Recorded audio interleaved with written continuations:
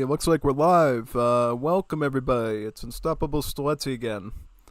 Merrill was happy to come by today for some Comp Stomps in the Age of the World 2.0 Alpha with the release of the Inuits a couple days ago.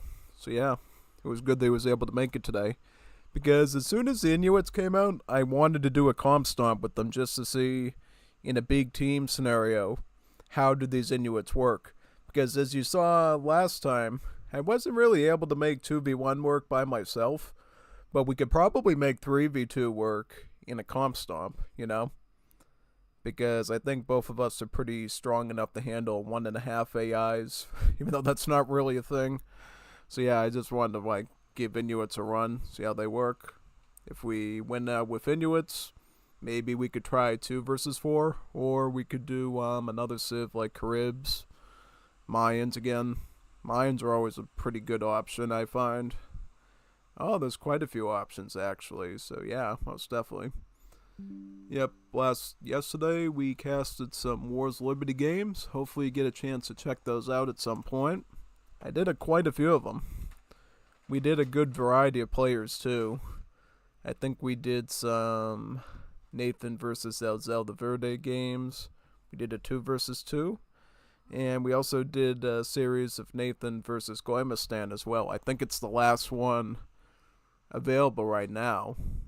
I think they came out with it about a month ago, but because of the whole PK tournament, it kind of went on the back burner for me and I didn't even have a chance to look at it again.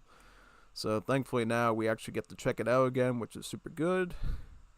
Obviously, I feel like I really want to see some Wars Liberty casting take place after the Middle East patch, because I feel like that's going to be a very surreal experience, you know, for me. Because everything I've been casting up to this point has really been the same civs for a very long time, because really the newest civ that I've casted for a while was like Austro-Hungarians, and they weren't even that new. They were just they were a civ with mostly generic European units and some scraps left over from the Habsburgs plus some new stuff.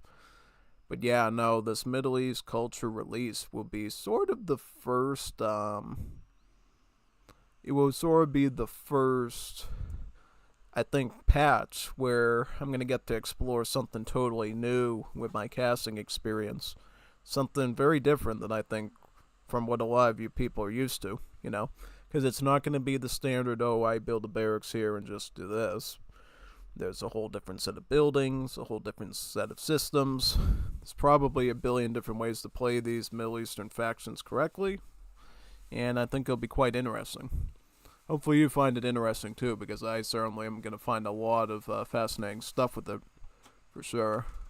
Same thing with Age of the World, you know, I'm looking forward to seeing the return of all the civs that were previously lost, plus the addition of the 5 or so new ones that Kados was working on. I think majority of them are European, right? I think he said he was working on Romania, Bohemia, Polish, Danish. I don't know about the 5th one. I have no idea what the 5th one is. Maybe the Swiss or something? Yeah. And who knows? Maybe he's got other ones in the works too at this point, because it's been a while. That would be a really good surprise. Like we got some new natives or Latam civs too. Because we haven't really seen any new Latam civs from Kados yet. He was working on a few of them, I think, like Argentina. He's working on Peru. He was working on Brazil. I would love to see how Kados handles Latam civs compared to Wars Liberty. If there's similarities, differences. Because when we saw what it looked like in the Southern Cone under Hoopthar, you could tell there was a lot of similarities to Wars Liberty Latin American civs. Because Hoopthar was instrumental in designing the Latin American culture for Wars of Liberty. He was at the forefront of it, I think. So inevitably, when he went to go make his own thing in DE, you could see all those little references there to the same units, a lot of the same cards, ideas. And I think it worked out pretty good because he was able to put his own spin on and add a lot more diversity. Because instead of having the immigrant system, he basically just said, you know what, I'm just going to add all these states to the Latin countries and make those the age-ups. So basically, same old Latin American immigrant system from Wars of Liberty, just now integrated with the new American culture, idea of states and all the cards. Yeah, it worked out pretty good, honestly. But I'll let you be the judge of that. I mean, for me, it's really good. I mean, I love what he did with Argentina and Chile. I also think his Filipino Civ is really good too. He's working on some other good ones I saw, like Madagascar. That would be a really nice one, because he was actually looking to design Madagascar for Wars of Liberty. Hopefully some rendition of that makes it into Wars of Liberty still, hopefully by the time of the Africa rework, which will be the patch that comes after this Middle East one. Yeah. And I know what they're going to do after Africa. Are they going to go back to the Americas and like complete all the American civs that they wanted to do? Because America's getting some big changes, as you might know. The whole Anglophone culture is going to be dispersed, and all those civs are going to find their way into the American culture, including the ones that aren't in the Americas. Australia and some of the ones like that are actually going to be part of the American culture as well, because, I think it was mostly convenient for the devs to do that, because initially what their plan was going to be when they decided to get rid of the Anglophone culture, they were just going to stick Australia with the Polynesians and just make it heavily Aboriginal based. But I think they realized after a while that, it shouldn't be that heavily handed Aboriginal, because you obviously had the European colonists as well, and at that point Australia was a lot more developed, and there was a lot more authority of the Australians against the Aboriginals than, say, the Maori and the British. The Maori and the British had a much more symbiotic relationship, I think, than the Aboriginals and the Brits did. So, yeah, I think it's important that they keep Australia as a country, because obviously they were a lot more suppressive, and, yeah, basically.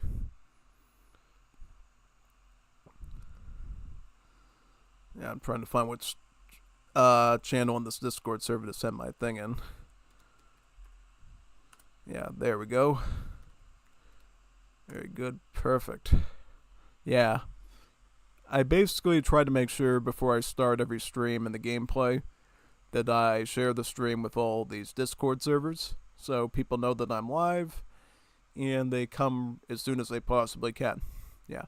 And if anything from Tuesday proves anything, it actually does make a difference, because all those uploads I published in that day, I had no internet access in my home. The views were not that good. I mean, I got views, so it wasn't like dead. I wouldn't say that my videos were dead weight and they didn't matter or anything. It's not like nobody watched them if I didn't literally just paste something in there. But numbers were kind of small, and even when I like pasted them later, when I did get the internet back, I noticed, hey, this isn't a big boon like I was expecting. So yeah, most definitely, yeah. Well, anyways, should be done with this task very soon. Copy and pasting at the speed of light. That's usually what I do. I try to be super fast, and I try to speed run it, basically, because unfortunately I don't have an AI to do this weird task. So yeah, that's pretty much what I do. So, yeah, and I don't think did I talk about what I thought about the new stuff yesterday for Age of Mythology and AoE2. I think I did. But yeah, no, I like the focus on the new Native American stuff. It's an area we don't see a lot of usually in official Age of Empires canon production. The fact that they actually added the Muisca, Mapuche, and Tupi to AoE2, that's great. It's what the whole American World project was about, and now that that's going to be official canon, that's awesome. Yeah, I think someone who was even on the fence about buying AoE2 said that that's going to push them towards purchasing that now, because that was one of the things that was going to be a selling point for them. And they're actually going to legit put an investment in that at this point, for sure. So yeah, that's good. What else? I'm trying to think what else. Oh yeah, the return. I think I was talking to Rex. I don't know if I told you. I guess he would talk to the Return of the Gods people about the whole Aztecs becoming official canon and Age of Mythology retold thing. And Rex ended up convincing him, at least for now, that they should still continue their project.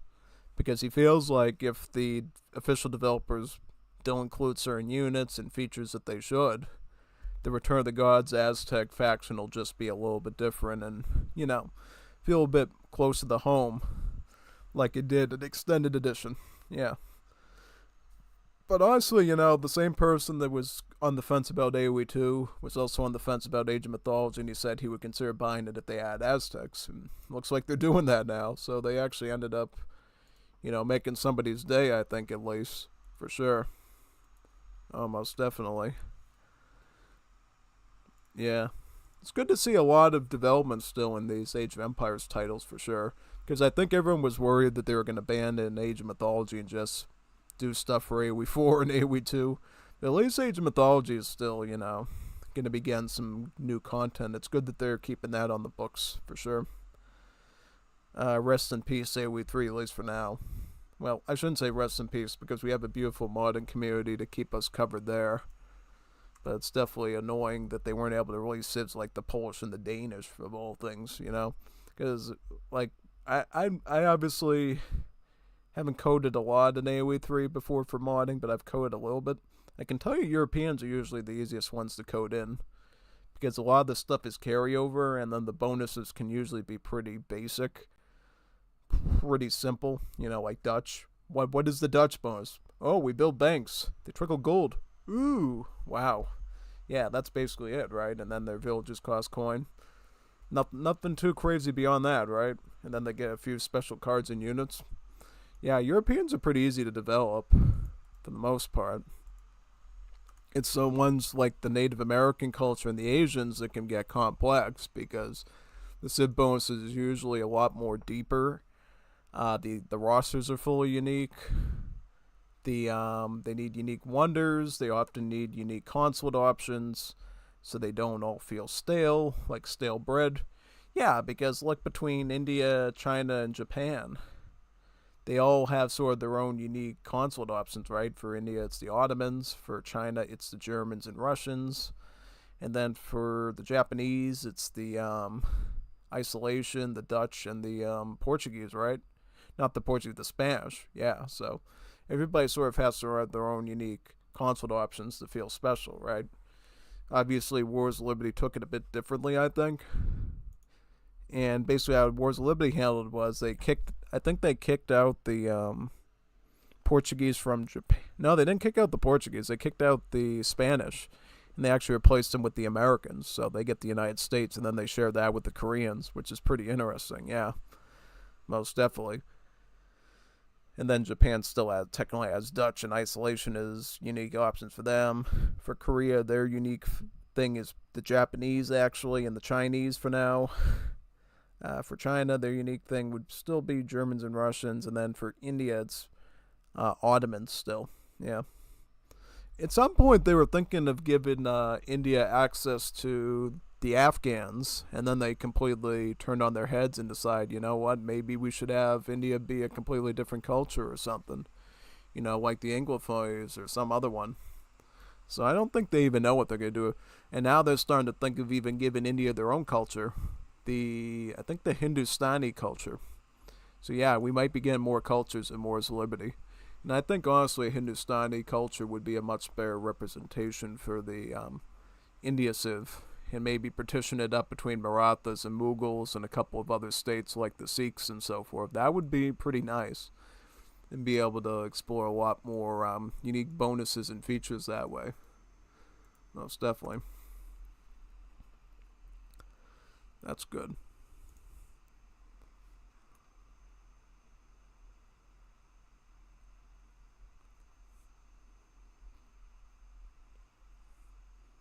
Oh, somebody's talking about Santa Smash. Oh yeah, that's right. We're doing the Santa Smash this year.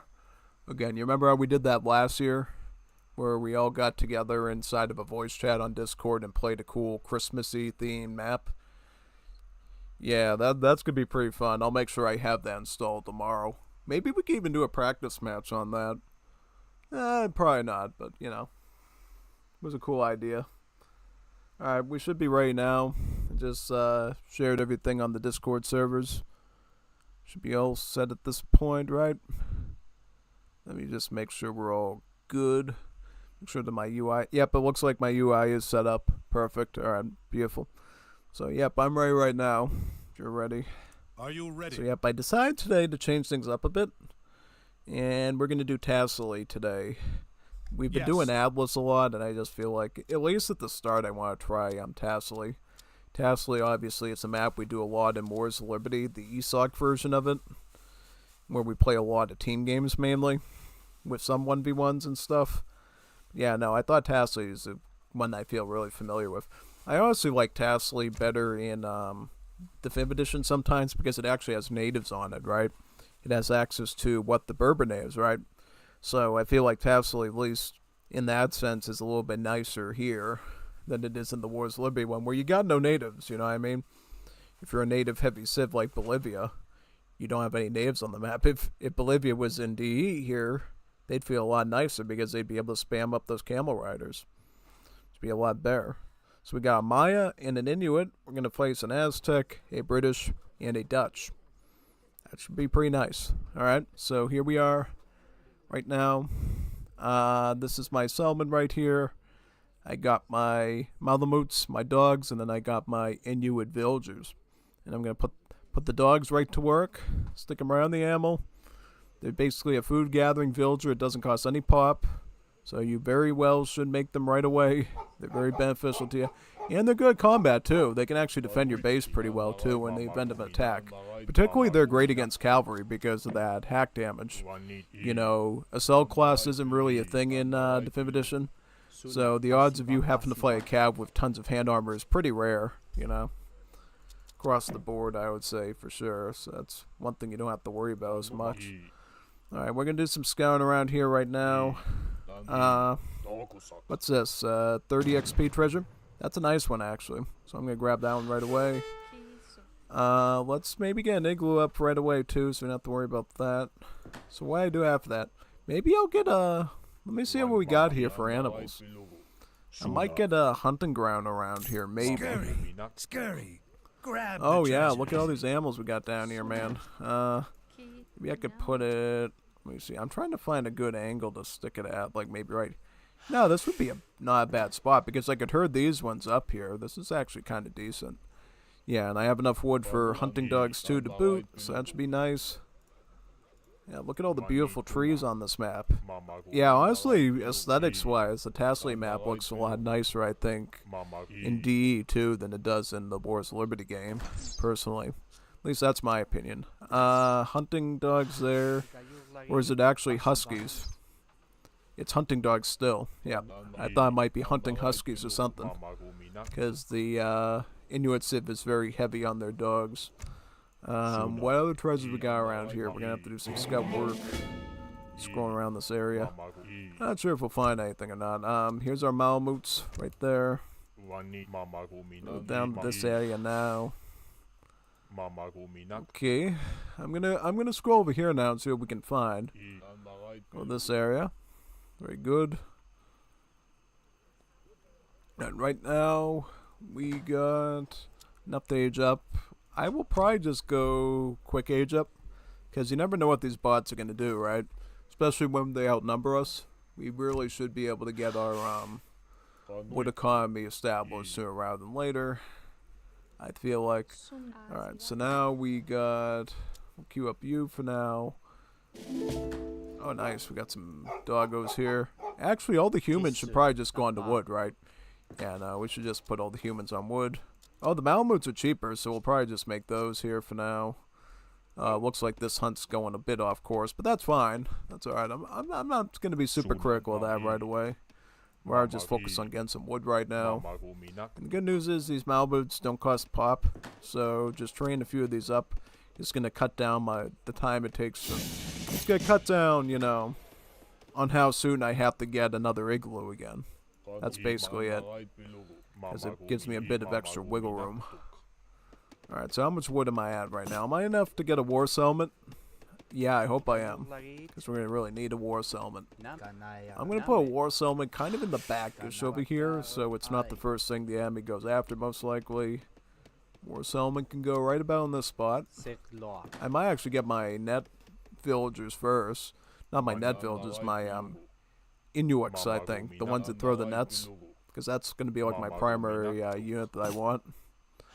Oh boy, look at this. This is a good treasure. 185 wood. Maybe we should invest in this one for now. I can gradually drag some of these guardians off and steal them, and then I'll go after that structure there and grab it for 185 wood. Alright, so Malamutes are now fully capped out. I'll have to start making human villagers again. It looks like I should just make another hunting settlement here, right? Yeah, it looks like so. Because, yeah, it might take a bit of time to herd, and I don't think we have that sort of time against these bots. I'm going to start making my Inuits now. My net-throwing infantry. They're basically musketeers that cost wood. Kind of like tomahawks, you know, kind of like tomahawks. Now, I think statistically, they're a little bit more affordable than tomahawks because I believe they're cheaper in wood, right? If I remember correctly, don't tomahawks cost 25 wood? Yeah, these guys cost only like 20 wood, so you can get them slightly faster. And even though they're a little bit weaker in stats, particularly damage, that's not a problem because you can spam them so easily. They end up working out well most of the time, I think. Yeah. Alright, all the Malamutes are going to have to come down to this area now. I will try to herd them sort of a bit up this way. There we go. Yeah, let's try to get them up to where they need to be. Also, yep, here's some more Inuits there. Also, am going to gradually start putting some on gold as well. Nice.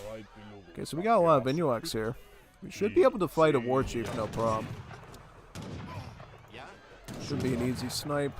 Oh yeah, we gotta build our lovely little marketplace there, right? Because D is weird like that, right? Instead of making it easy and just mining the stuff directly, you have to build this funny little market looking thing. Yeah. Yeah, I don't know why they did that. I guess they consulted some tribal chiefs, and they said, oh yeah, this is how we would, you know, deal with those materials or whatever, and they ended up doing that, yeah.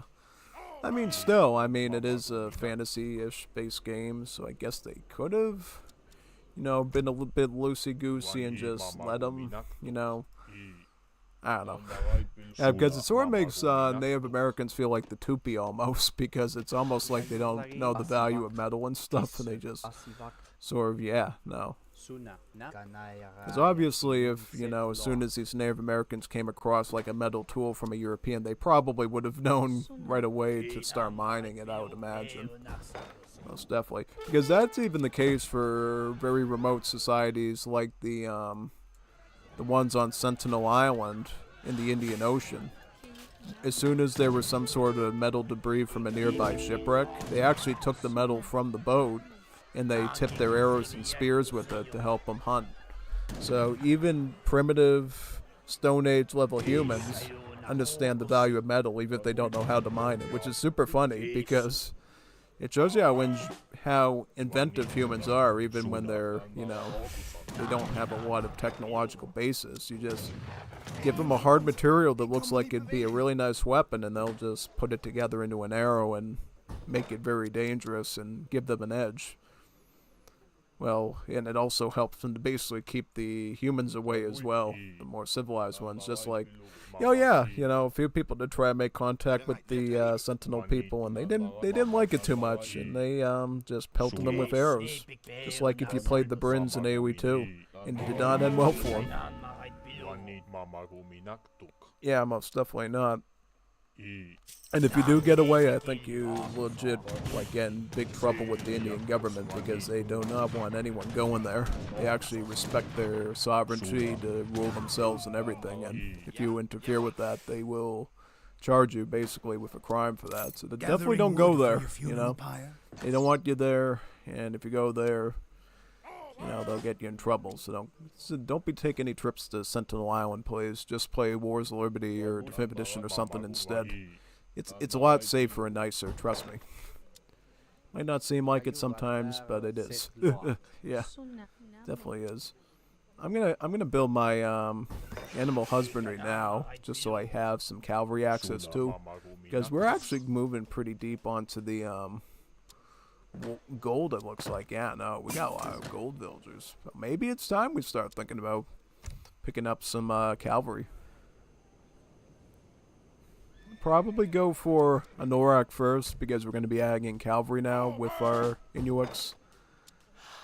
That way we'll have a nice durable army across the board. I did build one Quadnik here, which is a spearman, just because I thought it might be a nice thing to have in the front. Okay, so what does it cost to get cavalry? I need dual bloodlines, which will be 150 wood. We don't have a lot of wood. Also, these dogs should be up here. They're collecting dust by not being up there, so we gotta move them up there right away. Right away. What else? What else are we missing? So we got our HP up a bit on everything. What can I make now from here, actually? Is there anything? I can make some Quamatiques. These are dog sleds, though they're mostly good against cavalry and artillery. I think it would be good to have a few of them on the field already, just in case if we run into falconets early on. Plus, they'll obviously stack on as a good hussar counter too, which is great. Alright, so we got a lot of wood here. I would like to pick a market up right now, just because I feel like, again, the wood chopping tax early on would be beneficial, since we're going to be so reliant on wood, at least as far as our net throwers is concerned. Most definitely. So yeah, how are we doing score-wise? So Merrill's doing alright. He's got 2 trading posts. The AIs are obviously booming like crazy, like they usually are. We got a few dog sleds here now. So a bit of dragoon support, and I'm just going to add some more net throwers in. And then eventually I'm just going to make the move into the caribou cavalry, so we can have some hussar-like units to back up our troops. Merrill is being attacked by Aztecs. He's got slingers, spearmen, coyotes, all that sort of stuff, so he's going to deal with that right now. Mayans are probably one of the easiest militaries in the game to manage, I would say, for sure. Yep. These guys, the Holcomb Warriors, these guys are Giga Chad. These are like some of the best soldiers you can make in the game. Oh, they're great. They counter skirmishers, they counter artillery, they counter muskets, they counter cavalry. They counter every unit in the game that isn't Navy. They even counter Navy because they're high siege. In mass, they can counter all units in the game. Yeah, no, that's crazy. I mean, they're not indestructible, right? Obviously, they can be countered by pikemen very well, at range, in melee. In range, they can be countered by dragoons. So, yep, they still have to watch out for stuff, obviously, but it's the fact that if you really macro good with them, you can beat just about anything in large numbers. But that being said, enemies, obviously, if they make anti-cavalry, can fight them pretty well.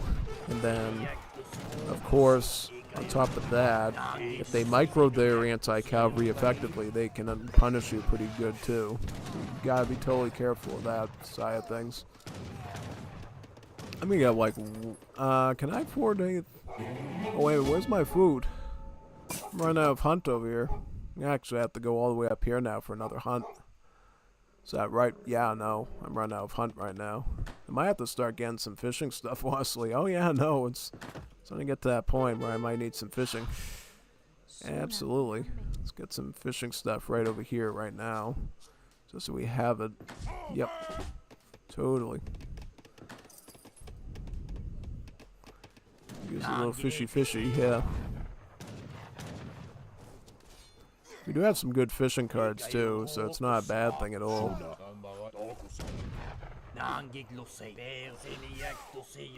Okay, my dog sleds are not that good. They're all dying, so I'm probably going to stop them and just make caribous. Okay, at least make just one for now. What for resources? We'll get this, and we'll get this. This is all our fishing-related stuff with the fishing holes. Basically, fishing holes are just little farms that we can make, where we have the vills hang out around the hole and they just spearfish, basically, till infinity and beyond. Super useful. Oh yeah, why don't we put up like another? Yeah, we'll just set up another one of these up here. I think. Yeah, no, probably. That would be the smartest move, I would say. If I had to put my money on it.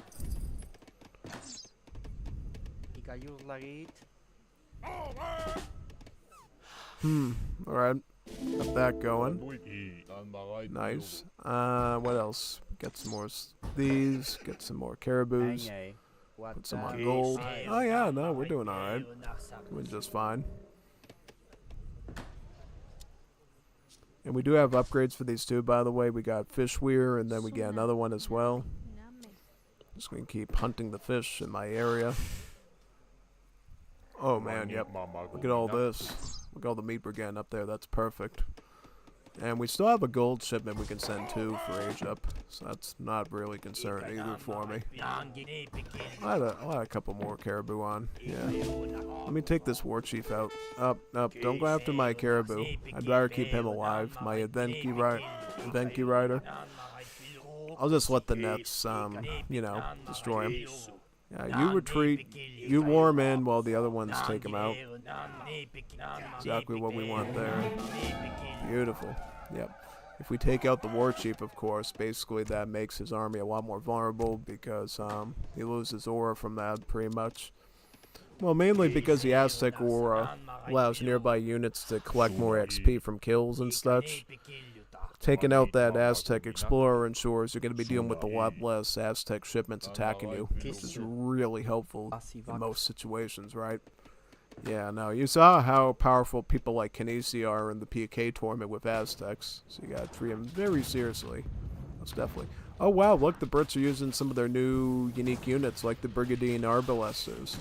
It's pretty good, actually, now. It's good to see them in use, most definitely. Shows you the AI is a lot smarter than you think. Yeah, no, the AI actually knows how to make some of his new stuff. It's super funny. Yeah, I'll make another war settlement now. We'll actually put this one a bit more further up. Yeah, just so we have more production. It's like right now we are losing ground here. So you know what I should do? I should go back. I'll go back. I will build a ceremonial ground because on top of gathering food, you can actually use your dogs on top of the fire pit as well. That's like their long-term usage after the food is gone. So we might pull, yeah, we're going to pull them back right now and just put them on that community plaza. To either help with attack, many things there, yeah. Just make some more net throwers.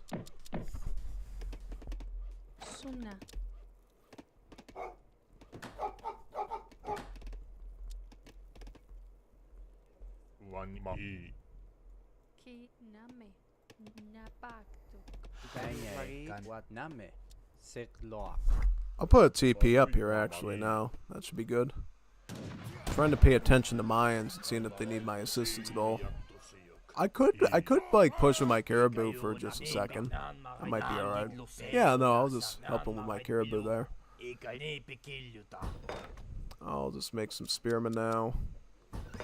I get a really good card for the spearmen that gets her attack up by like 20%, which is awfully nice.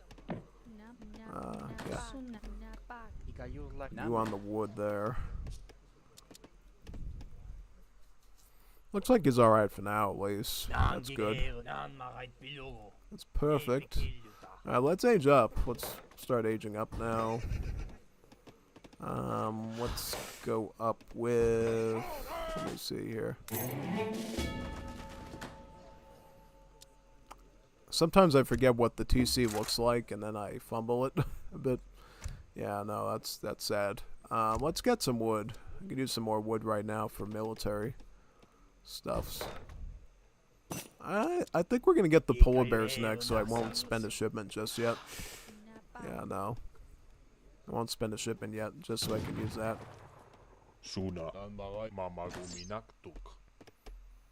Also, I can get a bunch of hunts in my base too, for not a big price, and then I'll be able to get a ton of food from that as well. I'll pick up the second wood chopping here. So far we're doing alright, so I'm not too worried about that.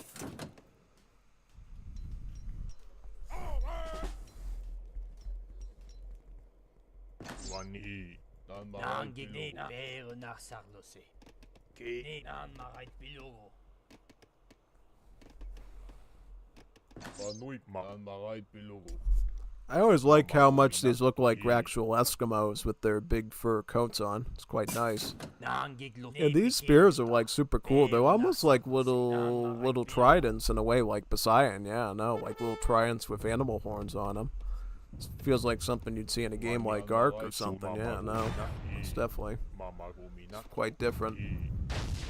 Okay, why is the AI attacking my buildings with grenadiers? What is this? What is he doing? Attacking vills with grenadiers? It's not a typical way to raid someone. That's not how I learned raiding growing up. You raid people with, like, cavalry or something. You don't raid them with grenadiers. Hey, I'm fine with it because at least, you know, the attack was not that substantial and gave me a chance to clean it up, but... You know what I'm saying? Yeah, oh, Bosniaks. Look at all these Bosniaks he's got here. That's a lot of Bosniaks he's got now. Quite a few of them, so better be careful. Alright, we're gonna be making some more of the cavalry now. We're gonna be putting some more net throwers out too. Right there. Let's get.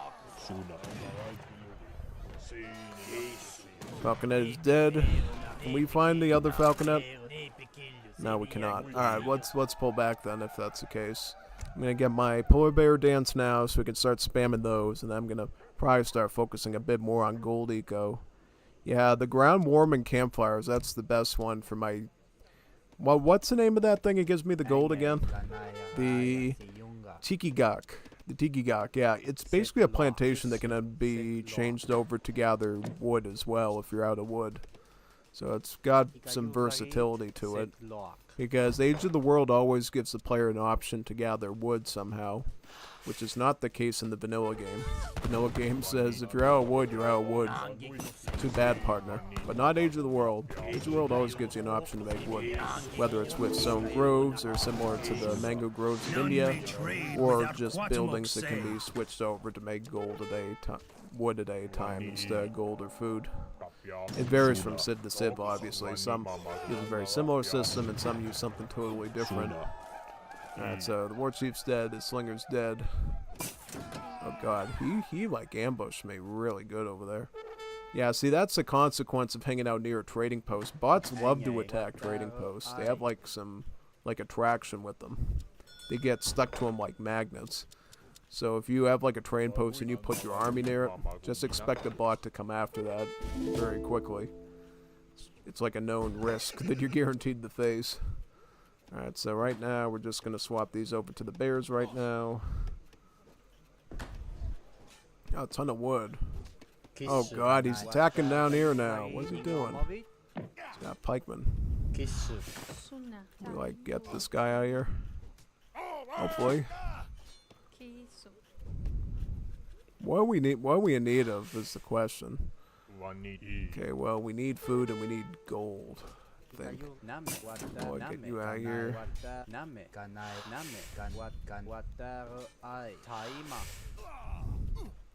This pikeman is really impervious. Oh, he's taking a while to kill. I'm like, whoa, why are you taking that long to get rid of? Okay, well, we don't have that anymore, so let's just put them on the hunt over here. Yeah, no, that's the time to get a hunt probably, for sure. Oh, this is I was trying to remember how I turned my hunting camps into fishing camps. Yeah, it's the community plaza that does that, right? So there we go. Look at all the polar bears we got now. This is great. It's gonna be a lot of extra support for army there. Put some more of these hunting things up, yep, for the fishing.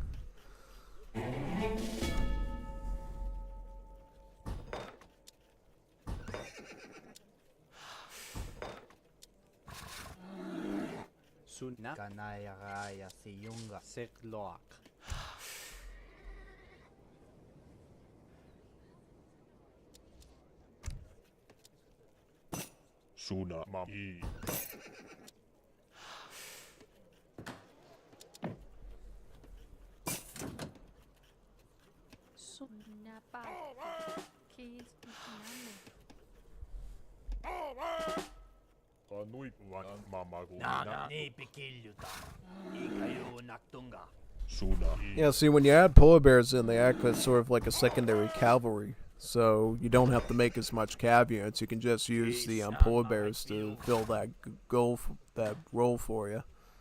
And then once you reach the build limit of 12, then you can actually go back onto attack then and start utilizing that.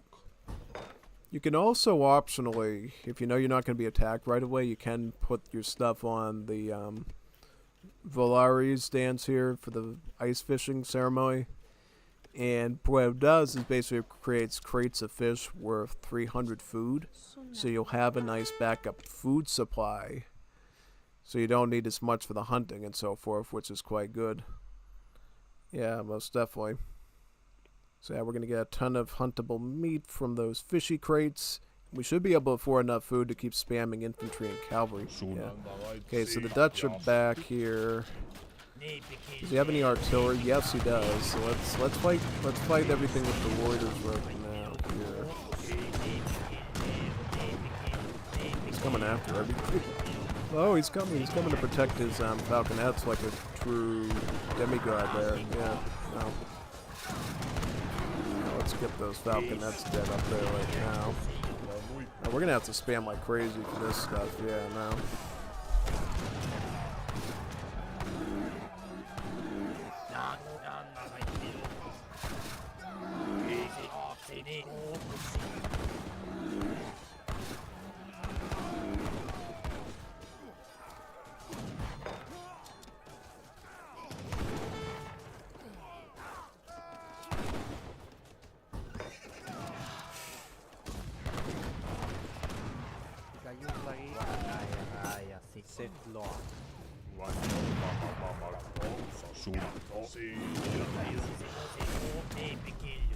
See why the polar bears are good? They completely slice their skirmishers like cake. No, skirmishers have like no way of fending off against these polar bears. Their HP is like that of a hussar. Yeah, and then we can rush artillery with them too, like this. Just run them at the like that, and it's like a perfect kill there. Yeah, no. And then we just throw nets at them and finish them off. It's like really well put together. Alright, I'm gonna build another one of these here right now. Just get another upgrade. Inuit circular economy, represented by a snow globe, even though snow globes haven't even been invented yet in this game, so it's kind of weird how they have that, but it's funny. I like it. I like it, it's funny. It's funny enough for me.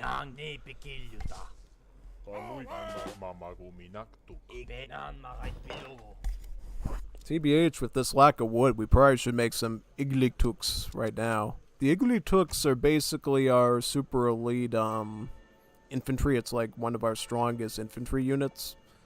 And how we can boost them is with bird slings. It's a charge attack that actually gives them like a Bolas attack. Basically the Bolas warrior native attack. Does splash damage, anti-musket damage, anti-dragoon damage. And then the splash attack will actually snare enemies and make them move slower, effectively allowing you to catch up to them and hunt them down easier. But these guys here, these guys are legends. Look at their stats. 390 HP, 39 hand attack, 1.5 against infantry, and 2x against cav. They're kind of on par with the Hokan warriors of the Mayans. Yeah, a lot of these Native Americans have really elite melee troops. They're like better than what you'll find in Europe. Well, that's not true, because the stuff that's in Europe that Katos had to like Armenia and Georgia, they're like they got like splash damage and stuff. So, yeah, no, you'll find scarier stuff in Europe, but one-on-one, the Native American units definitely do great. Whereas the European stuff with the swords and stuff, they're better like taking on large masses of infantry. I find typically instead. So yeah, let's make some more of these. Caribous. I'll put an igloo right here. Yeah, not a lot of upgrades for the Inuit stuff, by the way, but that's totally fine because you rarely ever need it, I find, typically.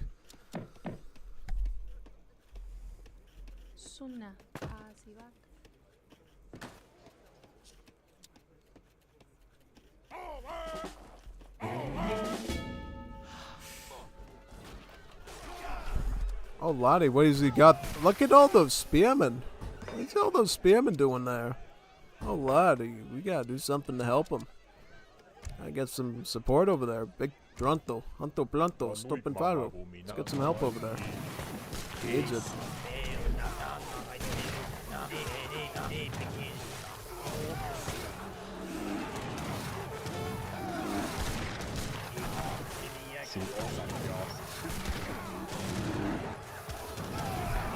Oh, we completely gutted him there. Look at that. Absolute carnage. But I gotta be careful of my base, so yeah, most definitely. I just wanted to give him like a little bit of a breather there, so that he can better protect and gain some stockpile of resources as needed. Most definitely. Get some more caribou. I'll put up another igloo here. Anye, Name, Sit Lock, Sit Ganaya, Sit Lock.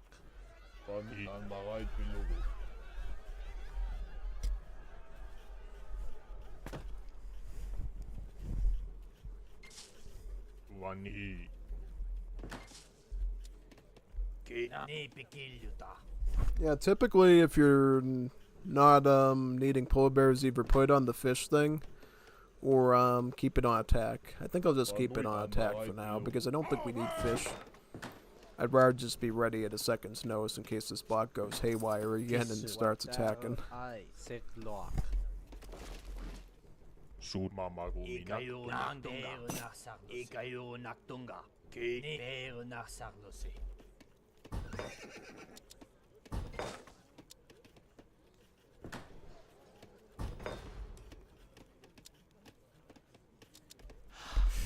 And then we can start putting some Inuits in the back. These are fire arrow archers that have multipliers against artillery. And they also have some high siege damage too. So they basically act like arrow knights almost. So yeah, if we get sort of a big mass of these melee guys in the front, a bunch of nets in the back, and then we have some fire archers in the back, we should be able to handle most army comps with that alone. But if we get later into the game, we do have the option of light cannons too. So we do have some artillery. Blood! More blood. Oh god, he's coming back again for some more. Look at that. Oh my god, what are they doing to my poor ally up there? You have to send him some more support now. More than ever, yeah. Get another igloo. And another igloo right here too, yeah.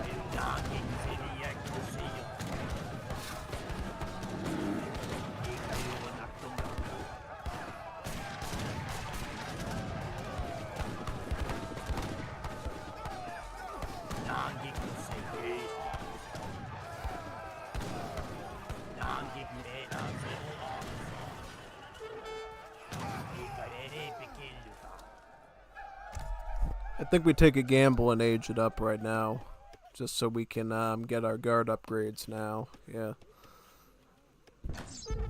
Let me find my TC here.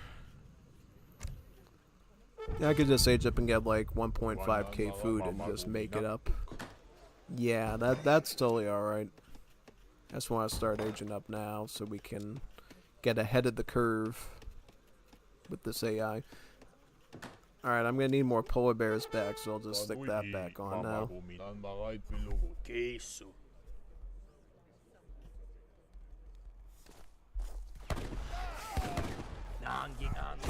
So getting him there, yeah.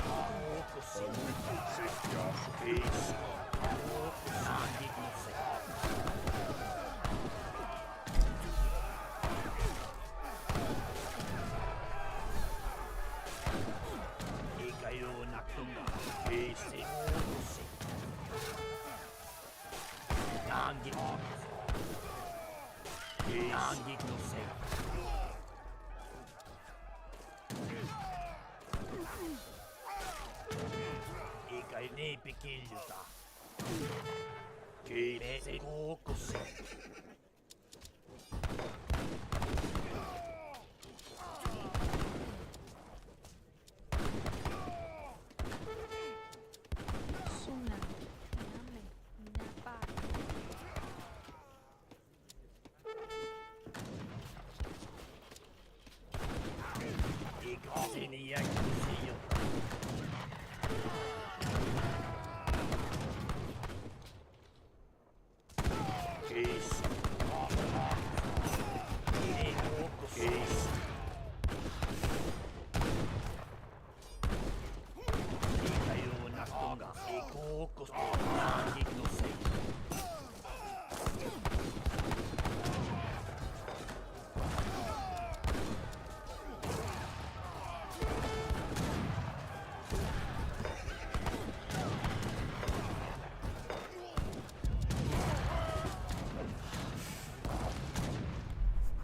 Then I'll get this thoroughbreds. This actually beefs up my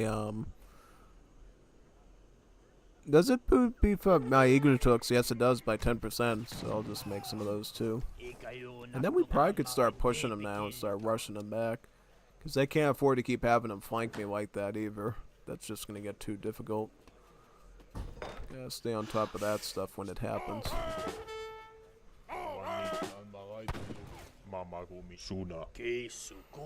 Again with my bull as attack there. So where is these guys building so we can like start sieging them and stuff? Right here, right? Okay, we could probably start rushing them now and start attacking their positions. Okay, so this guy's over here. Oh, they got a forward base here. This is why they're pushing from there. He's got a forward base. Gotta punish that and take it out. No. That's why he's doing what he's doing. He thinks that that's his territory and he'll just keep ramming at me constantly. Until I back off. Yeah, no.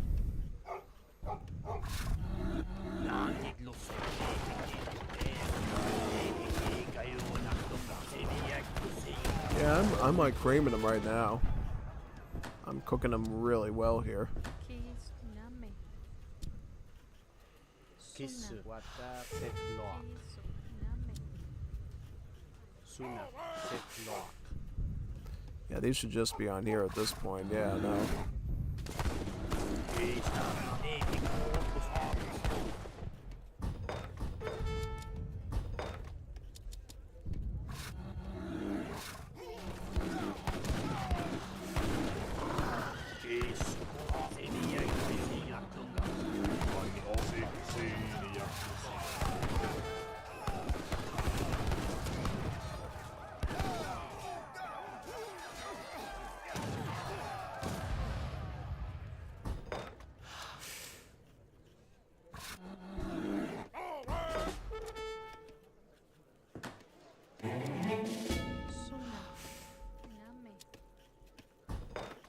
Keys.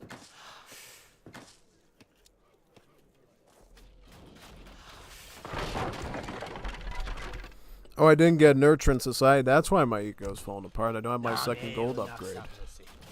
Man, we need that stuff right away. Yeah, no. I'll make some more net throwers as a support unit. Get their guard upgrade now, just so we have it done.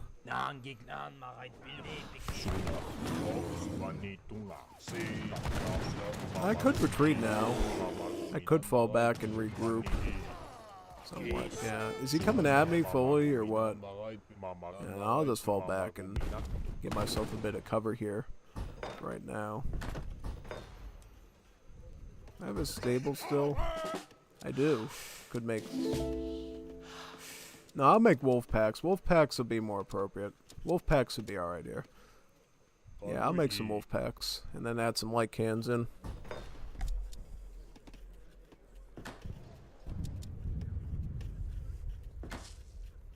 Ikayo lang ay. Suna. Keys, Name. Liligay yun. Sun, liligay yun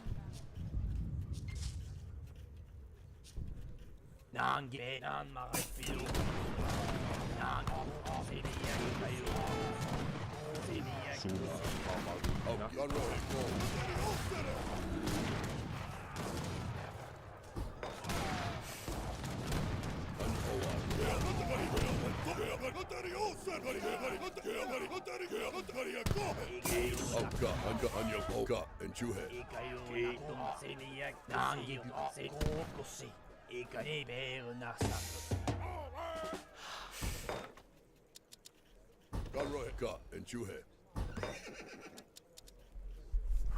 If you weren't here for Monday's stream, basically these dog packs are actually more sophisticated than you think, because when they die, they actually just become reborn again as a smaller wolf pack. So they start out as a pack of 3 wolves, right? When you kill the unit, it becomes reborn as a pack of 2 wolves, so one of them dies. And then if you kill the pack again, it just comes back as a single lone wolf. And then when the lone wolf dies, then the pack is like permanently dead. So yeah, the unit itself is actually stronger than the stats that you see on the field here, because it will return as increasingly weaker units every time you kill it until you kill it the 3rd time, and then 3rd time's the charm, it's gone. Yeah. Kind of an interesting concept you don't see a lot in Age of Empires mods. I have seen it a bit in 0AD mods like Hyrule Conquest with the Darknet Legion, but I have not seen it that much with AoE 3 stuff at all. So it's cool that Kados actually came to that conclusion for a unit.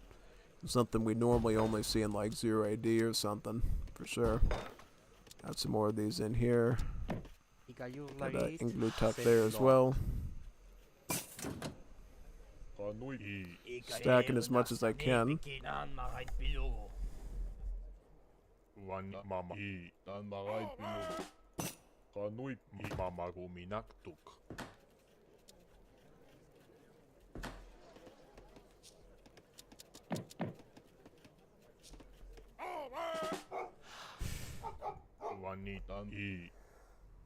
Kesu. Kanuipi tan mamaguminaktuk. Nangiglosay. Wanitunga. Okay, so these are infantry as well. Interesting to know that, yeah. Suna. Tan bagay mamagu. Mamaguminak. Mamaguminak. Mamagu. Tan bagay pilugu. Ikayo naktunga. Okay. Kisu name.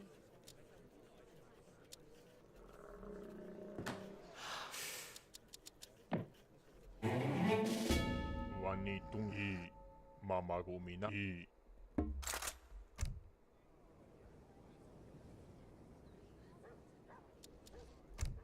Suna mama tan bagay kanuy mamagumi tan bagay wan tan mamagum tan bagay pilugu. Suna mama tan bagay wanitung tan bagay kanuy tan bagay pilugu. Kini wani tan bagay sunan tan mami kanuy tan mamagumi na siniyan. Wani tan bagay siniyan. Kanaya raya siwat name. Kawataro ay. Suni to tapya kanuy tan bagay wani tan mami tan bagay kesu. Ni benan mabero na sarlose. Siniyak to siyo. Siniyak. Wani tunga suda. Ian mamagumi. Wani mamagumi na. Ikayo ni benan makait pinipikilyo ta.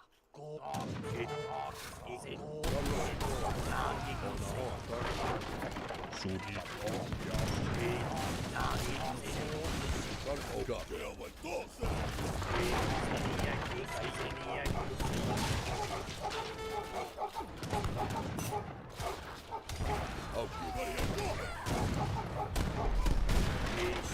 Yeah, this is pretty tough, as you can tell. Most definitely. Pretty strong. Look at all the troops we're able to fight here, too. Crazy. Oh god, we got Aztecs coming in now, so better be careful.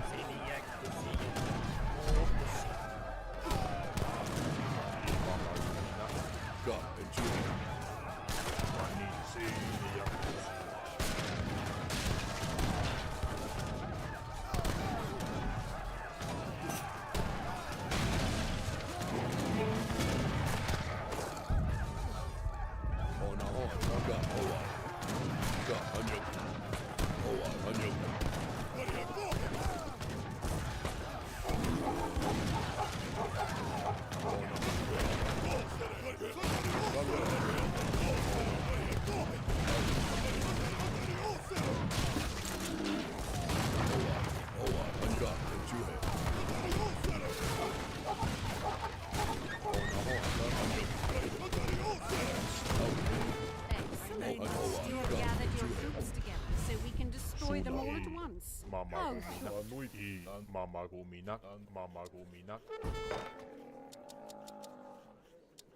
Suna. Name.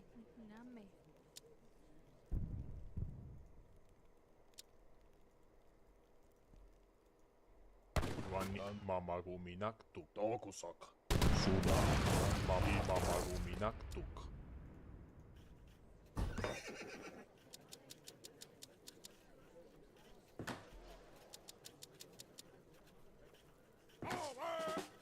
Kis. Name.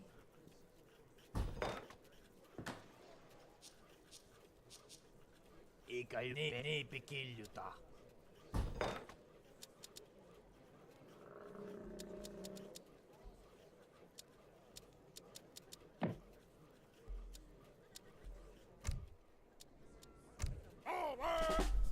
I'm gonna try spamming him with a bunch more skirmishes this time, I think, yeah. Oh, it looks like Meryl wants the Berber sites, so I'll just let him use those here. He's trying to flank me now, so I'll try to take him out now.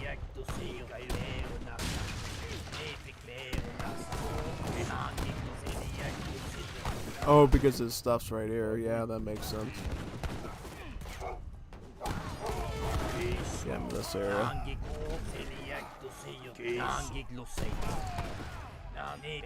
Sun. Name.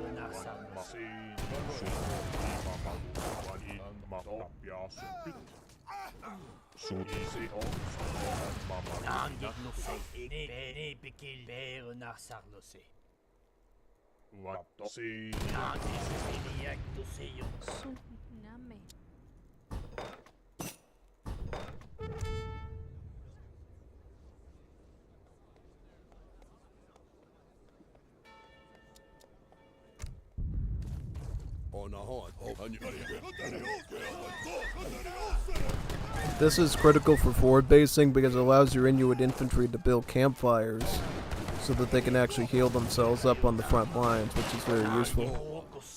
Yeah, because normally you're going to die from attrition when you're rushing an enemy far away, but the campfires actually negates that effect, allowing you to heal up your troops pretty quickly. Yeah, quite useful. Alright, what are we gonna get now? We need to get more of these dog guys here, honestly, because that's where we're lacking in right now. Fishy. I need fishy. Oh, so my harpoon gunners haven't even arrived up there yet. Oh, that's another thing I'm gonna have to fix right now, too.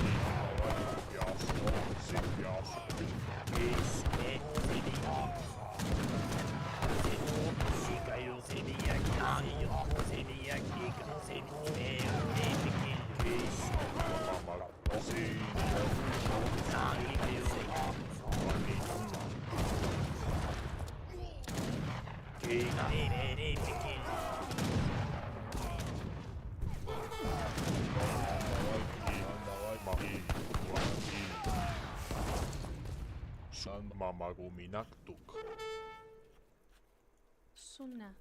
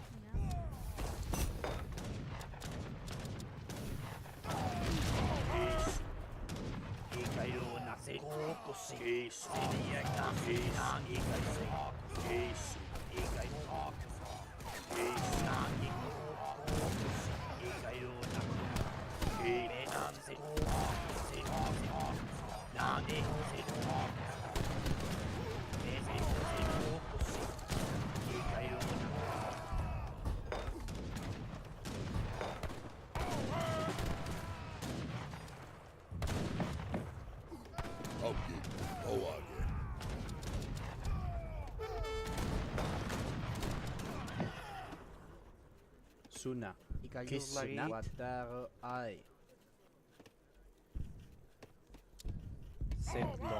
Ikayurlari. Nam. Wata. Kanaya raya. Setlo.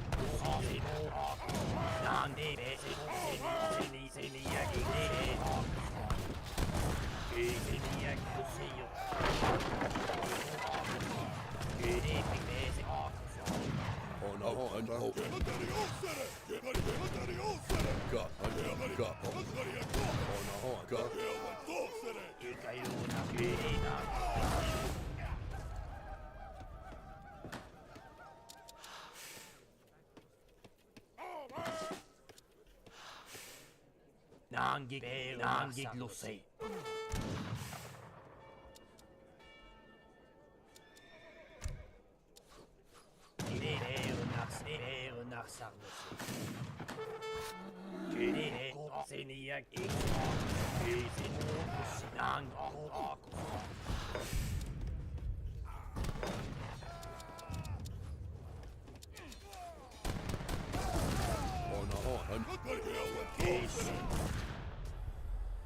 Nangig Lucy. Ipikiljuta. Enge. Wakanaya raya. Setlo.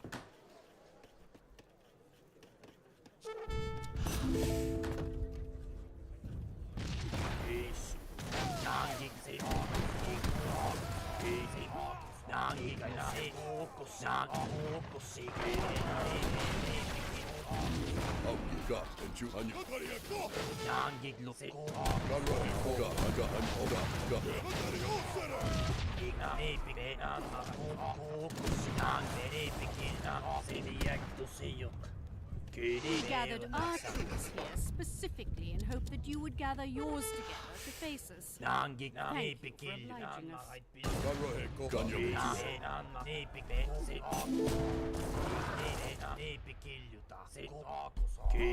Alright, I'm pushing it deeper now. I'm gonna rush him real good here.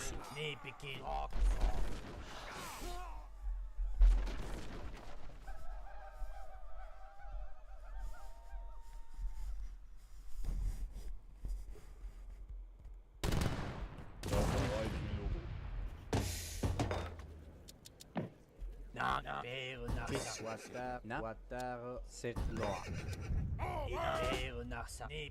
Suma ma I. On Conroe Kowa. Wanitan I. Mama Gumina I. I'm gonna push their forward base here and just kick them out of this area for good.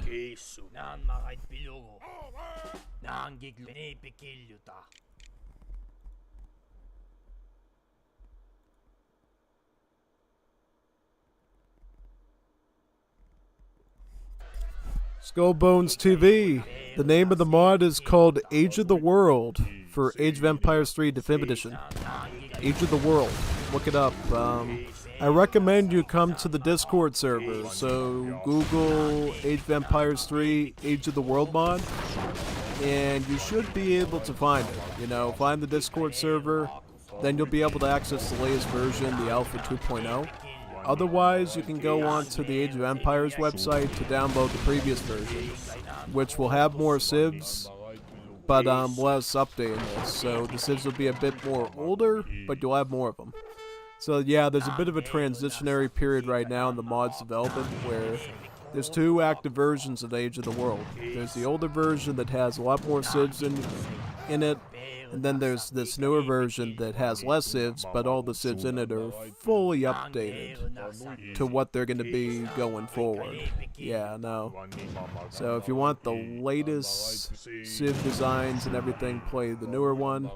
If you want, you know, to have more civ variety but deal with some older stuff that's going to be deprecated, just go with the one that's currently on the Microsoft website right now.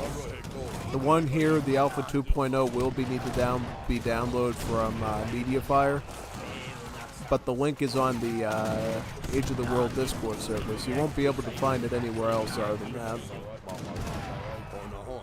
I mean, I could send you the media link download right now, but yeah, it might be smart just to do it on the server, I think, honestly. I'm pulling back right now. Yeah, I'm getting a little bit cooked here. I'm gonna just... Usually in these AI battles, you just gradually push forward and keep pressing at the enemy, yeah. And then usually you'll beat them out eventually. Do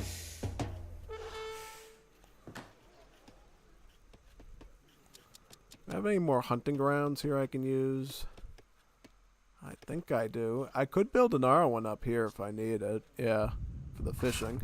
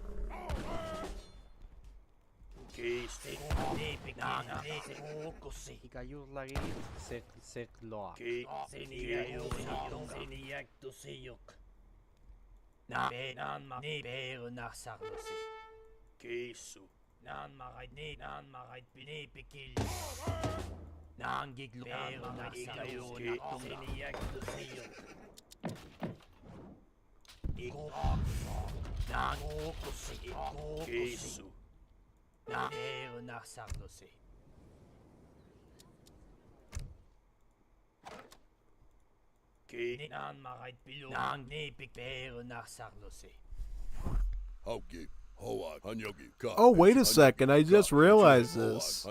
So the light cannon has a dog companion. Look at that. I never even noticed this. Look, the dog literally follows the cannon around. That's so funny. That's new. That never used to be the case. They never had that before. That's a new aesthetic feature the Chaos had, where the Husky actually comes with his master to help him with the cannon. It's kind of funny, actually. Kind of like a Wallace and Gromit type skit, in a way. But with Inuits and Eskimos, yeah. I'm gonna ship in Nukas and Seminoles. I mean, eventually they could probably get some more relevant AIs, but the Nukas certainly are fine, I think. Seminoles, not so much, because they're down in Georgia and Florida, which totally makes no sense what they're doing up in the frozen north. Hey, it's fancy, so who cares? Yeah.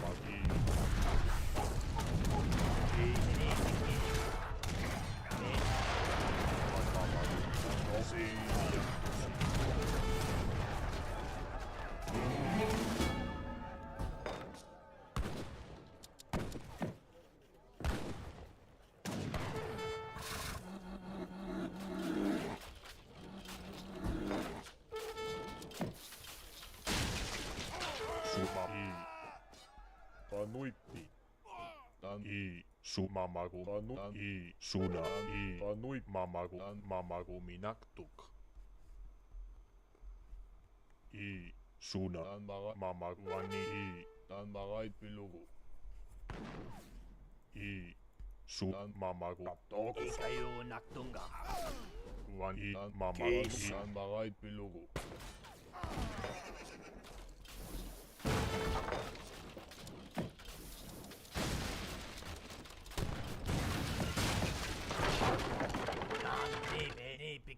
Wani nanbarait anuipi ma I nanmasapiasu.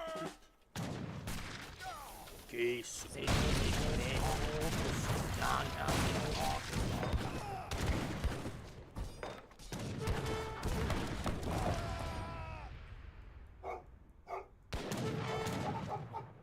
Ikayo ni pikiljuta. Wani tusiini jaktusio. Anui mamagu minaktuk.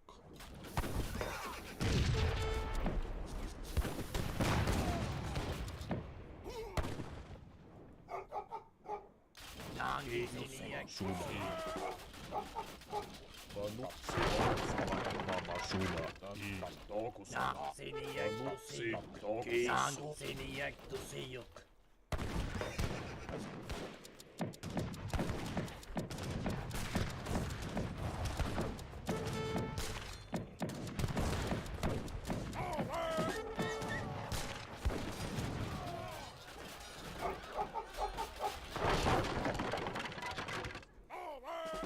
Kiss water I set lock. Kaka, take that the hua, take that the hua, take that the hua, take that the hua, take that, take that the hua.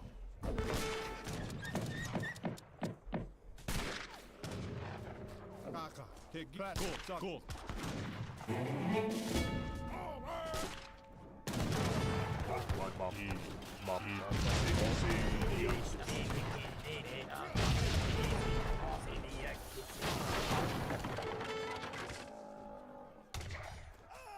Kaka, take that the hua, take that the hua.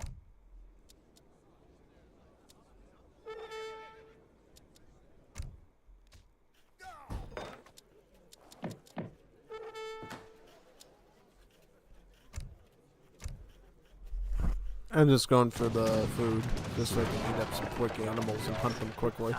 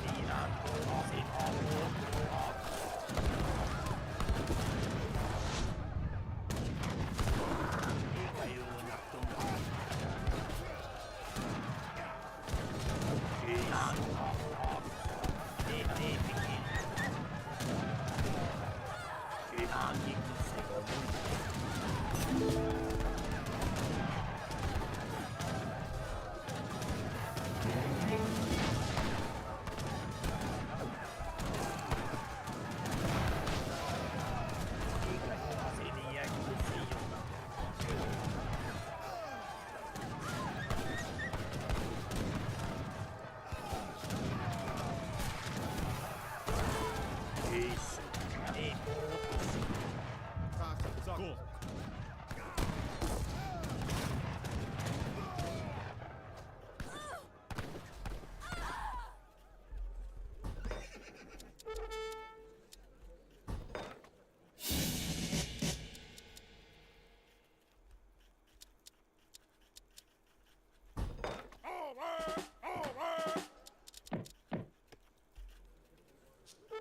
Oh, Yahweh.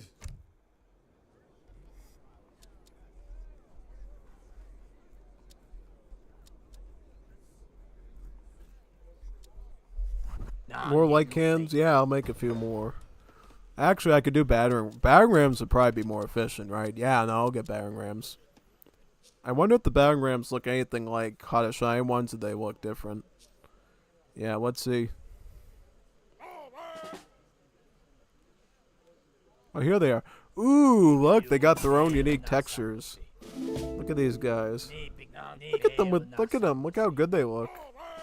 Nah, they look nothing like Oh, shinies at all. That's awesome. I'm gonna have to do a visual video with this just to show what all the units look like. I bet a ton of people would like to see that, right? Just like I did with the Zulu. It was all originally Interval's idea, but it's honestly a pretty smart idea because this mod has so many cool, beautiful units now.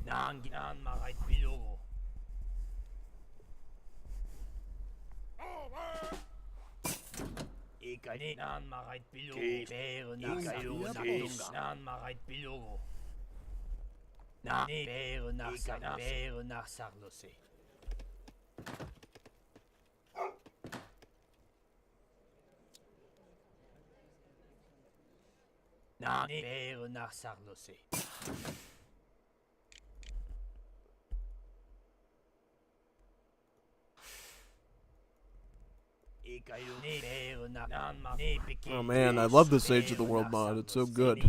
Like, every Civ feels so fun to play. It's got like the same sort of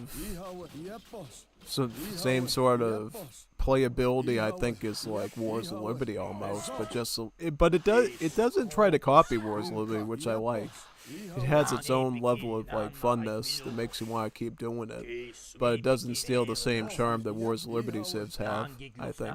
I think Kato civs in general are a lot more simple, but what he goes for is more artwork, more unique unit diversity, some new diverse ideas for cards and buildings and stuff, and that's how he gets his points across. Whereas Wars of Liberty is a lot more about crazy civ structures, culture ideas, and things like that. And then obviously adding in more modern stuff like tanks and machine guns and stuff. And those together give really cool identities for mods that I think stand the test of time. Most definitely. Alright, let's put some attack now.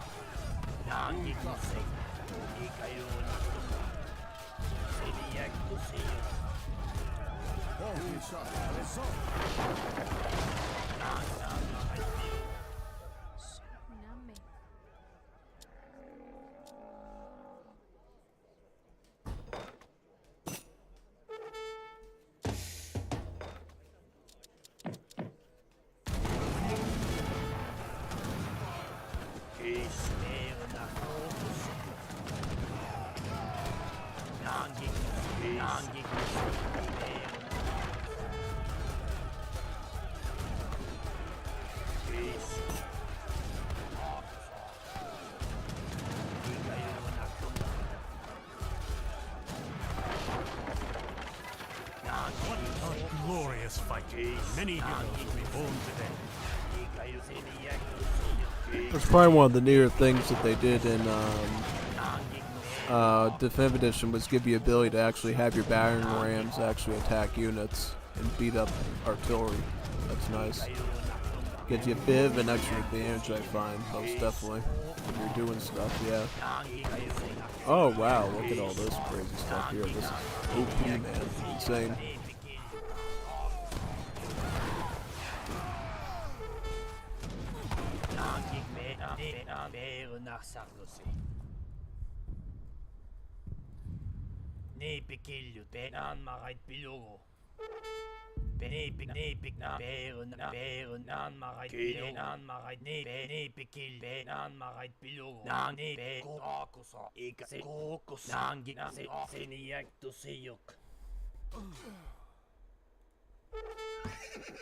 Kiname.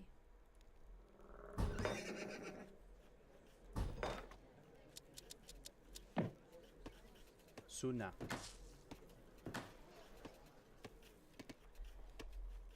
Suna. Kiss napaktut.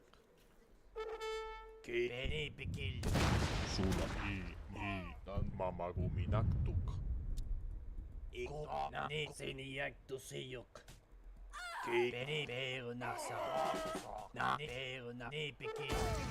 Kesu. Ikayuna kesu.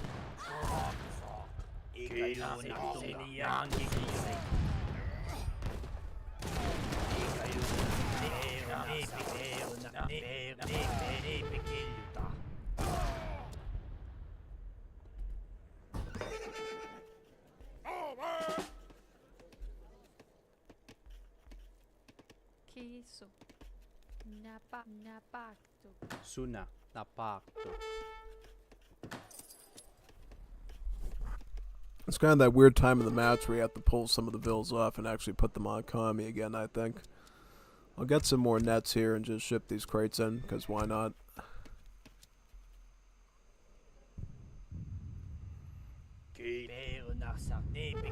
I don't even know where this bot is going. It feels like it's going towards me when that's technically like the wrong thing to be doing because I'm coming at him. He should be trying to defend himself for the most part, yeah. Let's get all gold now.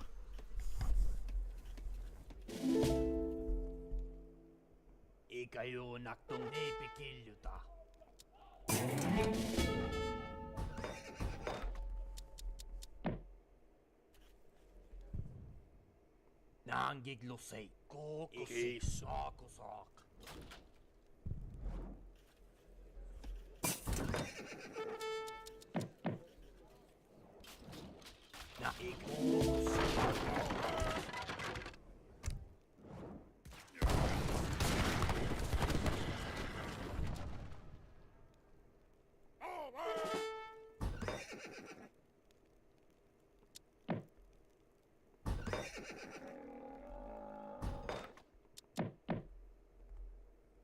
Kesu. Perunak nan makait pilugo. Nangi perunak ikayunak nan makait pilugo.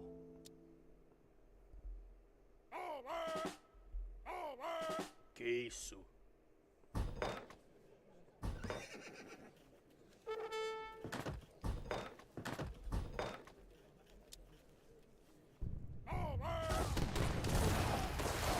Nangi seniya. Ikayipik peru seniya kesu.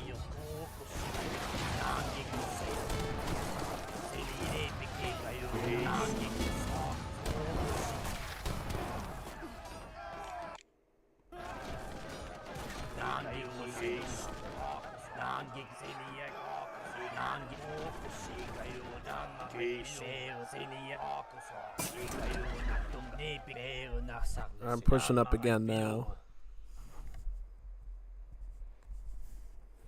Blood! More blood. Nipikiljuta. Na se ikayunaktunga. Nipikiljuta. Nangi ni seniak tusiyuk.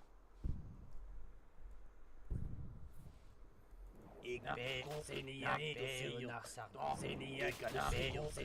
tusiyuk.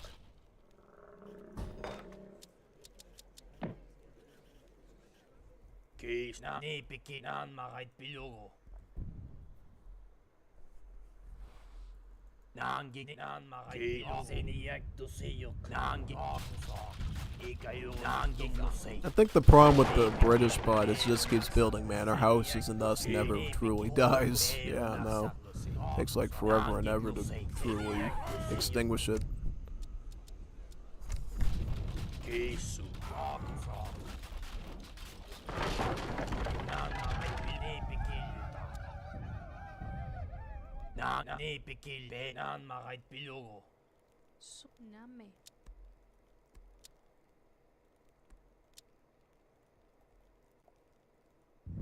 Ikle naan ma peseniak tusiyuk. Naan nipikiljuta. Naan marait pilugu. Kisu. Nami. Ange. Name. Naan se akusaa.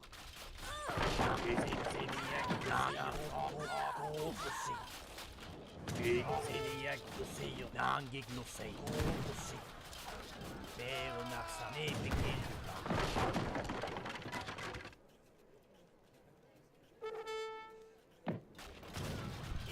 Pero naksa nipikiljuta. Naan nipikiljuta. Pero naksa naan kuusi. Kuusi. Naan nipikiljuta. Ikajuna. Seniak pero naksa. Seniak tusiyuk.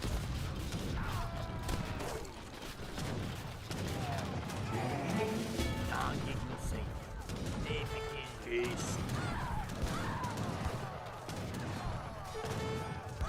Naan giglusei. Seniak tusiyuk.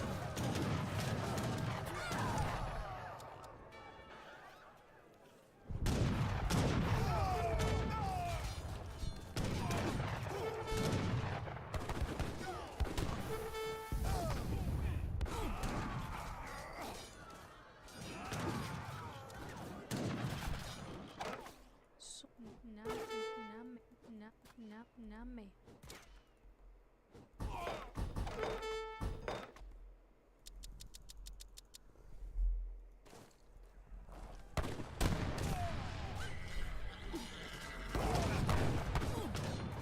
Naan Ik ben gewond. Ik kan me niet bewegen.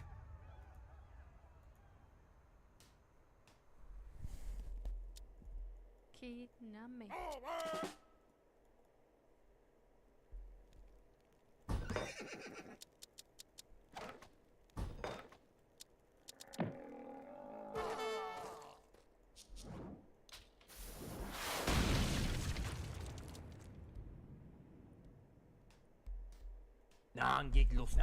Well, I think the nuance is going to be if I want to keep it on the attack dance, I'm going to have to get the Imperial blowgunners, the harpoon gunners, because I'm going to need to have basically it be all gold economy from now on, since it seems like the wood, I'm burning through wood so fast. Yeah, I'm going to trade off some of my gold right.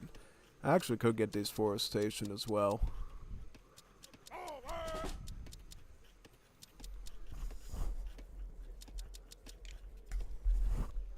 I'm just gonna get Imperial Harpoon Gunner now.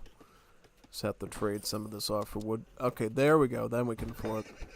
Yeah, I'll just get harpoon guns here now. So we're gonna have to go mostly gold troops, I think. Can we make yeah, we can make the sleds too. We got sleds as another option. Maybe I'll make sleds just for fun as well. These are a real cool unit to play with. Yeah. I made a lot of net throwers though. Look at them all. Got a huge army of them. Suna. I. Naan marait pilugu. Kanui ma. I.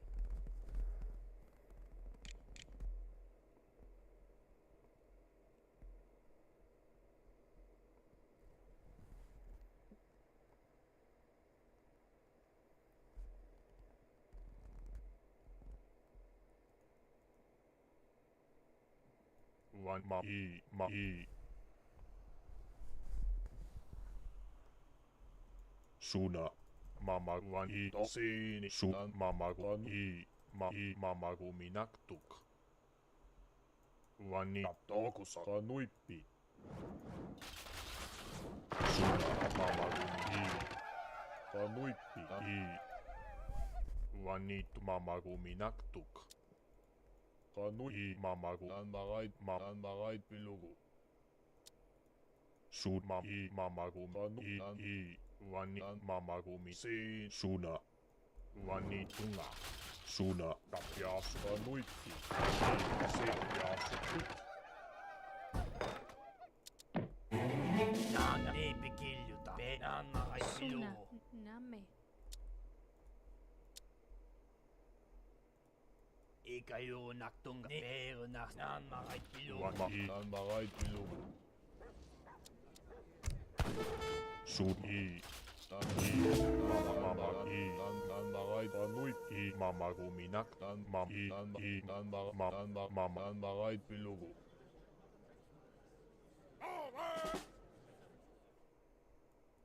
Your force is of decent size, but I would advise not attacking. Epikiljuta. Seniak.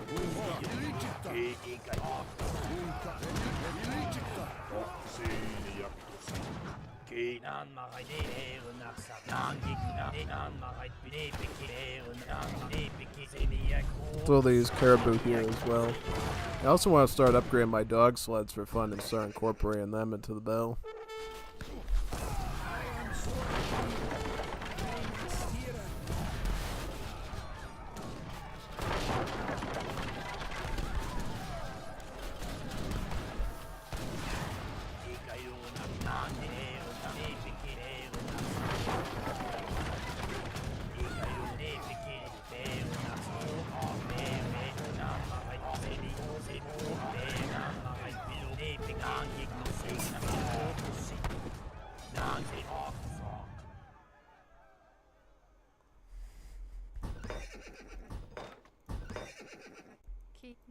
Name.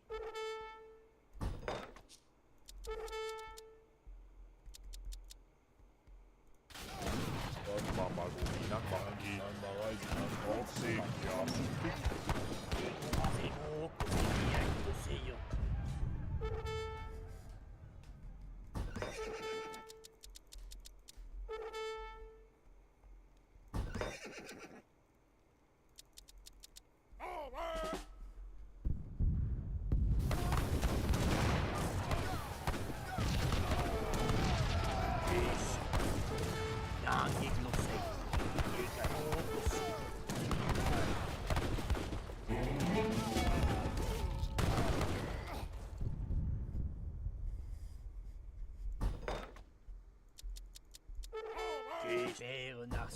Name.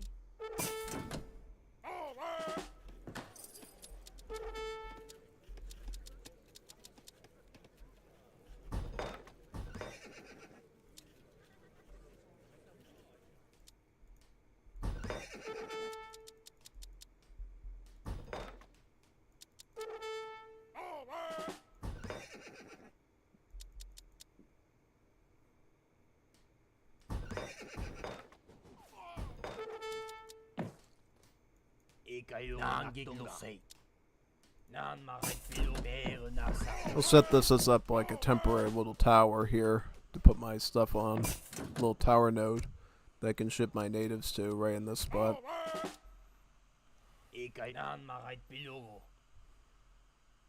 Oh, yes.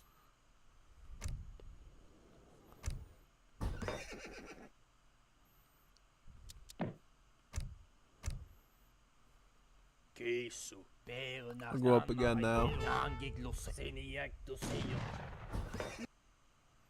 Oh nice, they're resigned.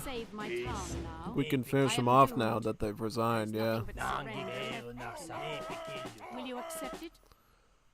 Okay, here's my dog sleds. Look at... Oh, they look great. They look beautiful. Look at their stats. And then they're even missing a cavalry attack too, so they'd probably go up to like 60 range attack. That's actually not bad for a 2-pop cav archer to get up to like 60 range attack as a horse archer and have 1 point. That's really good. That's actually a really good dragoon. So even though it doesn't have any explicit multipliers against infantry at all, it's still one of the more elite dragoons in the game because it basically has the combined perks of a gunpowder dragoon with the cav archer one. It has the rate of fire of a horse archer, but has the range attack and pierce armor of like a gunpowder based dragoon, which is really nice. And the hand attack is even better. Look at the hand attack. It's like almost like a mounted pikeman. Wow, these are really good units. The only caveat is it obviously doesn't have a lot of HP and the armor's kind of low. And the siege is really bad on it, so it's not OP by any means. It's just a pretty strong unit for sure, compared to most dragoons you're used to. At least if you use them properly. If you use them improperly, yeah, they could die pretty quickly, and they'll probably be a waste. But if you manage them well, it can be quite rewarding, I think, to start implementing them.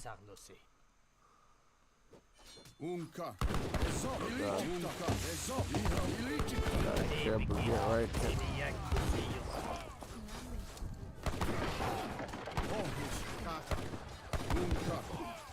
Well, I have my natives there just in time. That's awesome.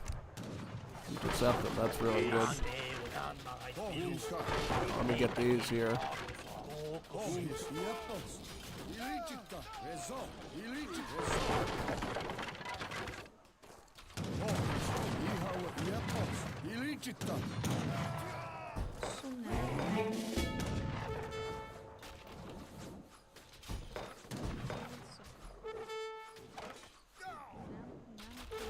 Oh, I can heal. Oh, I have the fire nearby, so I can heal up. That's awesome. You actually use that here really well. Yeah, no. I'll back up here, actually. Back away. Fire heal you up and just back off, yeah.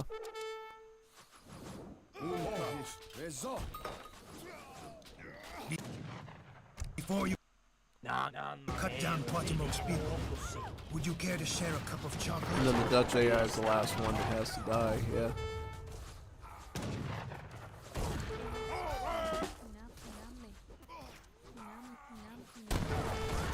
Oh, he got me. Oh, wow. You must have like a forward base somewhere here or something. Yeah, no. I'll have to rule it out. Hunt them down.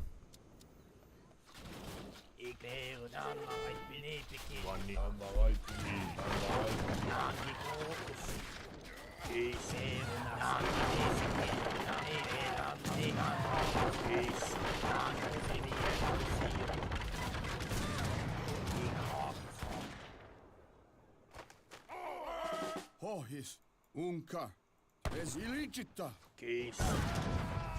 Pohjis, ilicita, eso. Ilicita.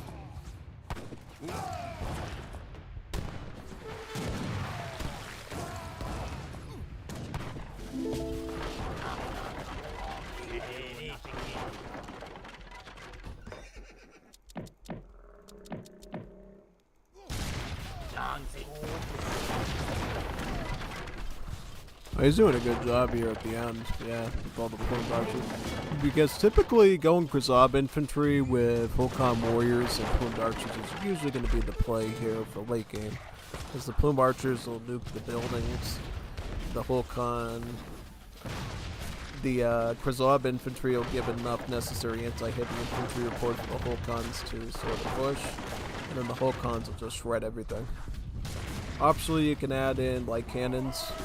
You can add spearmen in for high level siege in close combat, Krasab spearmen, and then you have the option too of add in the B grenadiers as well as another sort of good unit. Yeah. What's going on? Is everything good? Yeah, it seems to have idled.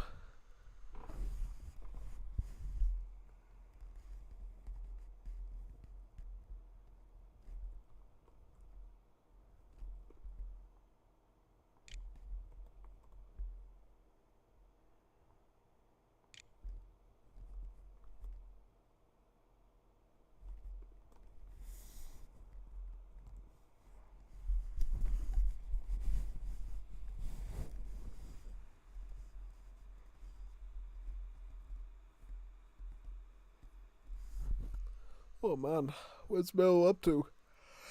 Hey, probably had to pause for a second. Hopefully we can do another one. I want to do one more. I want to play like Caribs or Tupies, I think.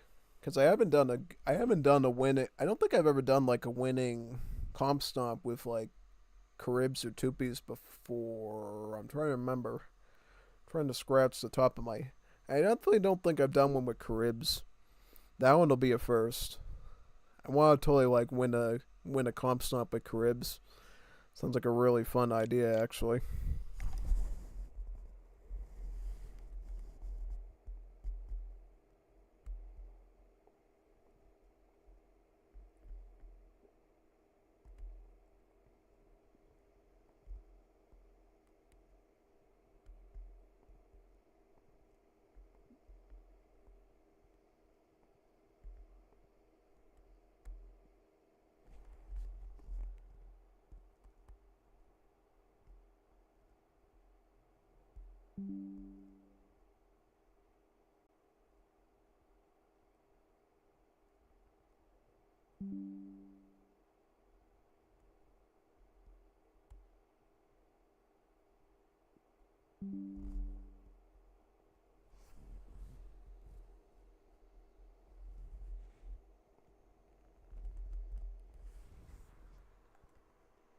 Are you ready?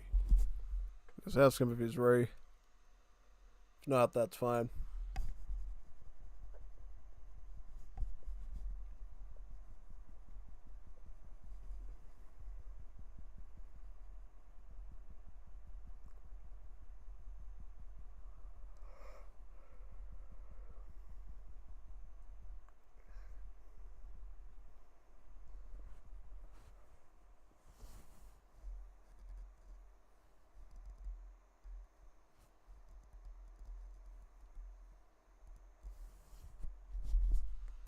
Yeah, no, those plumed archers have some really good siege. 110 damage.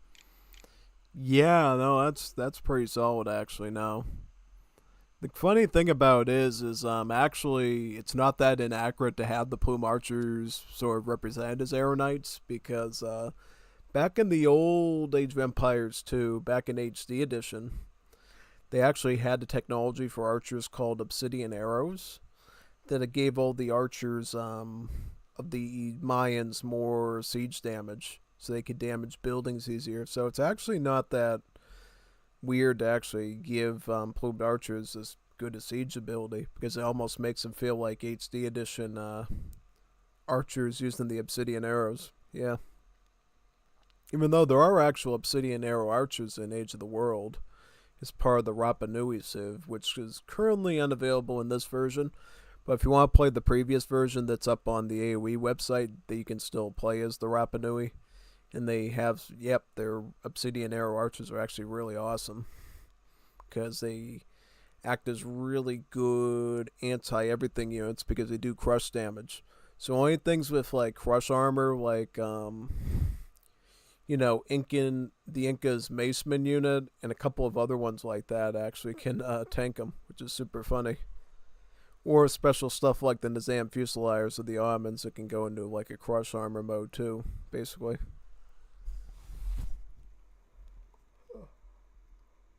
Ikayo naktunga. Kesu.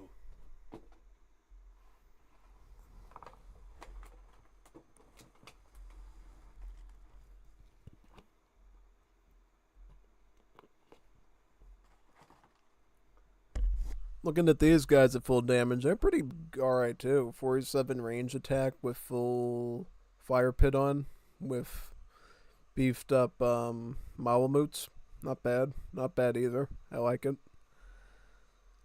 And obviously these guys are the goats. 87 hand attack, almost 700 HP. They're scary. These are scary units. And then their siege is almost as big as the plumed archers of the other guy. Yeah, no. The elk riders, or on the reindeer riders, do like 97 damage, which is pretty good. HP's not bad either.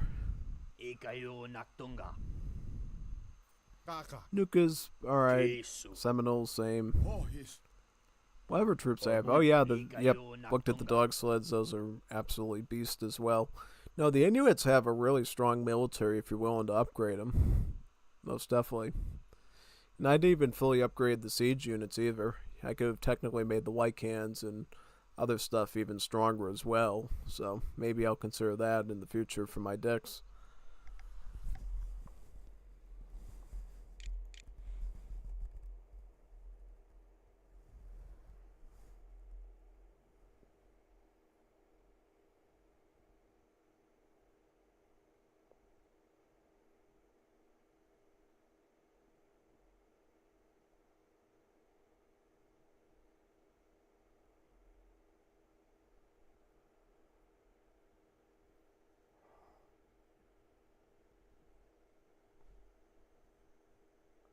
Wanitunga. Suna. Kisu. Nangiglosay. Wanitunga. Ikayo naktunga. Suna.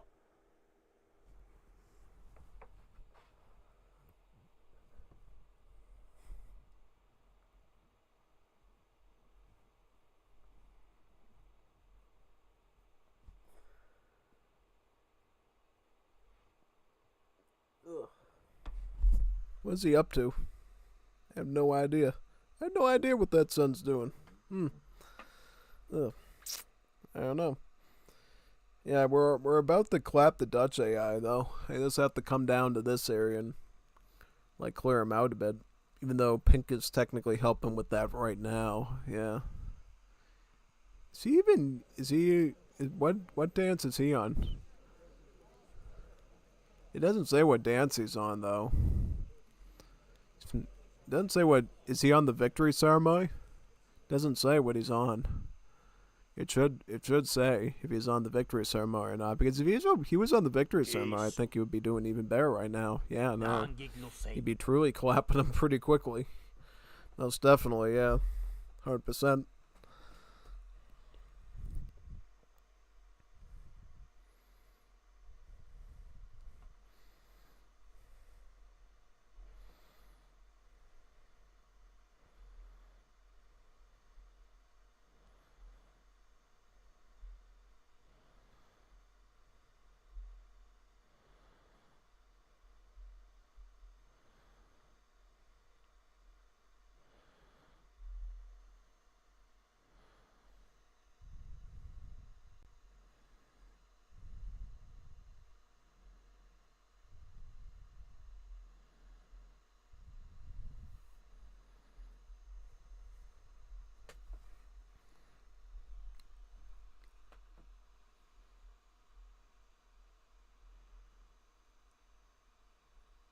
Let me ask again.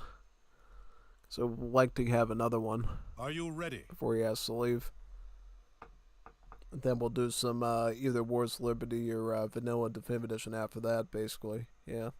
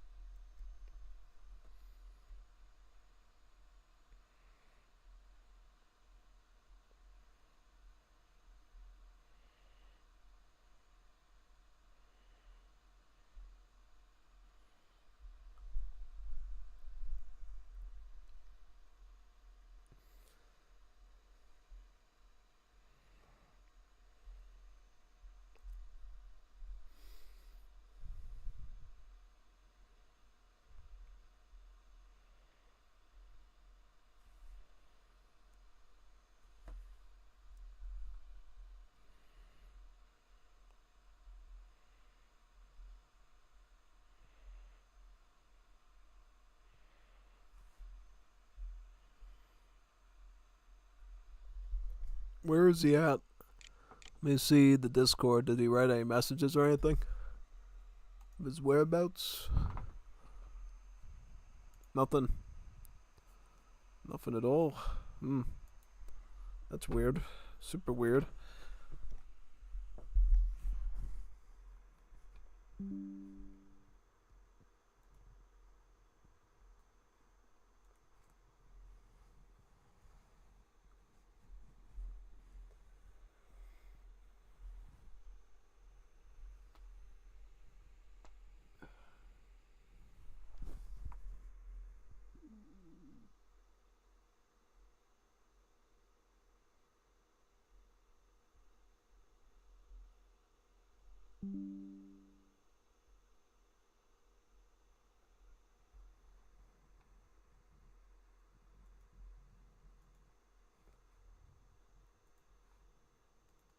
Kisu. Taako seniak tosiyok.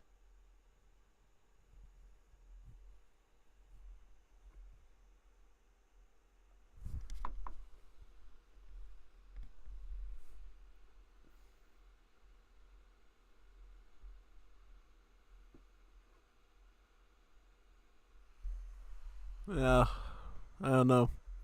He hasn't unpaused yet. Nothing yet. I think the last time he went the pause, it took about 10 or so minutes to do. So I'll just hang tight. Most definitely.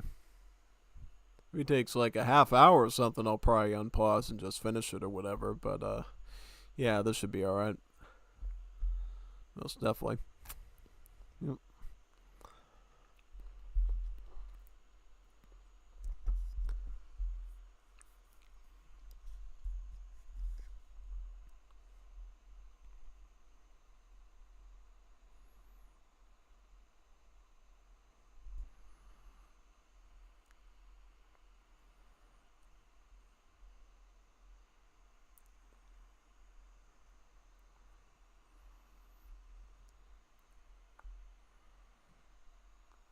And I'm still deciding if I'm gonna do Caribs or Tupi next game.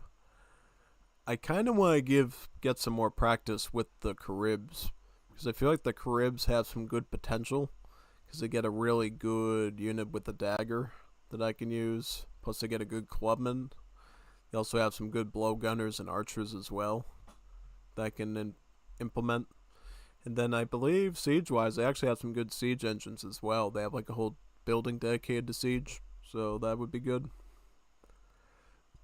Also, their dogs are not bad either. They're pot cakes. Because you would normally think that pot cake is like something you get at a diner, you know, like a honey bun or something, but no, it's actually a dog that acts as like a cavalry unit for the Civ. So they got a bit of a unique thing going on there, basically, yeah. It's definitely. Yep.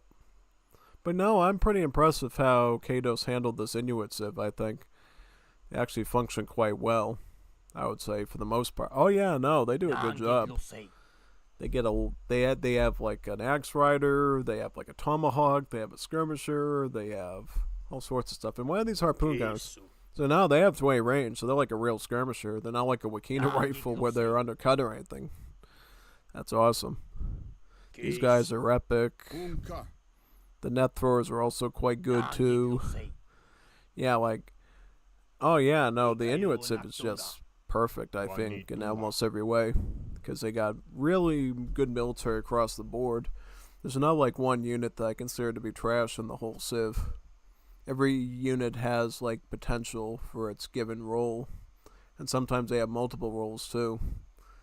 Yeah, and honestly, like, when you fight these AIs, because I feel like sometimes these Inglotuks are, like, super OP and unbeatable.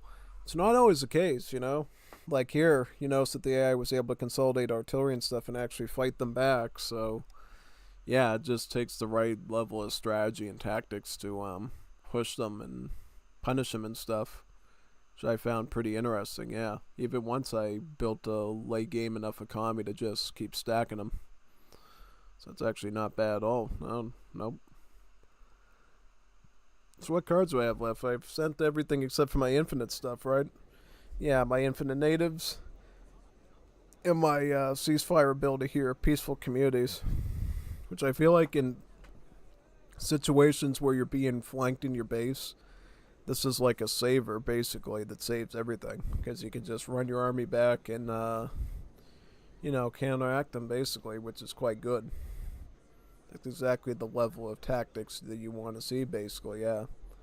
Pretty much. Most definitely. So yeah, I think I'm going to do Caribs next game if we do another Comp Stomp. If not, I'll remove the mod, restart into vanilla, and look for some games there tonight, too. For sure. I don't know what we'll do tomorrow, though. I mean, if Meryl wants to come tomorrow, we could do another Comp Stomp. Otherwise, I was thinking maybe AoE 2. I have AoE 2 on the brain. I've actually been watching some Age of Empires 2 content since last night from Survivalists about openings in Arabia 1v1, which I never knew. Like, he opened my eye to a lot of different strategies that I didn't know about that you could do in an AoE 2 1v1 game. Because I feel like before my stuff was super basic and I always used to fall into traps and stuff. But if you're really quick and you know what you're doing, he mentioned some really cool ideas. Like, if you're the Brits, instead of going archer right away, you can actually go scout cavalry first to basically force them on the spearmen. And then you go archers, and then you punish, their altered setup, basically. And then, if you do see skirms develop and that could threaten your archers as Brits, you can actually go either skirm or scout cavalry to, like, absolutely crush their skirms and then force them into a more of an awkward stance.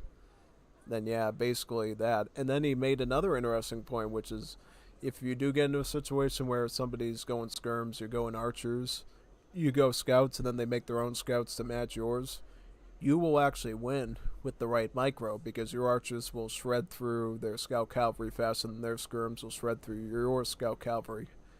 And then with whatever remaining stats you have on your scout cavalry, you'll actually be able to finish off their skirms with the help of your archers that are still alive. I never knew that, actually. I found that was very fascinating.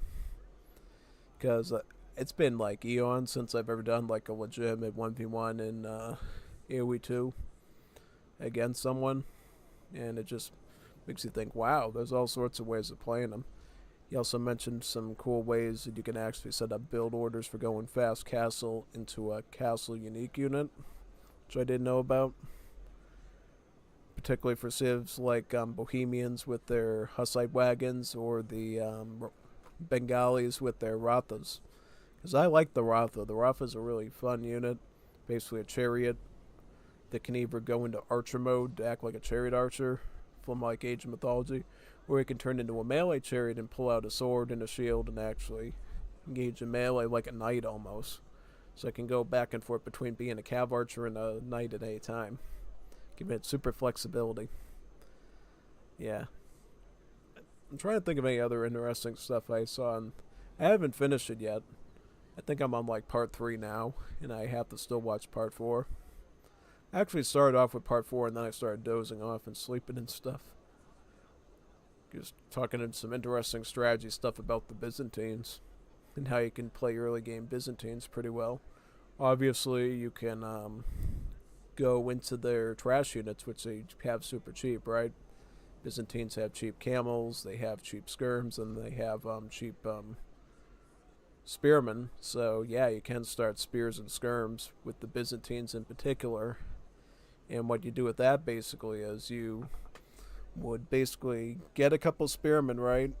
Go forward with a couple villagers, like a vill or two, and then build an archery range in the front. And then use the villager and the spearman as sort of like a protective force. And then the spearman would protect the villager so he could build the archer range and stuff. And then you would rush forward with skirms and then have the few supporting spearmen there. And then potentially, if you keep the vill up there to get some stone, you could even build a tower in a certain spot where the skirms can't operate. And that could be potential legitimate pressure, which I thought was pretty interesting, yeah. It's cool stuff, I mean, some of the stuff I knew about regarding archers and scouts and skirms, but kind of changed the way I saw a lot of things, basically. And also, he actually went over how you're actually supposed to handle a civ like Bohemians in a 1v1. And what it sounds like you want to do is you usually want to start out with scout cavalry and, like, force them onto, spearmen and stuff. Then you put your archers out, and then you can rush into Age 3 and just run them down with hand cannons, because Bohemians, as you know, can get a chemistry from their university in Castle Age and Age Early, and then start making hand cannons, which is a lot more harder hitting than a crossbowman. And then, of course, you'll have crossbowmen on the side as well that you can use to finish off siege weapons that the hand cannons mow down, basically. Because pretty much what he explained was, if you have hand cannons in Castle Age with Bohemians, you can actually do some pretty serious damage to like a mangonel that you couldn't get away with crossbowmen. Because micro with crossbowmen against a mangonel is super painful, and you have to like split them constantly. With the hand cannons, they're a little bit stronger, and they can potentially actually not die at all, depending on like if there's a hill or not. They can actually, survive the hit. Or more often not, to just lose like one hand cannon and be able to wipe out the mangonel, which is really good. You know, like a hand can's only like so much food and gold, but a mangonel that's like 135 wood and gold or 150 wood and gold. That's a big price. Yeah, no, and then one thing you can do is even if the hand cans don't finish off the mangonel on their own and you have to retreat, you can literally just take the weaker, cheaper unit like the crossbow and go in there and do the finishing shot and risk it with them. Yeah. No, it's really. And that's a cool thing about AoE 2 too, is even though if you learn all this stuff, it'd probably take you at least a year or two to ever use it successfully with practice. Yeah, no, whereas AoE 3, I feel like anyone can learn AoE 3 with enough dedication. Like if you were, I don't know, a VTuber at Hololive or Ninjanzu or something, and Yagu says, hey, you girls gotta learn AoE 3 so we make money. Basically, it's pretty cheap to do that, you know? Just get them in a few matches, they'd be able to learn it pretty quickly and stuff, for sure. And that's why I'm surprised we don't have a lot more AoE 3 players out there, because it's just such a basic game to play. It doesn't require a lot of, you know, precision like the other titles do, because even Age of Mythology is very nerve-wracking and very stressful because you constantly have to maintain troops. You have to worry about whether you're going to use an auto queue or not, if you're given that luxury of using an auto queue nowadays. Obviously, in the old game, you could use an auto queue whenever you wanted, but because so many of these AoE 2 and AoE 4 people came in and said, oh no, that's cheating, we don't want an auto queue, they made it optional, and people could just turn it off on you. Yeah, no, it's crazy. Well, actually, that's the thing. I think I do like how in Ranked in Age of Mythology they did give you an option to check off to join only lobbies that let you auto queue. So if you need that feature, there's a place for you. At least there's should be a place for you. Yeah, I thought that was pretty reasonable, I think, because they understand that so many people, including the higher ups, were used to using that feature, and it would be weird to kind of pull the rug and say, oh no, because some outsider said this is a bad feature, now we have to magically ban it or whatever. Yeah, no. It's not good to listen to people like that. Listen to the people that have really been through the trenches and sort of really played it for years to tell you what's fine and not. Yeah, most definitely. For sure. Yeah. Okay, so where are we at here? I'm gonna like ask Meryl where he is. Are you ready? I mean, I'm assuming he's still busy doing something, but it's always good to check. Yeah. Yep.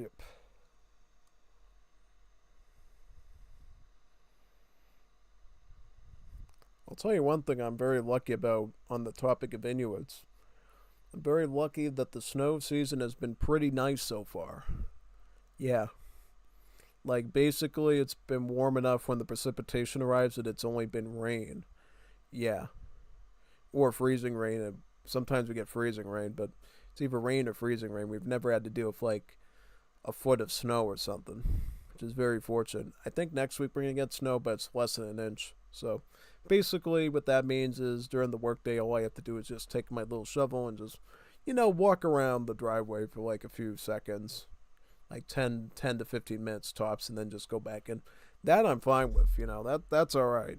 But when you get these feet of snow, they're really bad, like these big nor'easter storms. That's what, it threatens a lot because it obviously threatens the amount of time I get to work during my shift, which can put me really behind because obviously company I work for has people in multiple states, so they don't, I don't think they account for people living in the northern states and how bad nor'easter or blizzard conditions can get and how much they have to clear stuff out to be able to get out and get alive and stuff and feed, Oh, okay. Yeah, all right, let's continue. Since I can no longer obtain victory, okay. May I resign? Beautiful. All right. Very nice. All right. I'm gonna host another one as Caribs right now. I want to play Caribbean amphibian. Let's do Caribs. I love me some good Caribs. Yeah. And one thing I remembered to do this time was actually made sure to We could go back to Atlas again, I think. I'd love to go back to Atlas again. Let's do some Atlas with the Caribs. Perfect. Alright. I'm going to check my deck real quick and make sure I got everything I need. It looks like I got everything I need. I just like to make sure that I do. Because you never know exactly. Because I thought this was a pretty cool card, but I don't like it because it's an only one-time send thing. If it was an infinite shipment or something like that, or it unlocked units, I think this would be fine. But yeah, no. I don't like it because it's a one-time send sort of deal. If you could send it multiple times, I feel like I'd like it more, but just, yeah.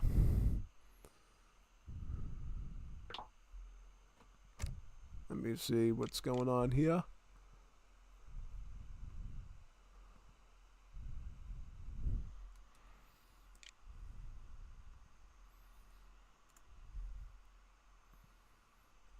Yep, let's do another one. You kept me waiting there so long. You owe me another one. You owe me another one at least. What time's it now? 7:30? Yeah, let's get one more in. Till like 8:30 or whatever, or 9. Then we can do wool or D for the rest of the night.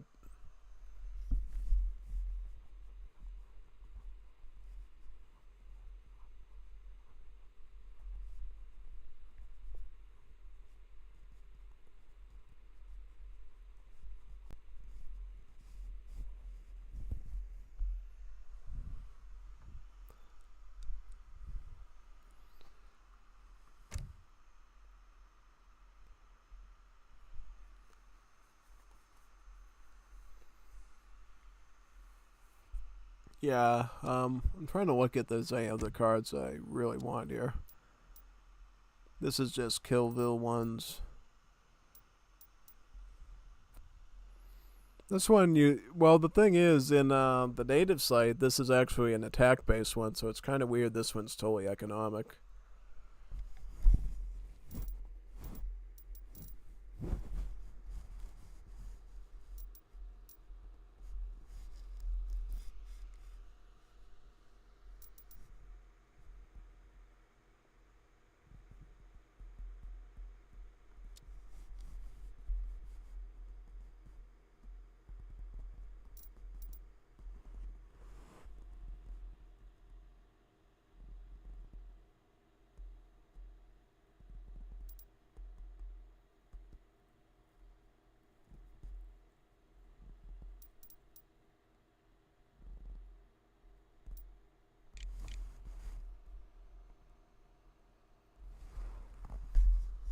Says he's done for now. The Maya Beehive thrower feel really weak for those costs, specifically in the late game. Yeah, that's right. That's right. I do feel like they are kind of weak.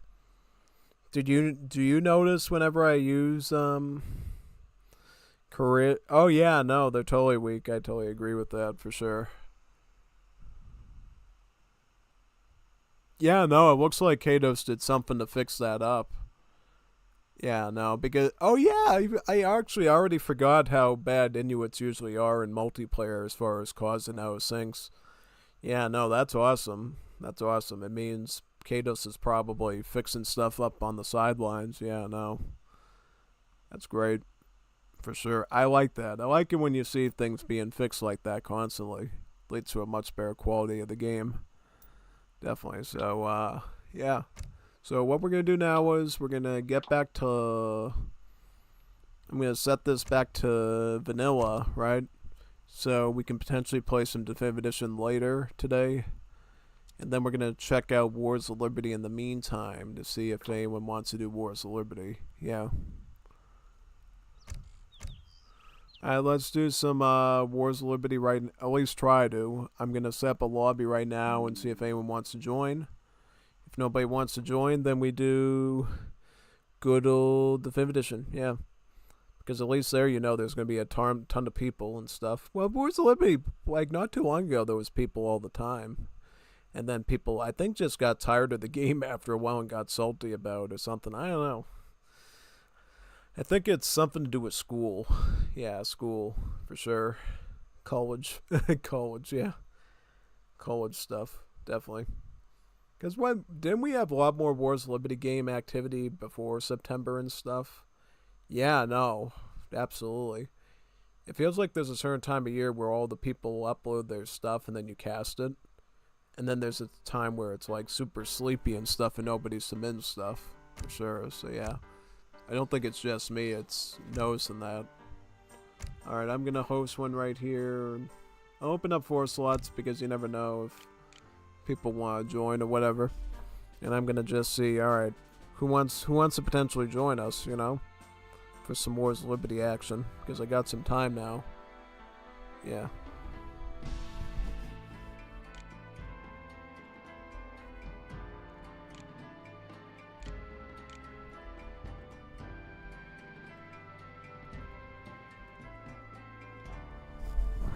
Are you ready, Frey?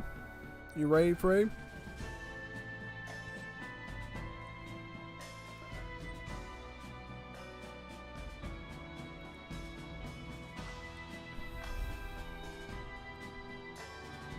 Oh yeah, Vringo. You know what I did? He was pinging around noontime today for Wars of Liberty, and I said I'll be there in 4.5 hours when my work shift ends, and Vringo said, "You think you're smart. You think you're so intelligent." Like I'm trying to avoid him or something. Like, no, it's really because I have to work a shift, man.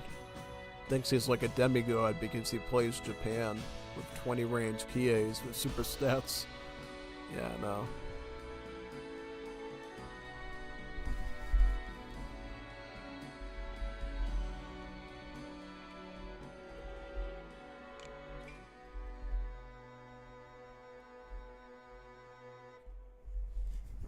Yep, I just pinged the Wars of Liberty server right now. Unless I see a response super quickly, I don't have super duper high hopes for tonight, and I'll just move on to the next place. Oh, somebody said, somebody responded. Let me see what he said. One Juanito actually responded. That's actually cool. Most definitely. I wish the people with Middle East access were here so we could do like some Middle East duels on the new maps. That would feel peak right now. My head hurts, I can't. Alright, oh no, his head hurts, that's so sad. Hopefully you get better, Juanito Taco. Hopefully you get better, man. Yeah. Because here's the thing. I'm gonna be so spooked if Billy's releases and we get all these out of sync errors because literally no one would play with me when we were in the final version of it in the final leg of the race. Because, you know, when they first got access, they played a ton of matches and then they just sort of fell off the face of the earth and, you know, don't do that anymore. You know, we're like, Kaiser's not here, Jeff's not here, Eternity's not here, and the other tacos as well, Severo. I think somebody gave Sog a copy to help him test, so he technically could, you know, technically come on and help, but, yeah. Yeah, I don't think anyone's gonna show up unless somebody magically comes in like a surprise birthday party. So I'll just boot up DE now. Get ahead of the game, as they say. Yeah, no. Because I always like it when somebody shows up for Wool, because that gives me an excuse to put the stream on the Wars of Liberty servers, which, you know, gets even more spread to it. So yeah, no. Definitely, ugh. That's all I'm gonna say, for sure.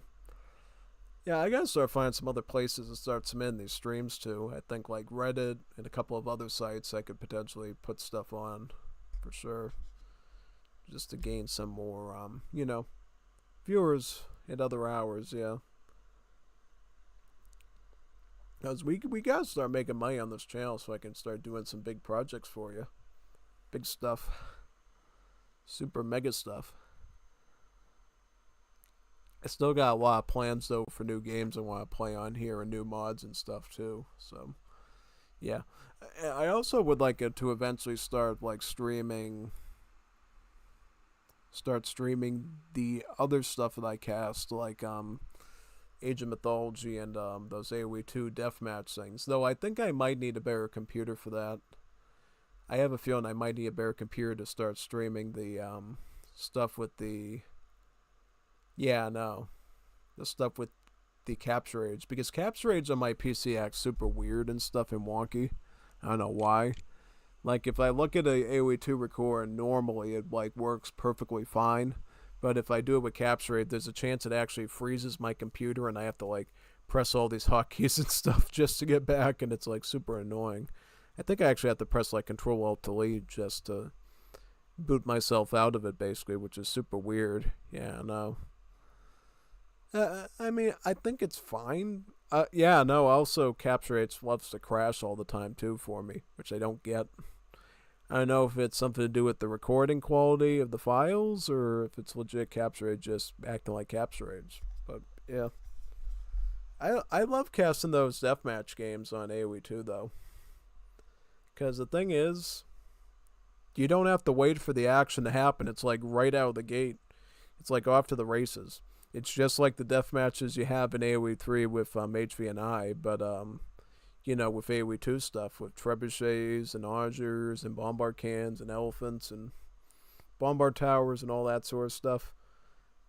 Yeah, no. Wait a minute, can they build towers in that? I don't remember seeing them actually build a lot of towers in that thingy.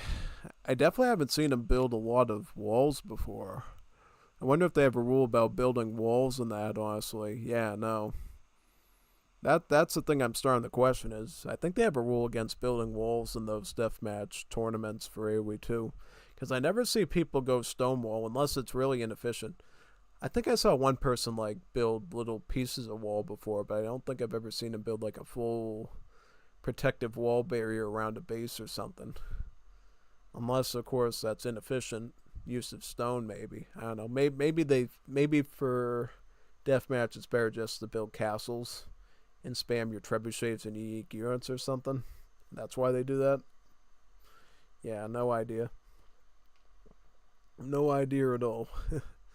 One thing is for sure, we don't ever see the newer civs on that, like the Kayans or the Jurchens or the Three Kingdoms civs at all. And I certainly have never seen Chronicle civs either. They should enable Chronicle civs so you can see Macedonians and Spartans and stuff too. I think that was one of the biggest mistakes that AoE2 ever did was separating AoE2 dataset from Chronicles dataset. They should have just forced everybody to have them available there in casual, so people can't ban them or whatever. Because there's probably a ton of people just want to play classical antiquity civs, and they don't even want to touch some medieval stuff, you know? Especially after they sort of nuked AoE1 out of existence with all the bugs and stuff. Yeah. I mean, you can still find multiplayer games of AoE1 Definitive Edition. They're just not as common, you know. It's kind of a ghost town there. Unless you're there at certain hours where people over in, you know, the eastern hemisphere of Asia would be up at that point. Because if you remember correctly, Age of Empires 1 is mostly an esport for Vietnam. Not even America or Europe or anything. So, yeah, AoE1 is like a completely different world as far as what the competitive scene is because it's mostly Vietnamese. And in fact, it got so Vietnamese that they actually added a Vietnamese civ to Definitive Edition for the AoE1 game mode, the Lac Viet, just to commemorate that. Yeah, no. And they are actually a pretty good civ too. They got like some good civ bonuses. They're good with archers. They got chariots, which I like. They got elephants. No, I like the Lac Viet. I think the Lac Viet are actually not bad at all. Yeah, yep. Because usually I just go like with their archer stuff, their chariots, and their elephants. Yeah. Solid all around. I think they might even have good swordsmen too, or something. I remember going back and checking. They did not have like good centurions or whatever. I think they got something good with the swordsman, basically, yeah. Which is quite good.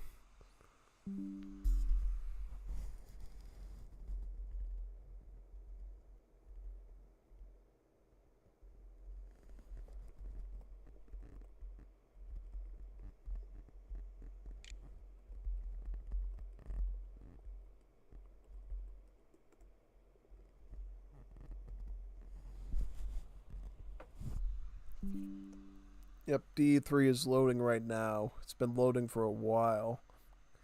I haven't seen it. Has anybody came in? No, nobody's come into Wars of Liberty yet, so I'm assuming that's going to be off the menu for tonight. You know what I was thinking of doing, but I didn't have enough time, was I was thinking of actually recording some comp stomps in the Middle East when my power was out in my place.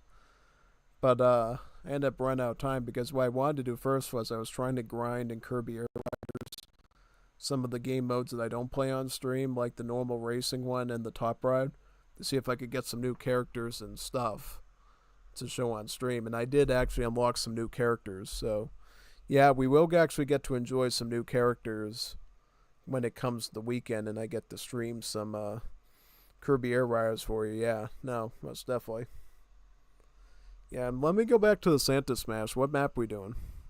Download the Assertive Wall Holiday map set to get access to the Frozen Archipelago map we will use for the match this weekend. How do I do that? Go to mods in game and search Assertive Wall. Oh, okay, too easy. Yep. Maybe we should download that tonight. Who knows? That would be a cool No, we'll do that after the stream. Yeah. I can show you what it looks like so you can find it yourself. I would say for sure, if you want to play with lots of cool maps, just get Age of Pirates.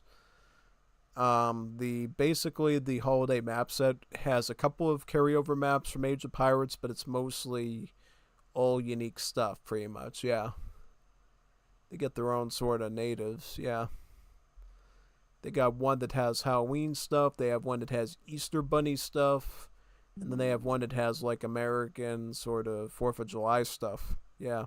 I don't know if they'll add anything else in the future, though. And then they have some Christmassy stuff from Age of Pirates. Like, yeah, I think he had the one that has the Grinch mount and stuff, yeah. That's cool, yeah.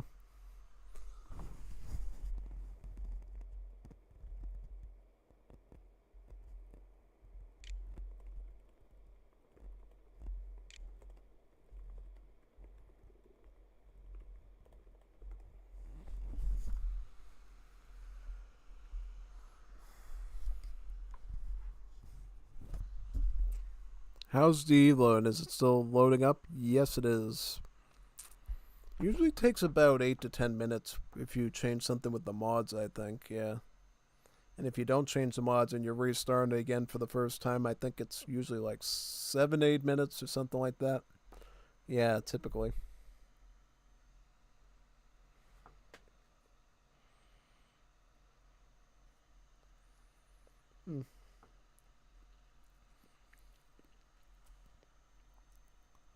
I wonder what games we're going to find tonight in Definitive Edition. Are we going to find some Buokais, Risk, free-for-alls? What sort of wonderful situations are we going to be thrown into tonight in AoE 3? Yeah, good question.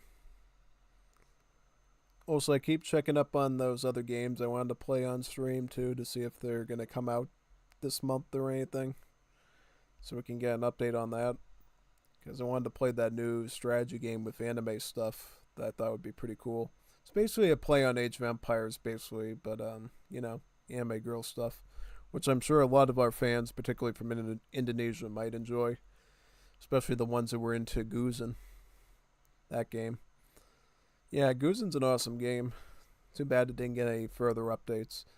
You know what's kind of weird is it started out as like a normal visual novel and then it turned into a rabbit hole of Hololive and Streletsy stuff and yeah, almost like a sitcom. Yeah, kind of ended like a sitcom though, which is super funny. Yeah, it was kind of interesting because it started out like super serious and stuff, talking about warfare and political propaganda and stuff like that, and then it just evolved into a sitcom with Streletsy and the developers of the game and some other people in it. Yeah, no. And Hololive people. Yeah, super funny. Yeah, no. That's pretty interesting.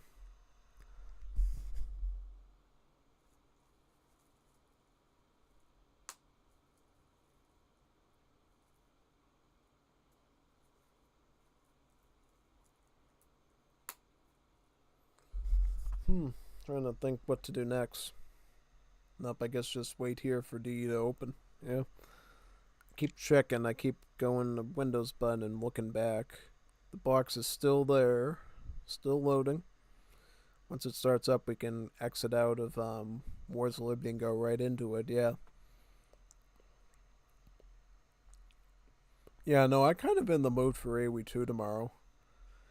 Because I feel like AoE2 is always a fun game to play, and a lot of people like watching it here.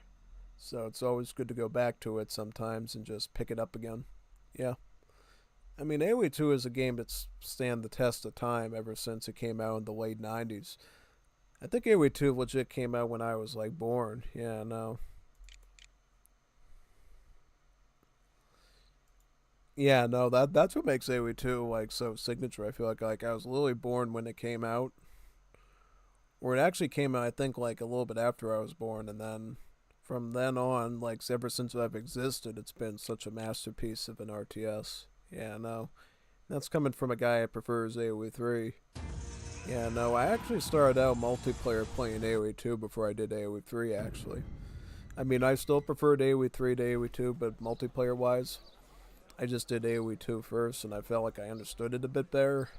And then as time went on, and I got into the nitty-gritty of it, lo and behold, turns out I was better at this game than I was at AoE2 in the end. Yeah. By far. We got a Buakai person. Buakai, let's help him out. Let's save the day. Save the day. Help a Coliseum lobby come to fruition. It's very, very important to my heart that we fix it. Yes, perfect. All right, we got 2 people. Need 4 more people.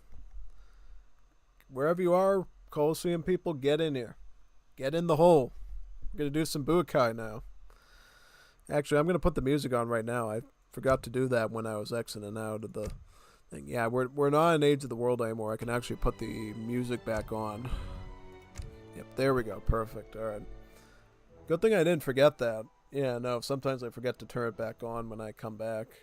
The reason why I turn music off when in Age of the World is because some of the Civ themes, or actually most of the Civ themes, are copyrighted. And will actually demonetize the stream instantly if I have them there.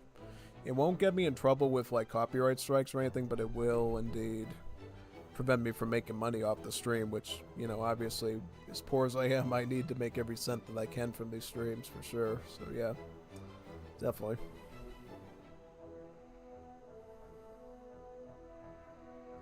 Alright, so yeah, who's gonna join us? We need 4 more people. What other lobbies we have as well? Is there any other options or just this? Any risk? Nope, there's no risk. Survival. Yeah, no, I'm fine just staying here right now. Like, I don't see anywhere else I would want to be right now, at least not yet. So I think where we are right now is just perfect. Beautiful, actually. Yeah, no. So I'll just hang out with this guy and hopefully we can fill this up, yeah. If you want to help out and boot up the game and join in, that'd be much appreciated. Make things go a lot quicker. Because the more people you can add into these lobbies, the more likely we are to start up. Yeah, most definitely. Yep. But I will always support a Coliseum Buakai lobby when I find it, because it's a rare treat to enjoy. You know, because the people that play it aren't always around. So when I do see someone hosting it, I will join them and participate in it, because it's not an everyday opportunity that you get to cherish, you know? Yeah, no, most definitely. Yeah, I've been trying to do more mod-related content lately, so I haven't had a chance to play on the weekends as much as I used to either, so I tried to be super diligent with it when I can, you know?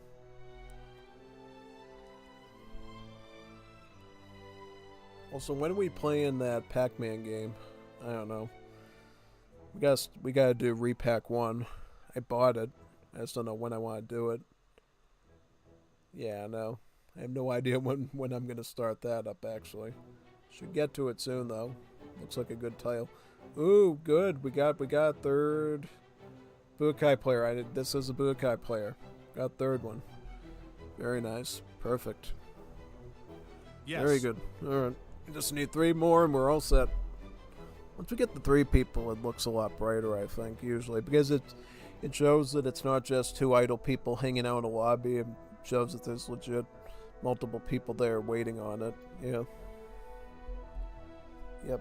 For those that don't know what Coliseum Budokai is all about, basically it's the classical Coliseum scenario, but all the units are randomized for every individual person. There's no such thing as civs anymore. Yeah, civs are gone. You don't pick civs anymore. You literally get random everything.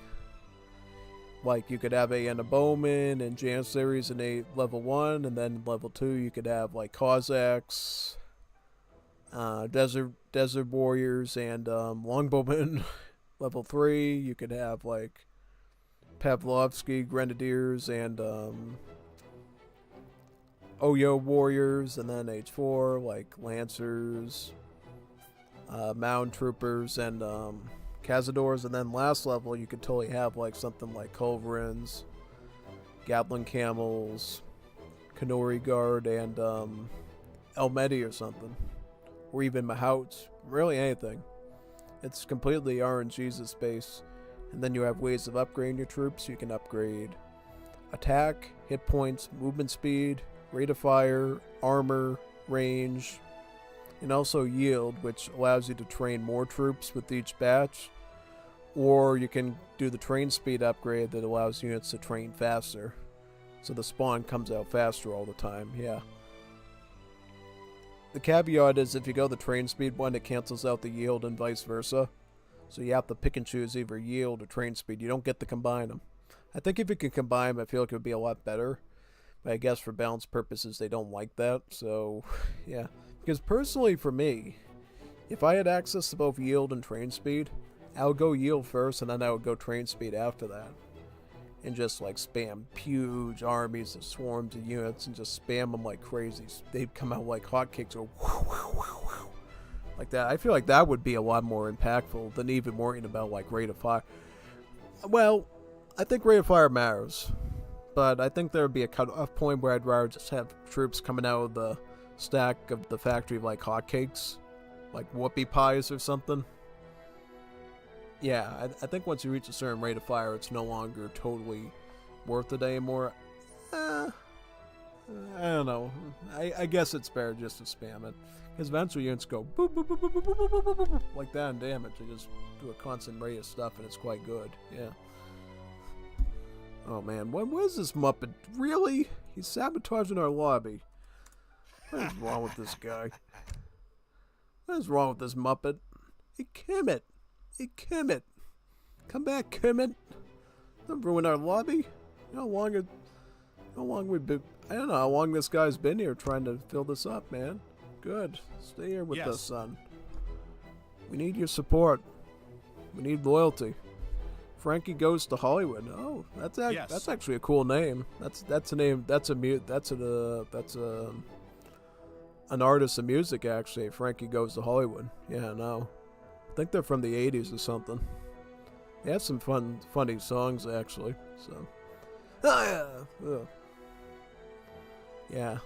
I have, like, no appreciation for people that leave Coliseum Budokai lobbies. They just... I don't know how to describe them. They have, like... Oh, God. What is wrong with the... Are you kidding me? One person does it and then the other one does it afterwards. These people are like... They're like sheep. That's actually something my grandfather used to teach me when I was growing up. Like, he used to read all sorts of books about history and politics and economics. And he used to be, you know, an engineer at MIT, Cambridge, Mass. He actually told me, people are like sheep. They always follow each other off the cliff. Like, if you have one, like, shepherd that leads them off a cliff or something, they'll all jump off with each other without a second thought. And it's really scary. There's, like only, like, 10% of the population or something roughly around that is, like, independent enough to, you know, say, this doesn't sound good. I'm gonna go my own path and not follow the rest of the herd. Most people are like sheep, and that's nothing to say personally about every individual. It's just some psychological click in their head when they see like someone they see as like the big figure telling them to do this, this, and this, and go beep, beep, beep, they follow them, even if it's into some risky waters. So yeah, it's a lesson to everybody, even though somebody might seem like they're popular and affluent, even me. Don't follow them off into the rabbit hole, you know. If you see them doing something that's like super sus or whatever, don't fall for it, you know.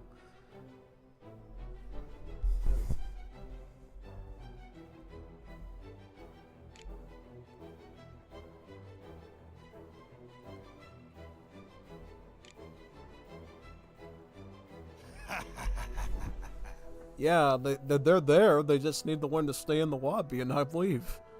That's about it. If people stayed, we would have already been filled by now. That's about it. You just need to learn to stay in one place at one time. That goes exactly back to the sheep comment. People are like sheep. Because you saw how that person left in slot 5 and then the third one just followed them out of there. Because they have like this psychological brain thing that if somebody leaves the lobby, God forbid, the lobby must be idle or something, you know? That's why this is why whenever I'm in a Budokai lobby, whether I'm the host or I'm a joiner, I'll always like say a taunt. I'll say yes, no, yes. I'll do a laugh.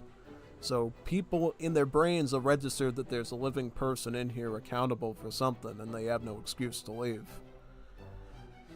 There's a method to my madness, and it doesn't always work. Sometimes they're legit brain dead and they'll still leave for no reason, which is really sad, but yeah, no. It's super spooky. Like, you would think that these people would, you know, want to commit to such a cool mode like this, but it is what it is, you know. People are crazy, crazy, crazy. Yeah, see, they leave as soon as they come in. This is... it could be their internet, too. I don't know. Yep. Okay, so they are staying... Alright. Okay. Oh, come on. Just stay in the lobby, please. Stay a while. Stay a while. Yeah, no, they just leave. I feel like a lot of them legit don't want to be here and they just accidentally click on the lobby. That might be a lot of it. But yeah, no. Yeah, it's like Zhao's Kun, you know. I know a lot of people don't like him, but he does have a point where he says people have like ADHD or something, like they need Ritalin to stay in a lobby. It's like insane, and I agree with him. It's like, dude, these people make the effort to come into the lobby and then they just leave without giving us a sort of chance to start up, and it's like, man. It's not even that late at night. You should not be that snippy about how long you're waiting in the lobby. It's like super early. You know, unless you live in another dimension or something, you should be fine. It's not even 8 o'clock yet. I guarantee it's not even 8 yet. Okay. Yes, I'm gonna affirm this fella right now and stay in the lobby. Yes. Good boy. That's why I say yes. It's like having a dog. You know how you tell the dog to go fetch or like shake your hand or whatever with his paw, and you say him good boy and you reinforce it. That's what I try to do with these people. If they stay in the lobby, it's good boy. Yes. I try to like let them know that, you know, I'm trying to fill this thing. And it looks even better from somebody who's not the host, because it sounds like he's not the only one in here supporting the lobby. It's me too. So, yeah. So, super good. So, we got 4 people. Just need to get 2 more. We should be in the home stretch by now.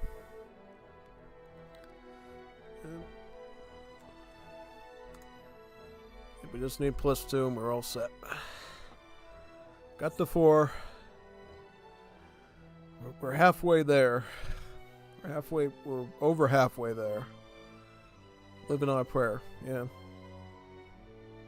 Yeah, to me, a Coliseum Budokai lobby is like being in the desert and finding fresh water that you can drink. No, I go right after these lobbies like crazy.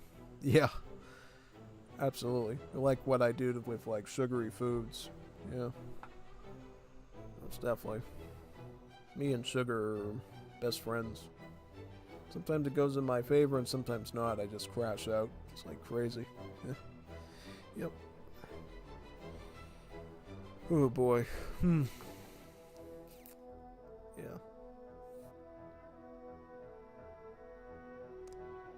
Yeah, though, I do like this new version of Budokai that they came out with because it makes cavalry a little bit more viable. Yeah, no, most definitely. Good, Muro. These are, yes, good. Yes. Absolutely. Up, okay, good. Need one more. You need one more person, alright? I swear that we need one more. And then we're all set.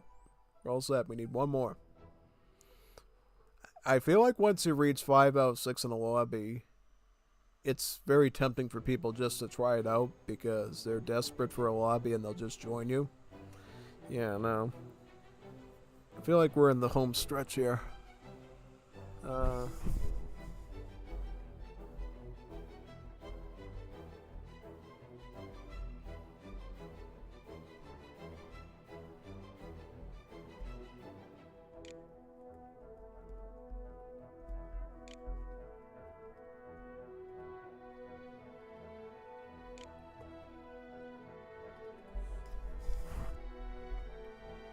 Yeah, you get to make big armies around the units and upgrade them. It's super cool.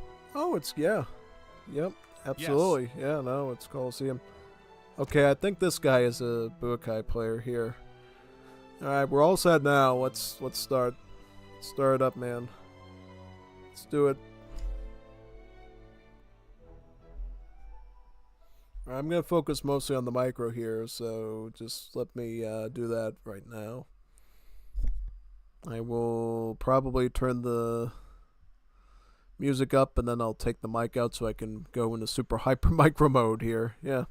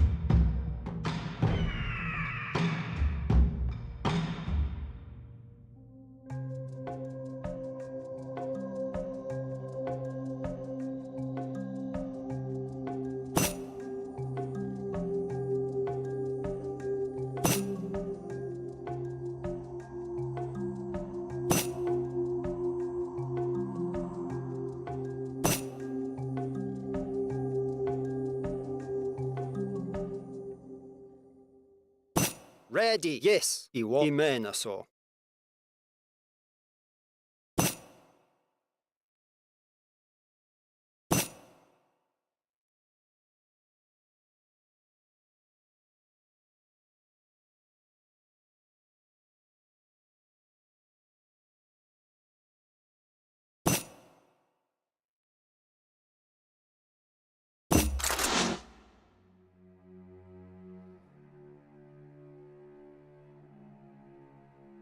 ¿Qué me ordena? Sí. Voy a hacerlo. Sí, lo así. Asehi, Aisu.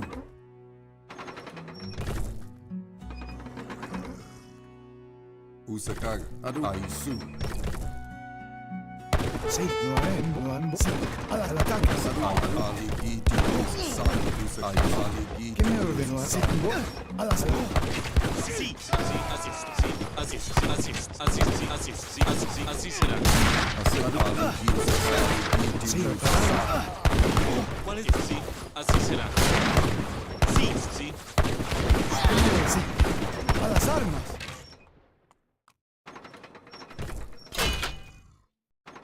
Usaka, Adu Sadi.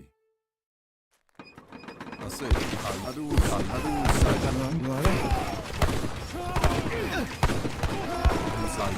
¿Qué me ordenó? Sí, preparado. Lo haré. ¿Qué me ordenó? Sí, lo haré. Sí, sí, a la sí. Adu Sadi. Aisu.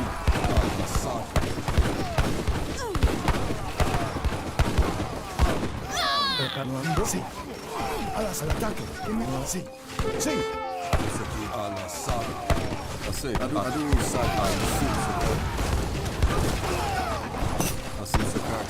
¿Cuál es la orden? Estoy en camino, sí. Preparado. ¿Cuál es la orden? Así, sí. Sí. Preparando. Sí, voy a hacerlo.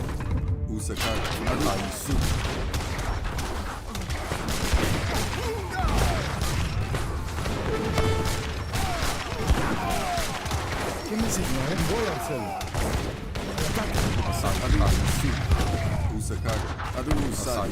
Preparando así. Sí, al ataque.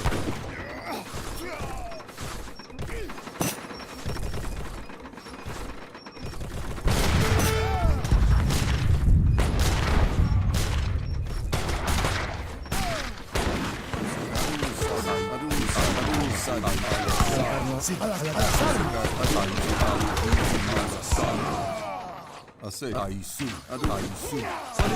Así será. Sí, sí. Sí, al ataque. Sí, estoy en camino, sí, estoy en camino. ¿Cuál es la orden? Sí, así será. ¿Qué me ordena? Prepararé. Sí, sí. Sí, a las armas. Sí, al ataque.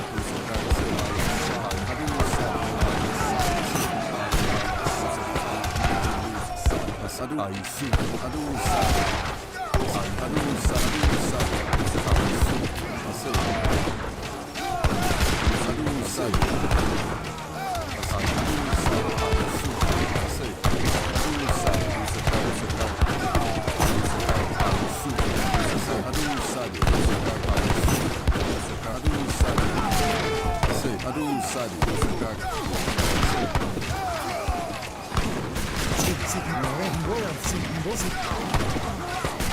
A las armas,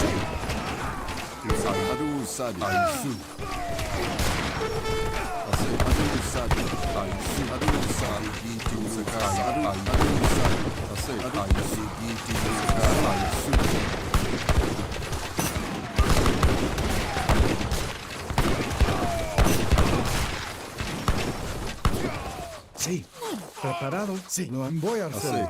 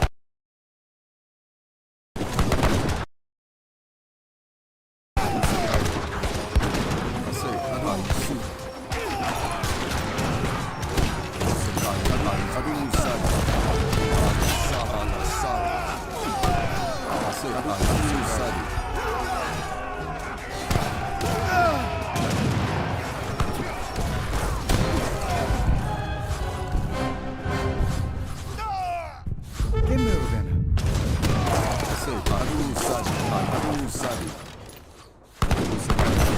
Ayi ala Sadi. Preparados el orden. Así.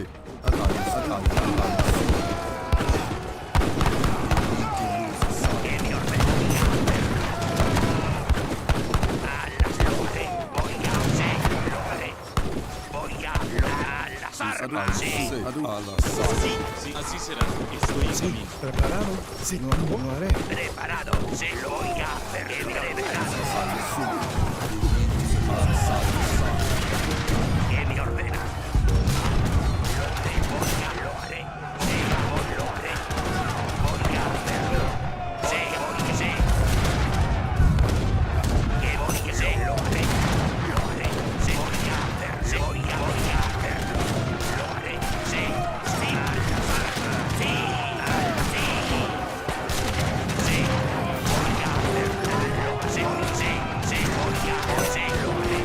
Voy a hacer. Lo haré. Lo haré. Voy a hacer.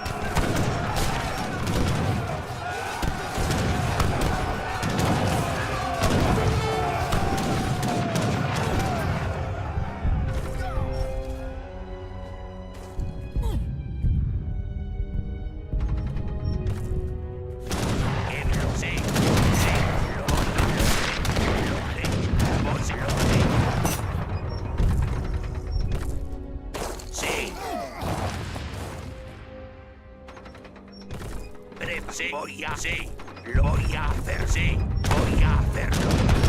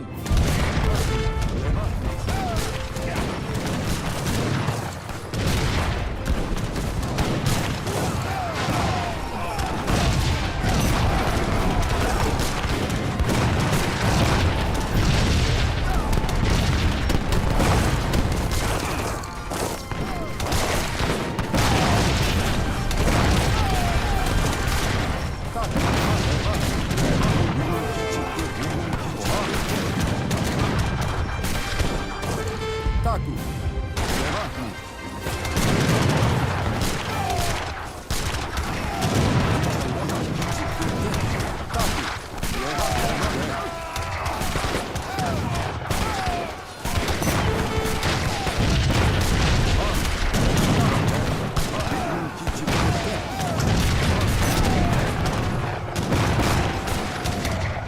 Mahni.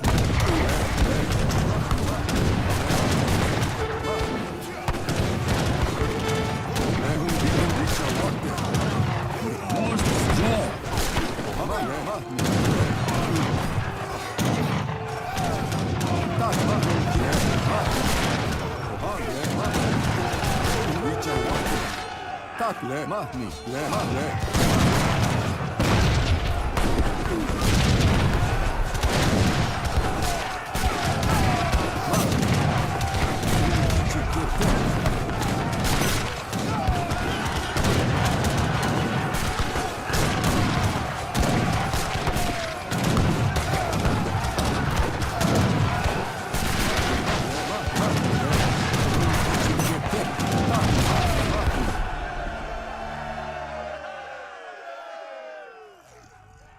Ohan le.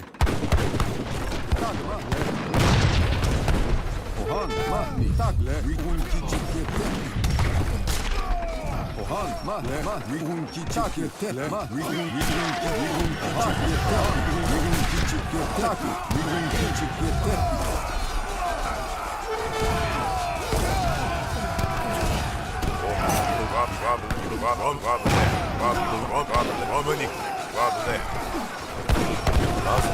Gichi tekbir.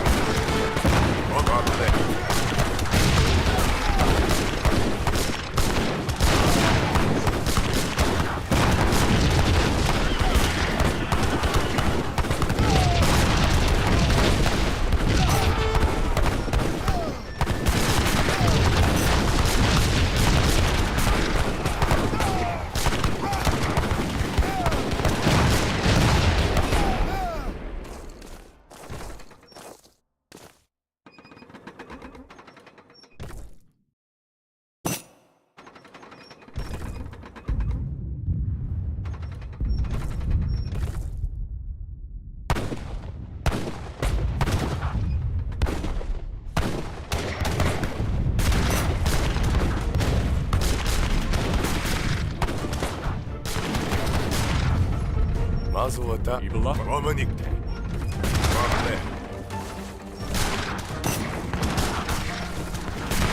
Romanik. Romanik. Kichi technique. Mazuata. Kichi technique.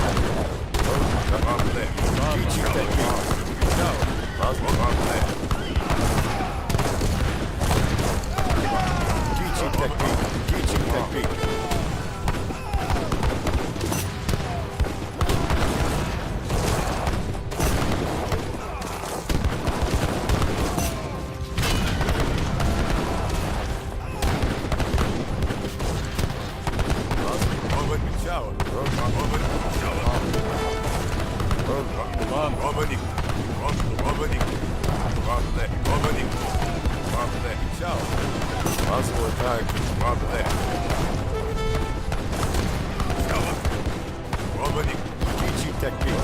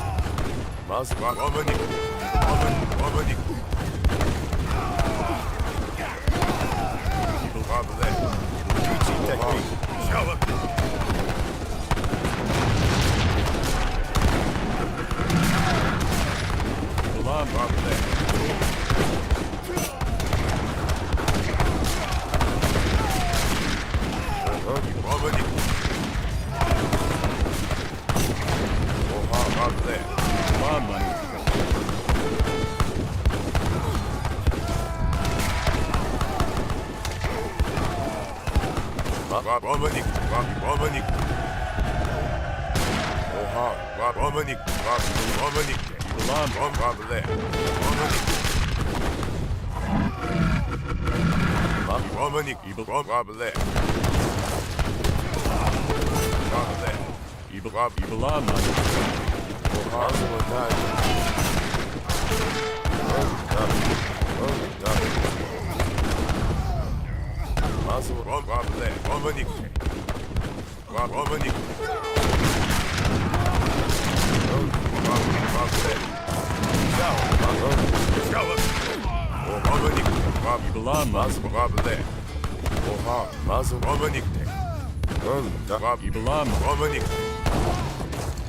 Muzzle attack. Muzzle attack.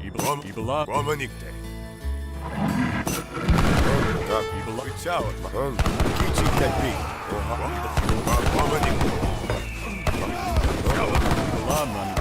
Kichi technique.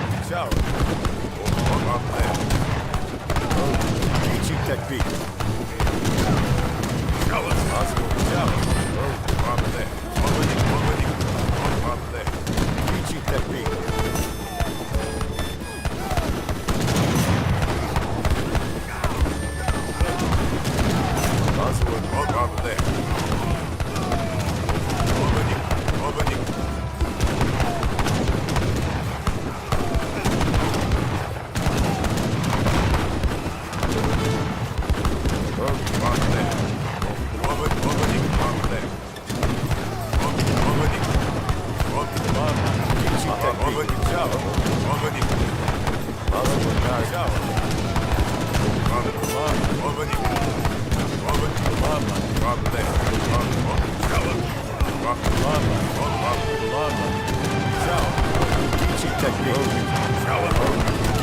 Kichi technique. Kichi technique. Mazel attack. Robber there. Shower. Mazel attack. Kichi technique. Mazel money. Shower. Mazel attack.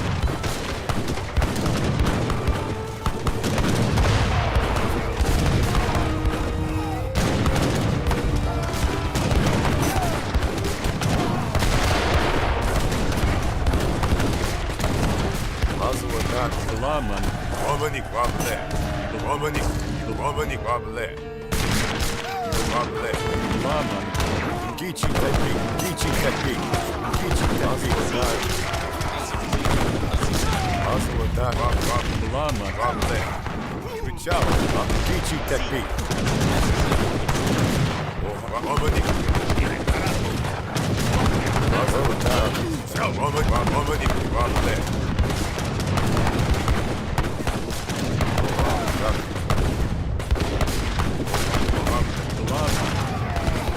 Shower.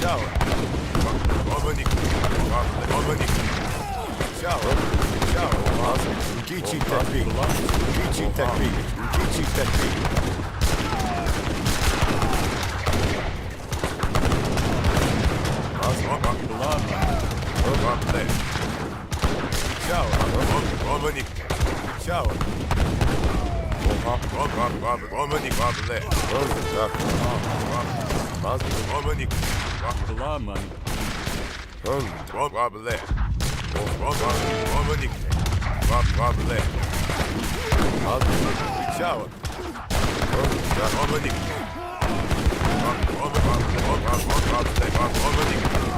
Kichi technique.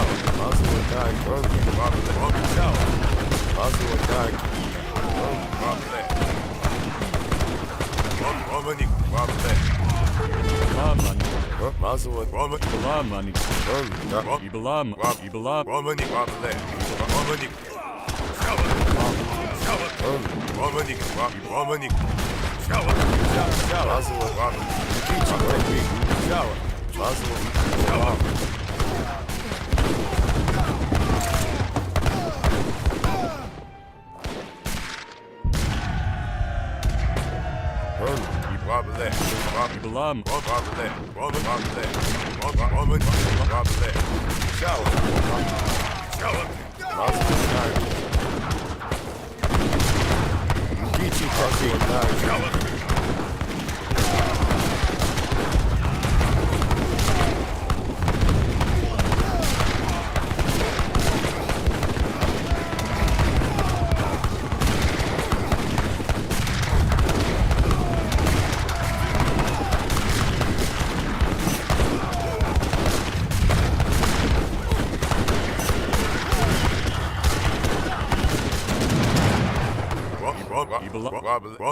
Romani.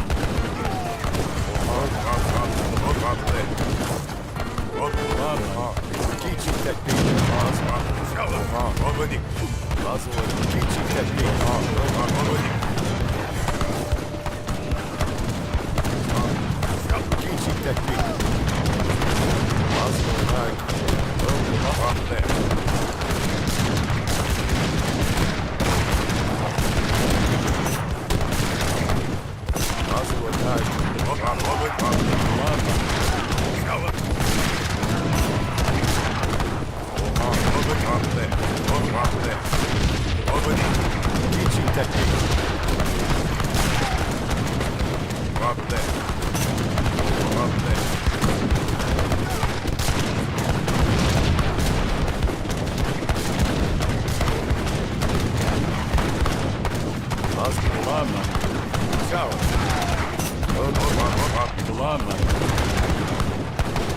Kichi technique.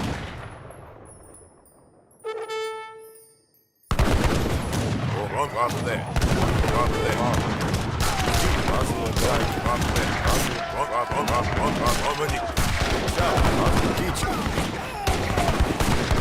Stop.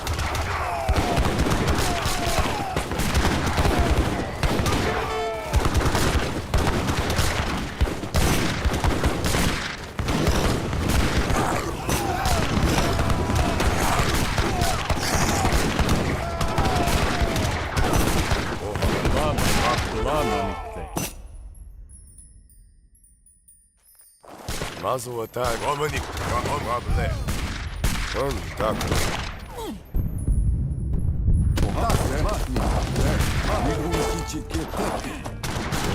Teaching technique.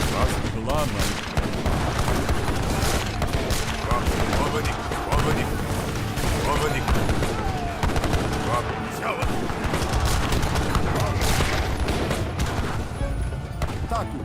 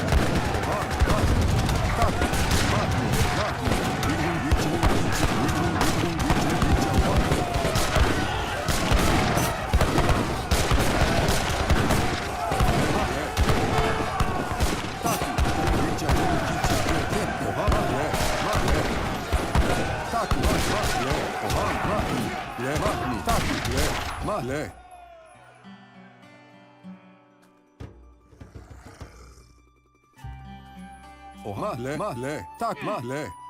Shukumen. Ohan mahni, wicha wakte, wicha wakte, mahni. Taku, ohan, le mahni, ohan le. Mahkumen. Taku, mahle. Shum kumen.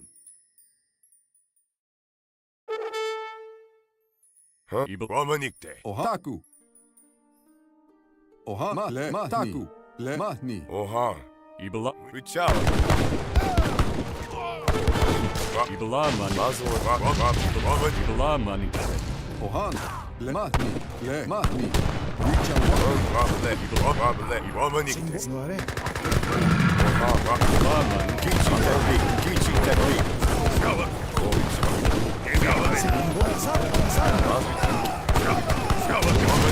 Kichi technique.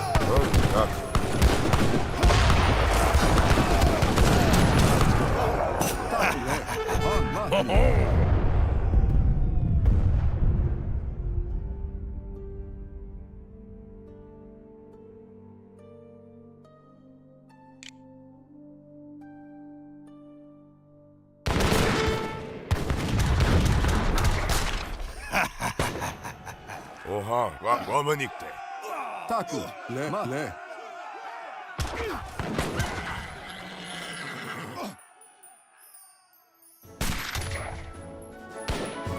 Romanikte. Oha, Romanikte. Oha.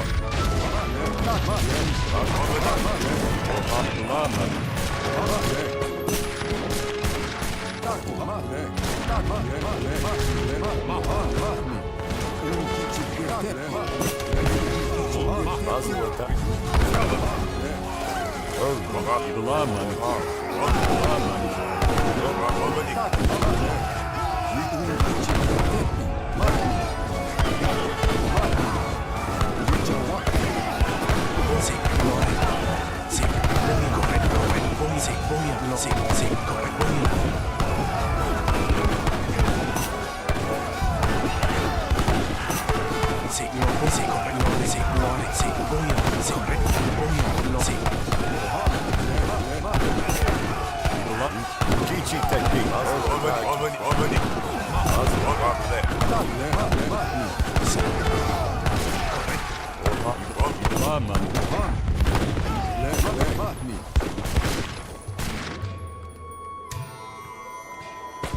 Taku, le, mahni, le, mahni, le, mahni. Oha, le, mahni. Tak, le. Oha, le, mahni, le, mahni. Taku, le, mahni. Ohan, taku, le.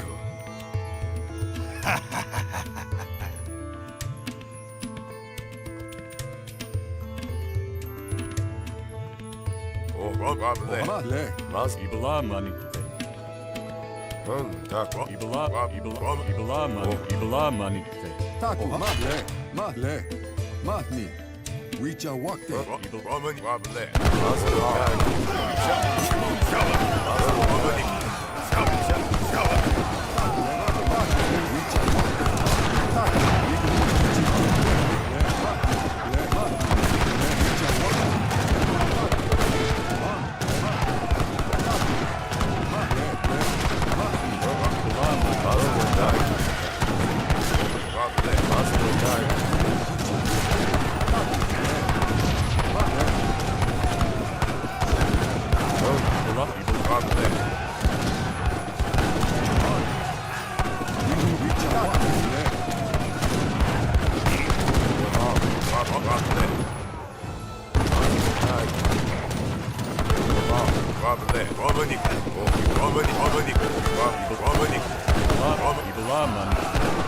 Kichi technique.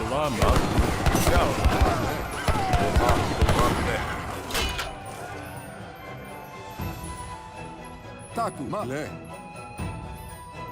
Ibla manikte. Mazu ataki. Wabale.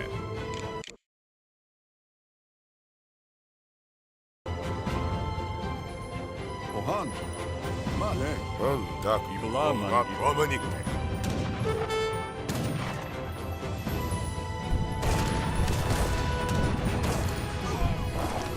Romanik. Wabale. Taku, ohan, mahni. Taku, Mazu ataki. Romanik. tak, le, mahni, le, mahni. Oha, wabale.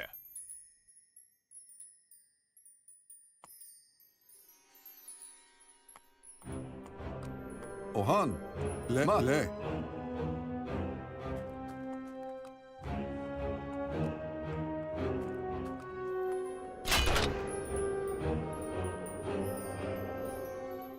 Taku, ma, le.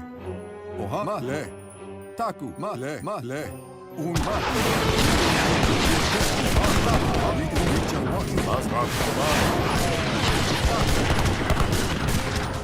Romanik. Kichi technique. Romanik. Mazu Romanik.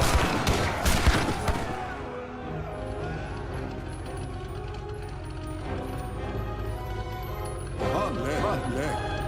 Oha, wabale. Ibla manikte. Mahni. Tak, wabale. Wabale.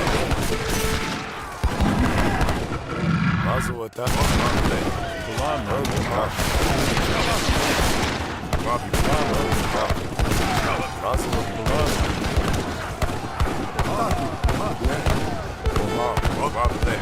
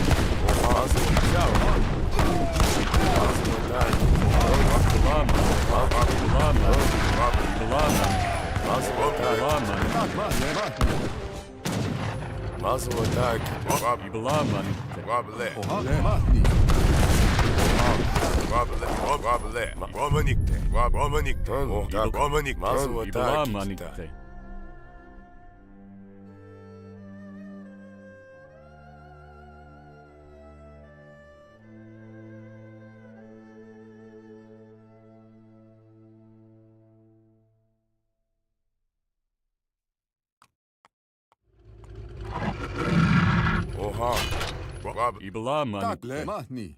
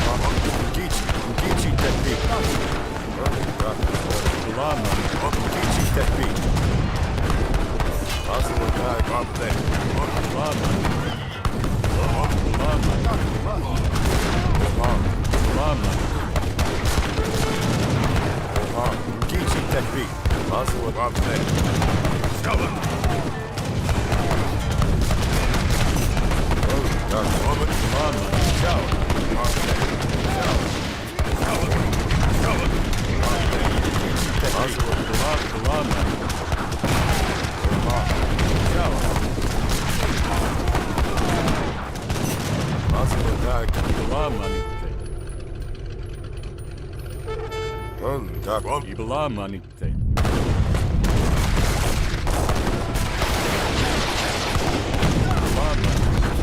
Oha le mahni.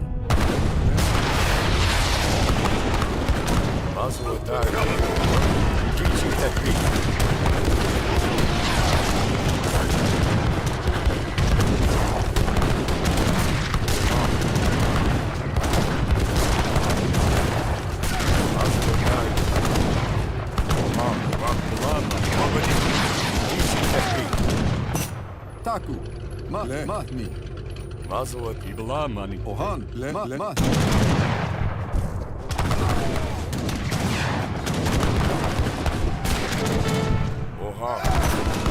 Kichi tekbir.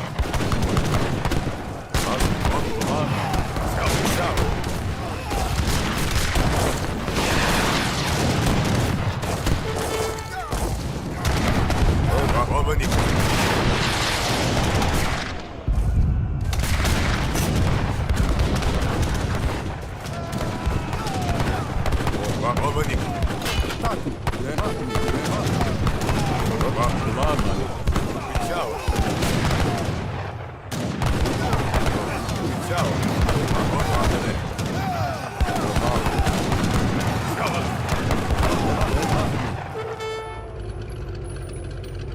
Taku.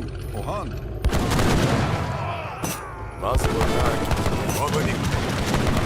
Taku le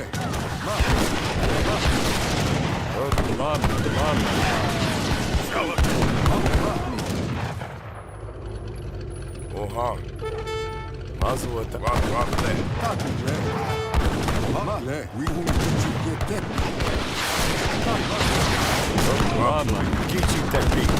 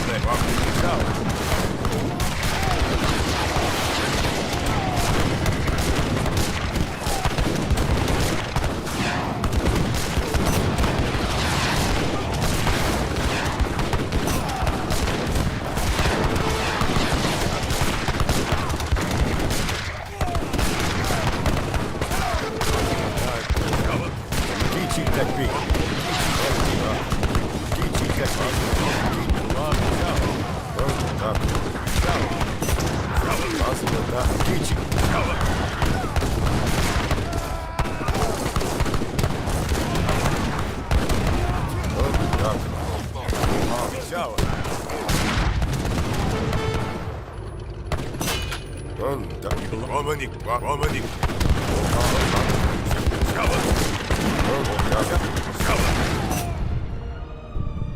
Mazel attack. Ibala money. Romanikte. Shower. Shower. Mazel attack. Shower.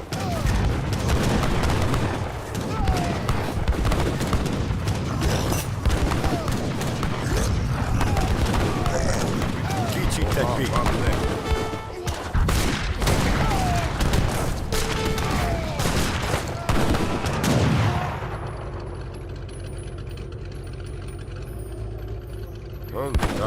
Ibalam, Romani, Ibalam, Roblet, Mazel attack, Ibalam, Roblet.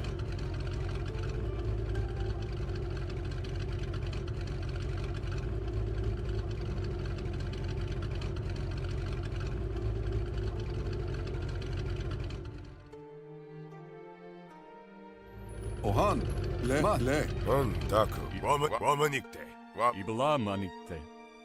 Taku, ma, le. Ohan, Roblet, Uchawa, Ohan, Romanikte. Ohan, ma, un kichi, le, ma, ni.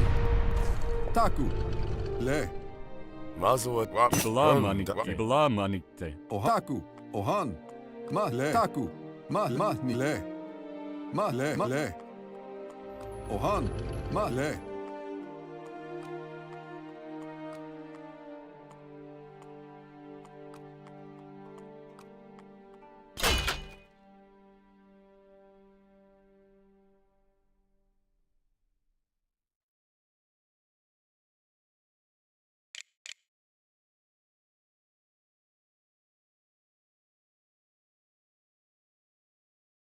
Taku, Ohan, ma, le. Ohan, Ibalam Taku, manikte. ma, ni. Mazel at Roblet.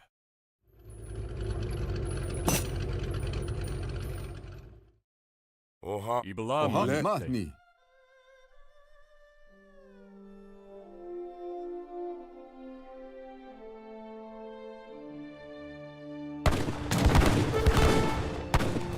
Tak, le, ma, ni.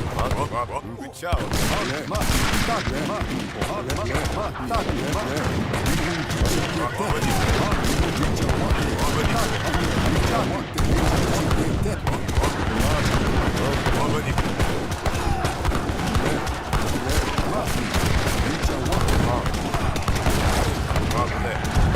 Kichi Tech Beat.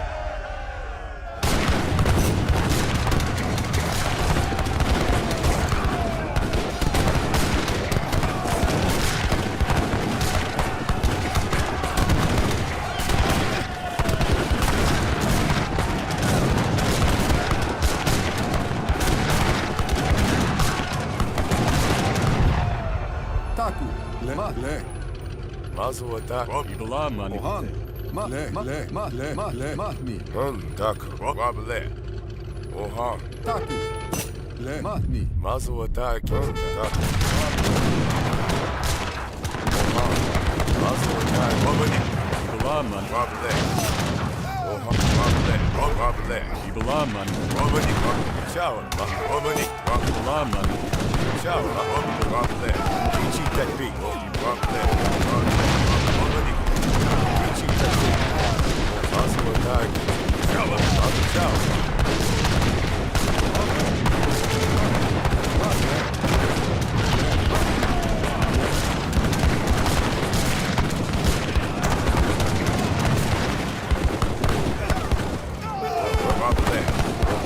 Kichi technique. Kichi technique.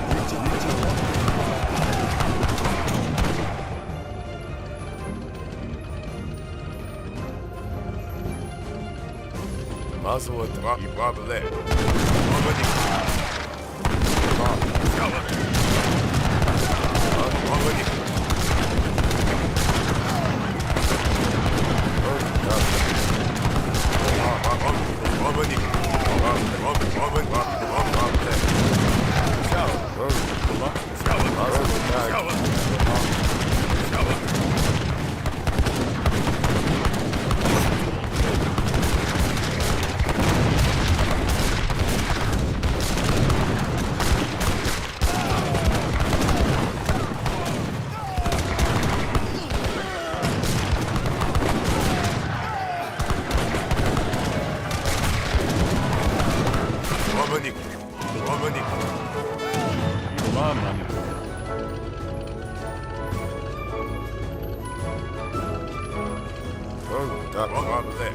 Babale.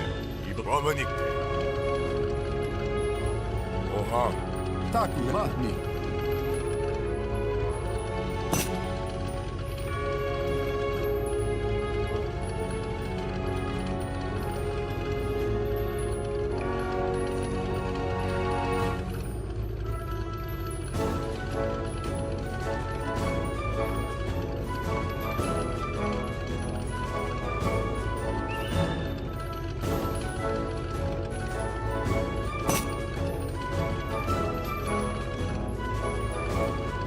Muzzle attack. Babale. Ohan. Le mahni.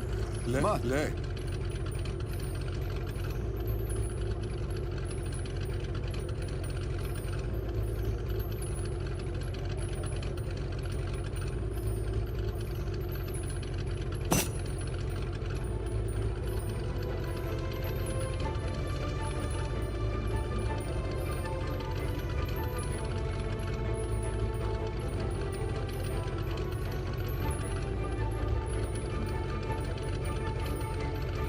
Taku. Le mahni. Le mahni. Le mahni. Le mahni. Le mahni. Le mahni. Le mahni. Le mahni. Le mahni.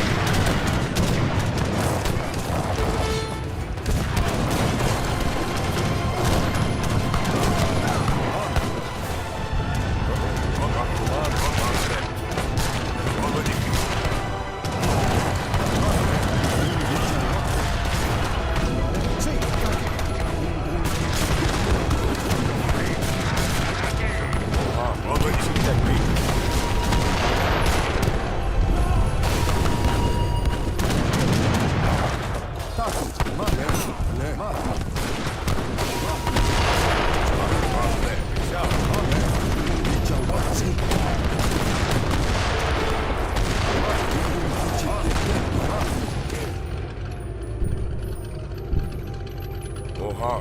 Ibramonikte. Tak. Oha. Gichi technique. Le mahni. Muzzle attack. Ibalamani. Ohan. Le mahni.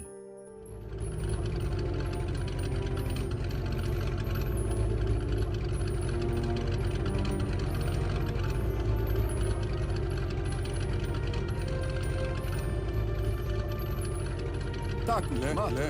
Ohan. Babale. Redo för eldgivning. Ja! Ohan. Mahle mahni. Ibramonikte. Ohan. Babale. Ohan. Le mahle. Muzzle. Ibalamani. Babale. Ohan. Mahni. Le mahni. Babale. Taku le mahni. Ohan. Le mahni. Le.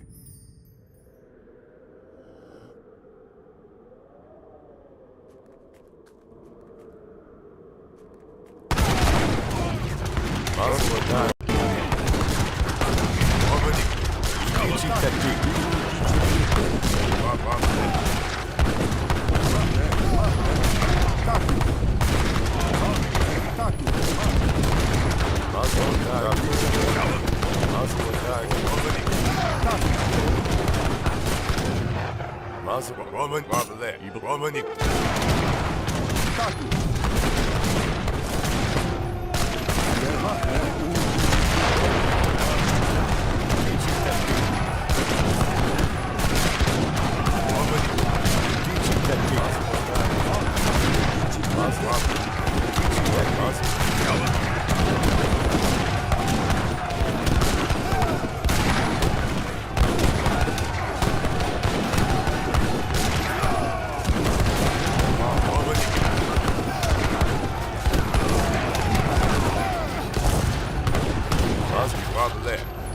Gichi technique.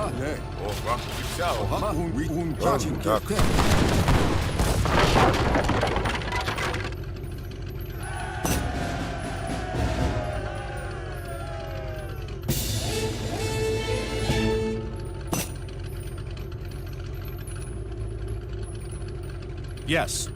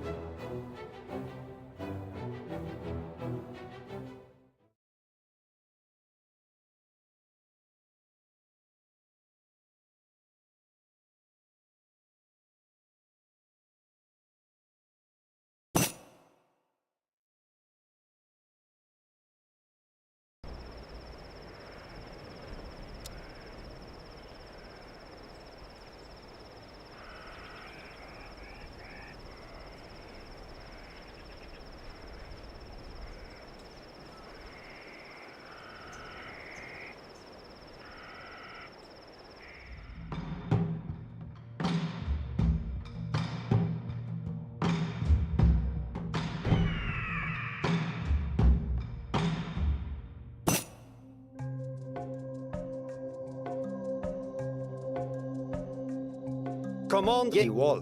Imena so. Ye imena so.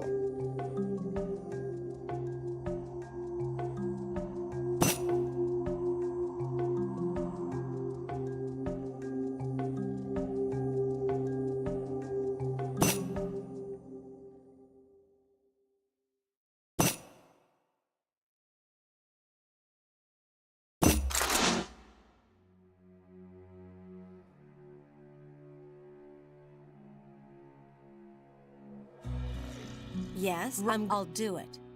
Right. وجدة الخدمة الخدمة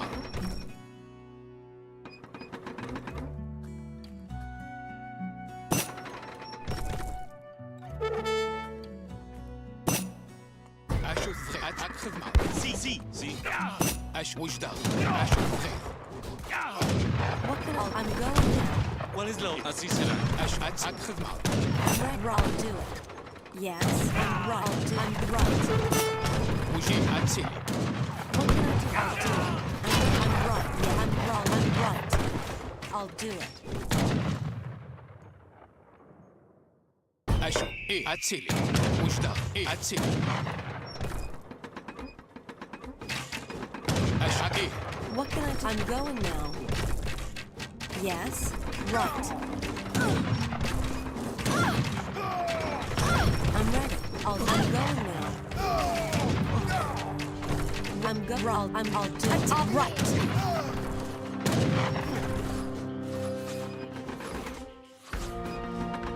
I'm going now. Yeah, all right. I'm all right. وش أتسيلي I'll do right.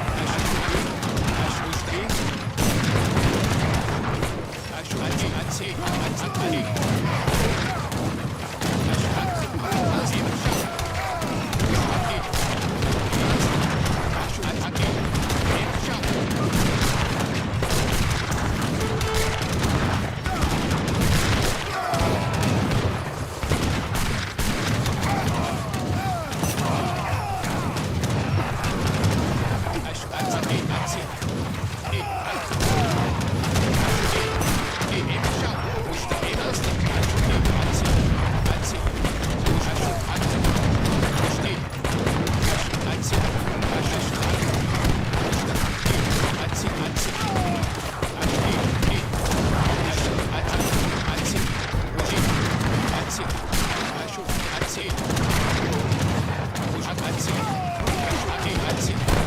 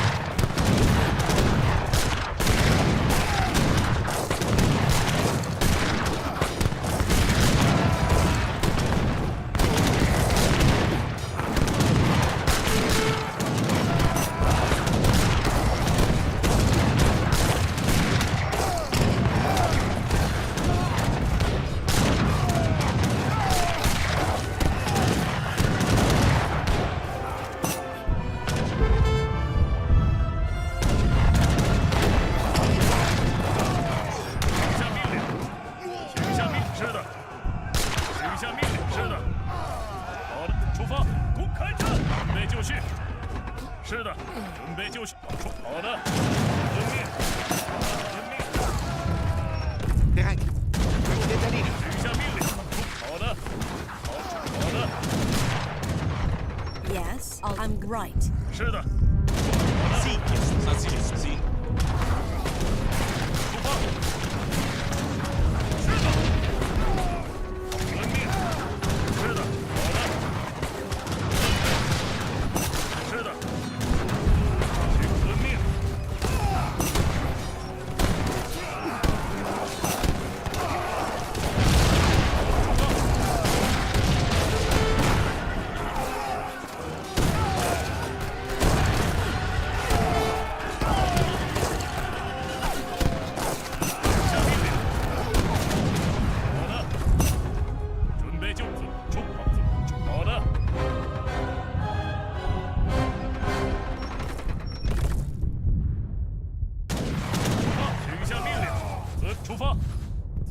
遵命，遵命。好的。遵命。准备就绪。遵命。好的。是的。好的。准备就出发。遵命。好的。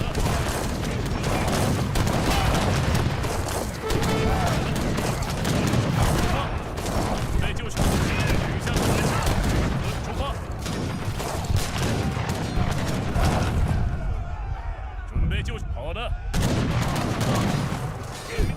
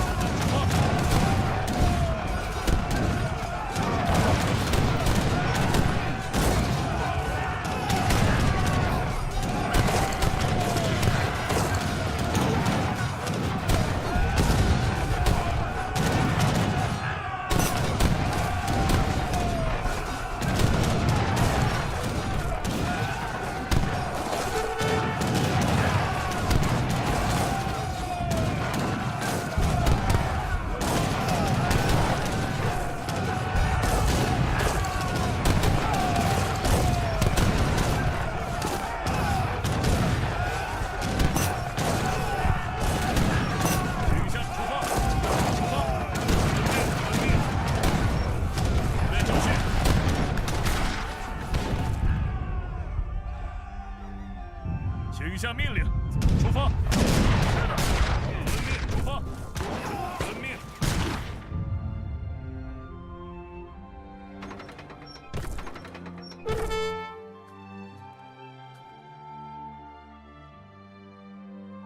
遵命。请下命令，出发，出发。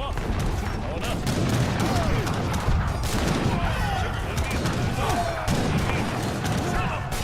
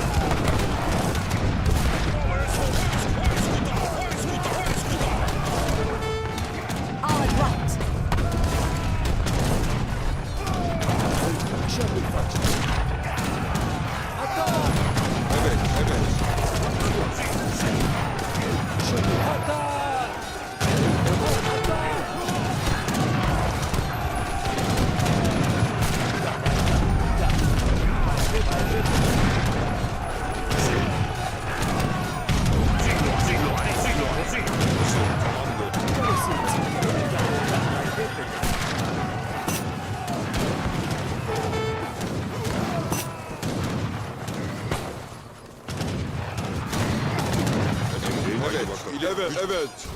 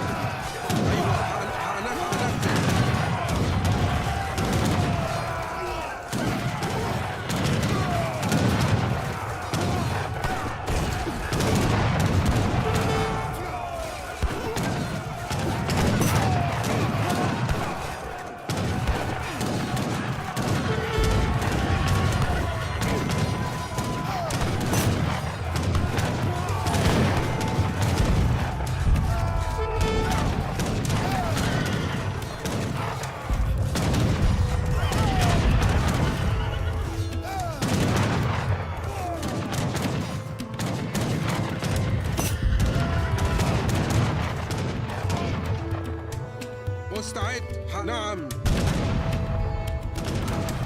好的，遵命。 أيوة نعم نعم حاضر نعم هنفذ نعم حاضر نعم هنفذ نعم مستعد إلى المعركة أمرك أيوة إلى نعم أمرك مستعد أمرك أي نعم هنفذ نعم حاضر هنفذ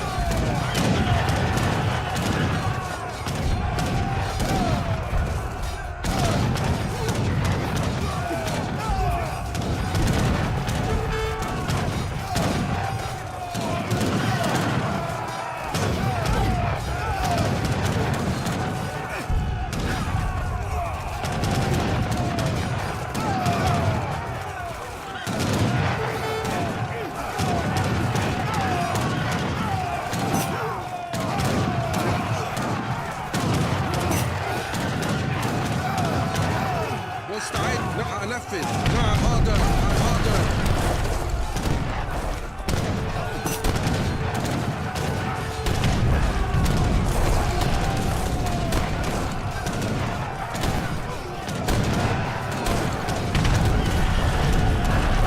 أيوة إلى المعركة مستمرك نعم إلى المعركة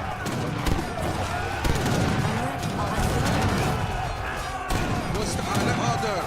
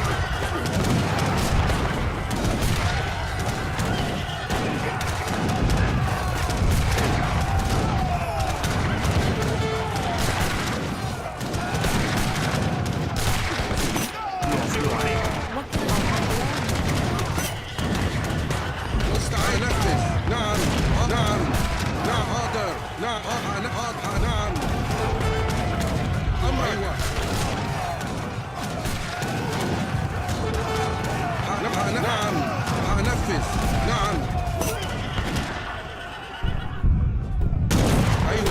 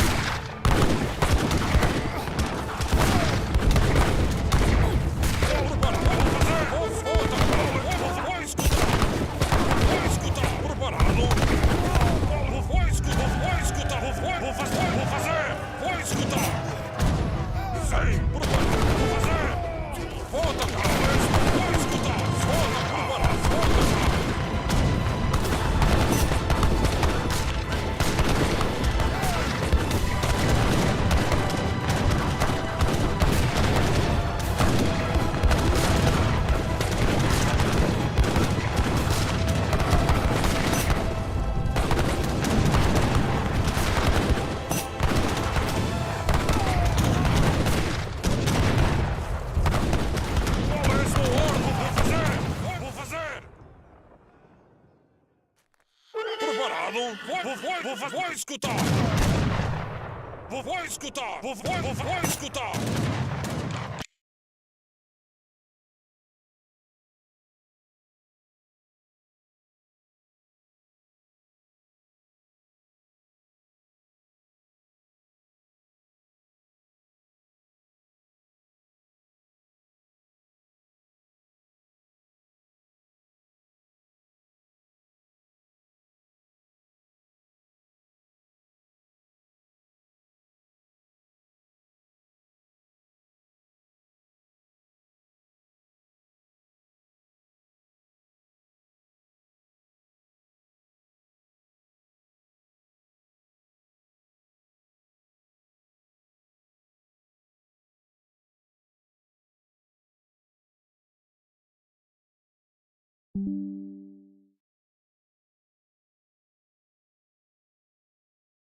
أيوة نعم حنف حاضر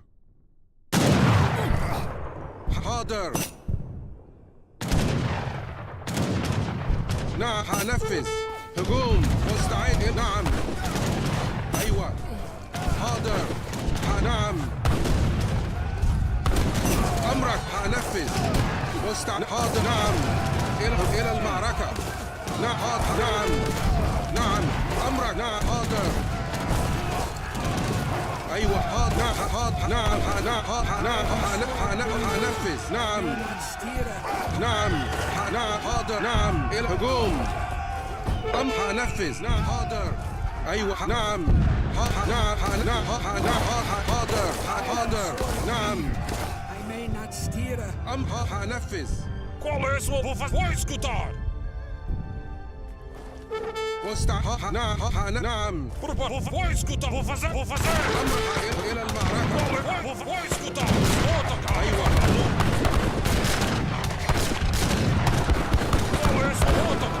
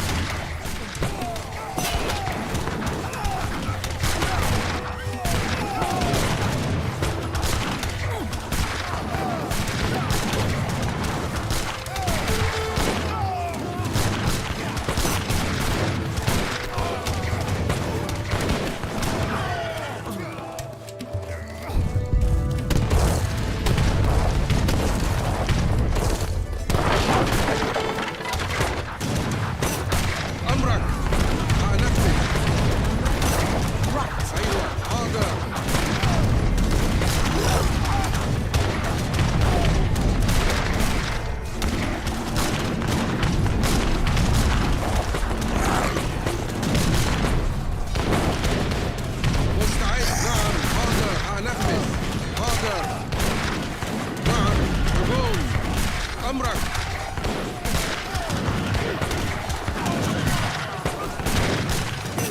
أيوة نعم نعم حاضر حانفنا أمرك. أيوة حاضر حنفذ.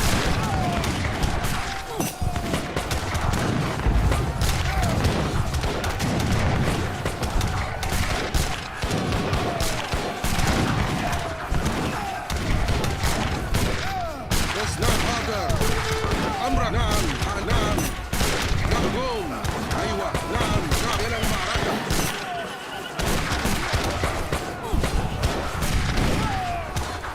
نعم أمرك واستعد. نعم أيوة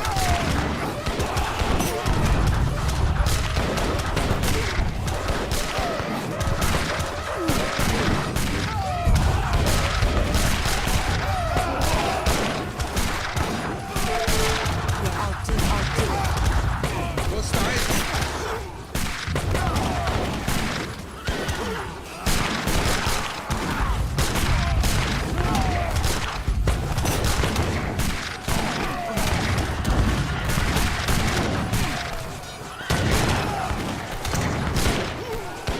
أيوة نعم أنفذ.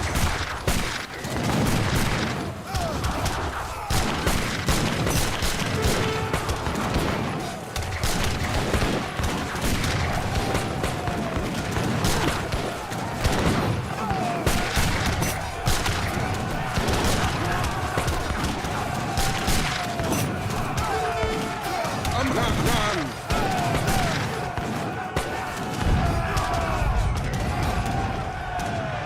أيوة حاضر نعم حاضر نعم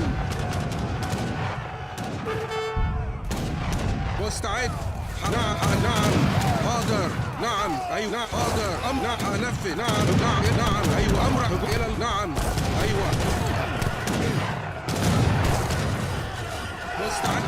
نعم نعم نعم هجوم. نعم إلى نعم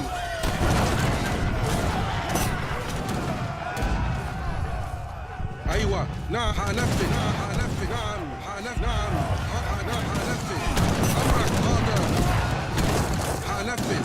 بص حنفذ حنفذ أمرك. نعم نعم حاضر. نعم نعم نعم إلى المعركة. نعم نعم أيوة نعم نعم إلى نعم أيوة حاضر أمر. نعم حاضر أيوة حنفذ أمرك. نعم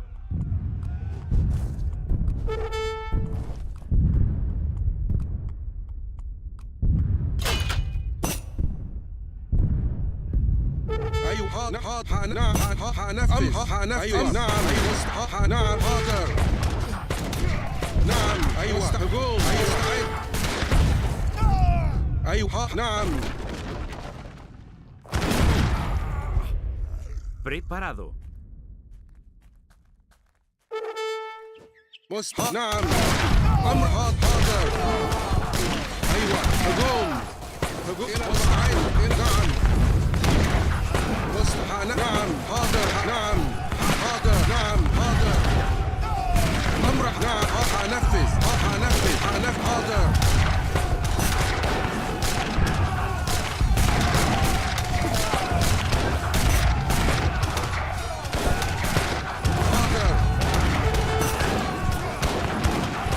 أمرك. حنفذ حاضر حاضر. نعم حاضر حنفذ. نعم واستعد. حاضر نعم حاضر إلى المعركة. أمرك. أيوة استعد. نعم أمرك.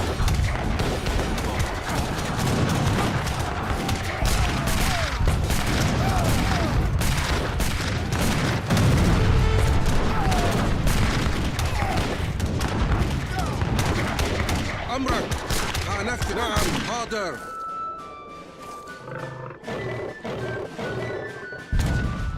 مستعد حنفذ نعم حاضر حاضر حنف نعم أيوة حاضر نعم حاضر حاضر نعم حاضر نعم حنفذ نعم حاضر مستعد نعم حاضر نعم حنفذ حاضر نعم حاضر نعم نعم حاضر حاضر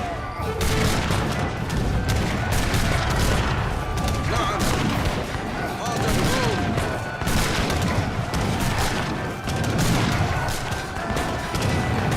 أيوة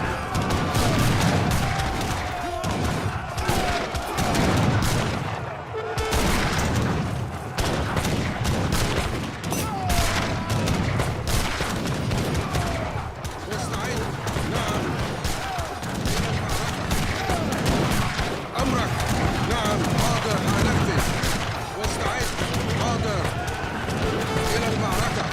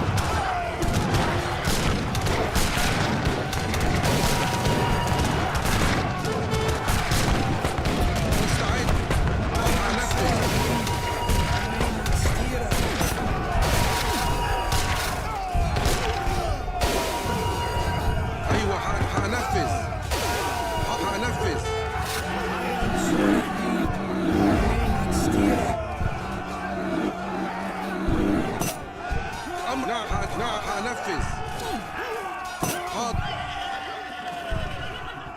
I am sorry, grieved. أيوة I may not حاضر steer. نعم حاضر هنفذ نعم حاضر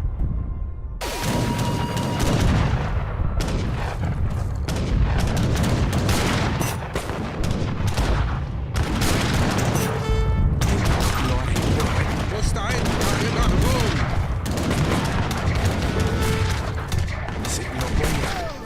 نعم حاضر نعم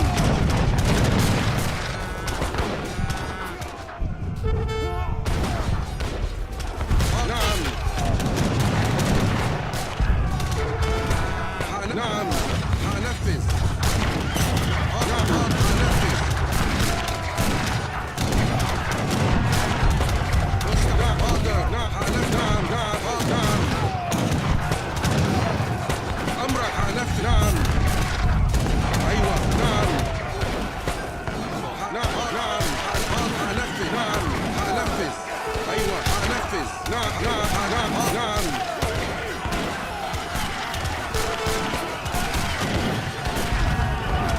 أمر نعم هنفذ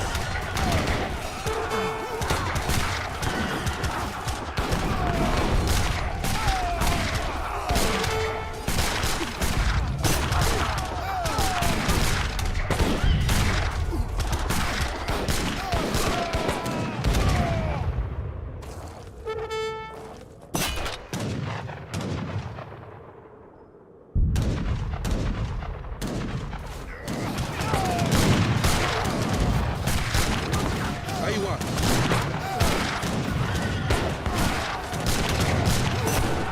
أمرك نعم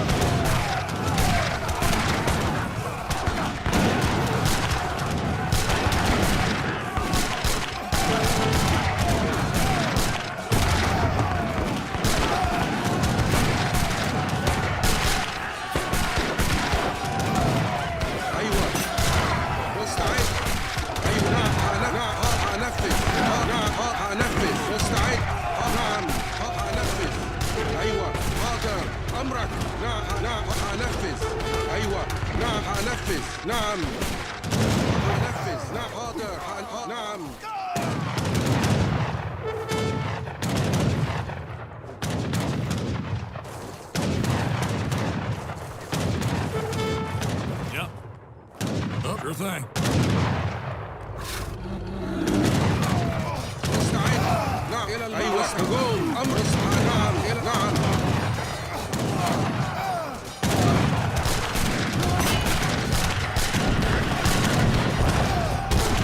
أمرك.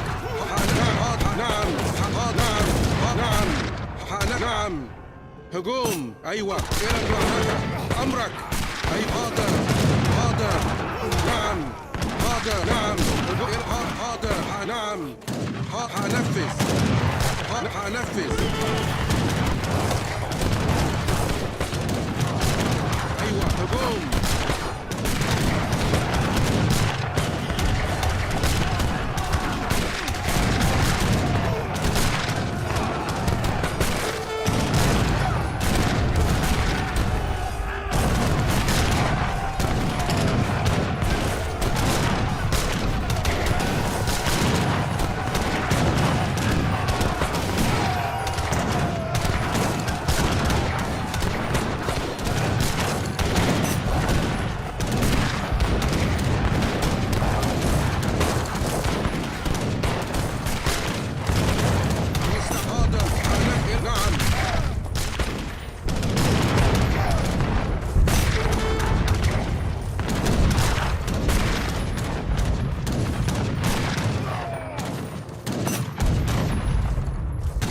أمرك. نعم حاضر. هنفذ. نعم.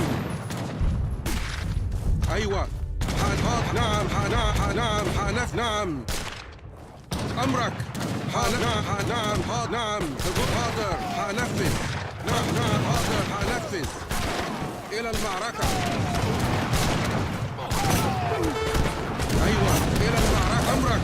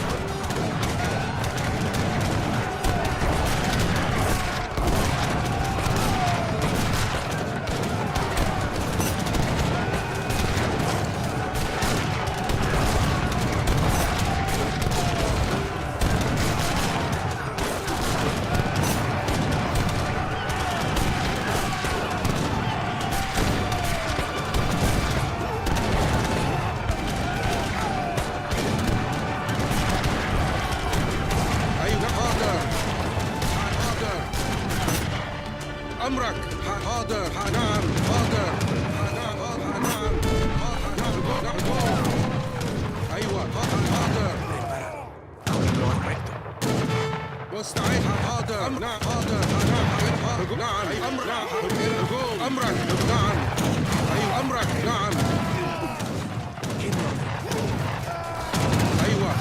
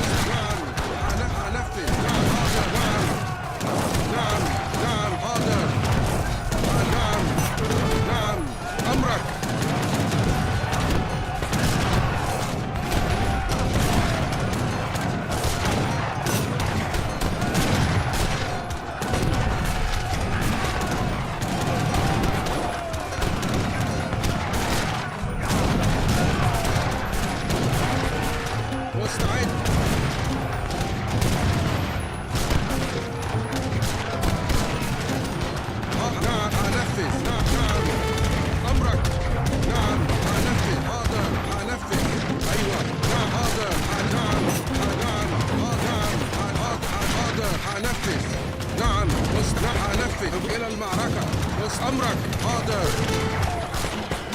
هجوم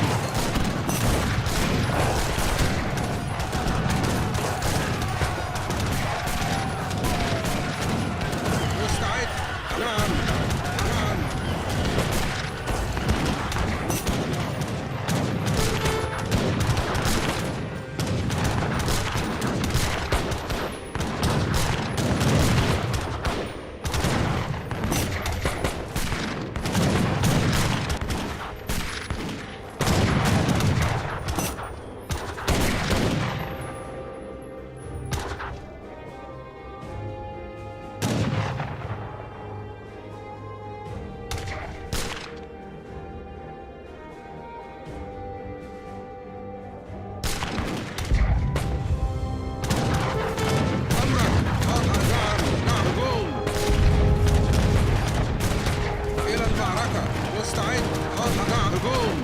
أمر أيوة إلى الهجوم مستعد هنفذ نعم هنفذ نعم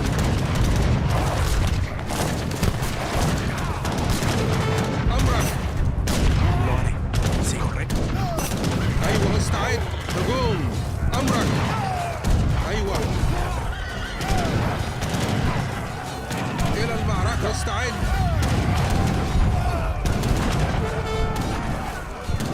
نعم هنفذ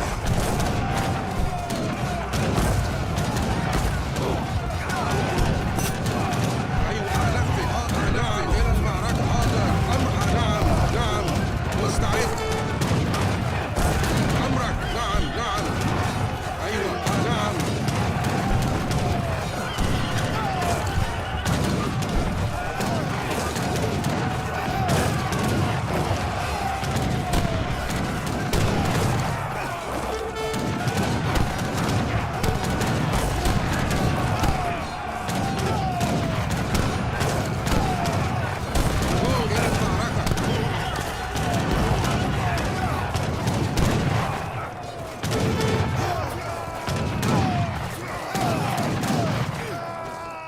مستعد حاضر هنفذ حاضر أمر هجوم What can I do? Right, I'll do it. I'm right, do it. I'm right, I'll do it. Right, I'll do it. I'm right, I'll do it. Right, I'm right. I'll do it. Right, I'll do it. I'm right. أيوة هنفذ نعم نعم حاضر نعم حاضر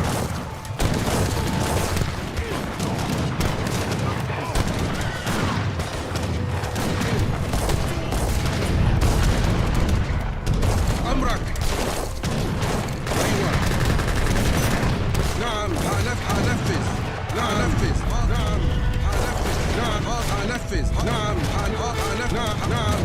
حاضر نعم هنفذ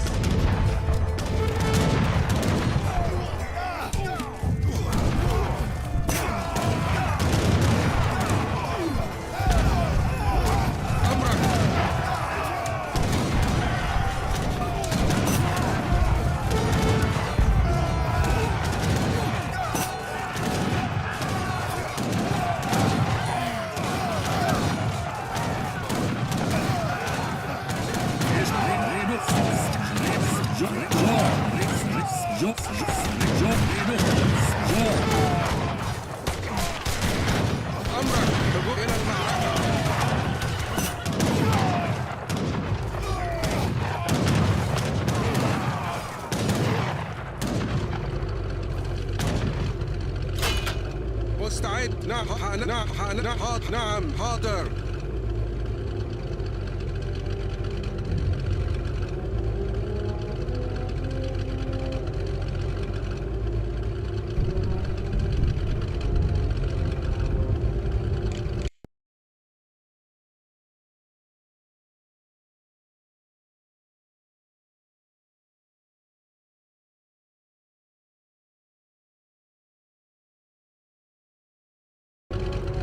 أمر أيوة مستعد نعم هنفذ نعم هنفذ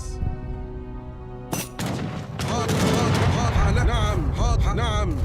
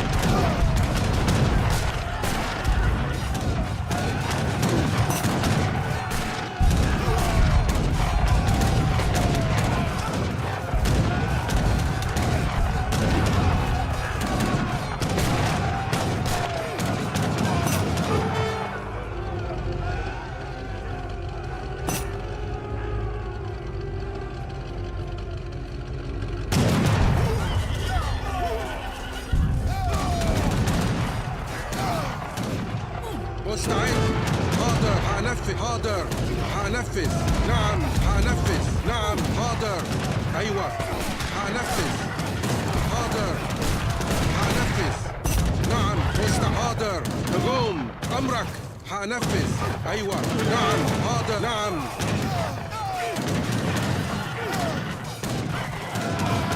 هجوم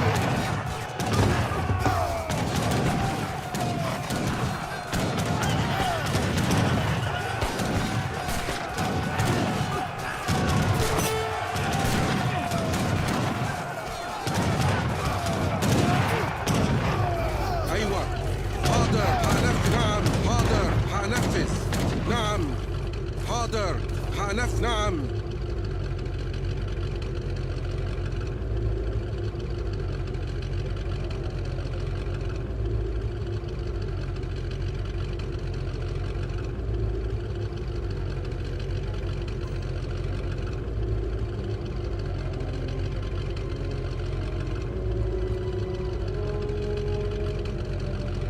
مستعد هنفذ حاضر نعم هنفذ نعم هنفذ نعم حاضر نعم حاضر نعم حاضر هنفذ نعم حاضر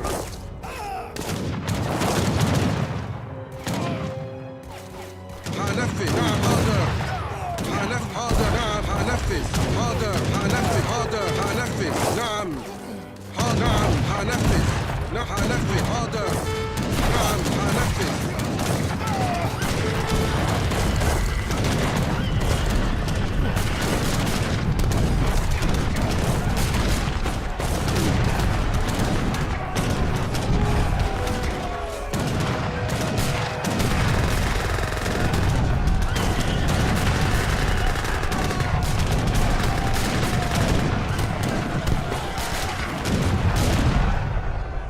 مستعد هنفذ حاضر أيوة نعم حاضر نعم حاضر نعم مستعد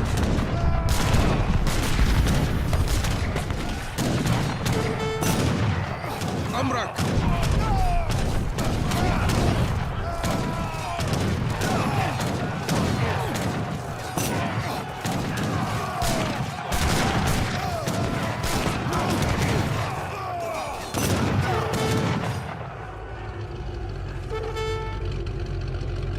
أيوة هنفذ نعم هنفذ حاضر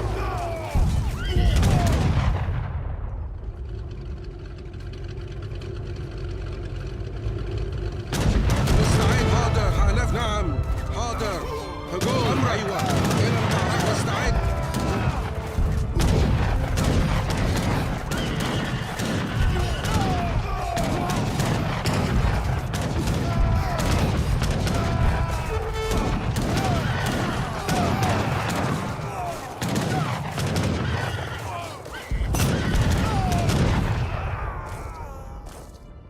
أيوة حاضر نعم حاضر نعم حاضر نعم حاضر هنفذ نعم حاضر حاضر هنفذ نعم هنفذ نعم حاضر نعم هنفذ حاضر أمرك هجوم إلى المعركة أيوة هجوم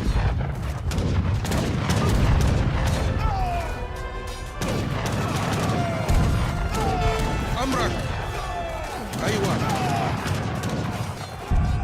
أمرك هنفذ إلى المعركة نعم أيوة إلى المعركة استعد هجوم أمرك نعم حاضر نعم حاضر مستعد هنفذ حاضر إلى المعركة نعم أيوة مستعد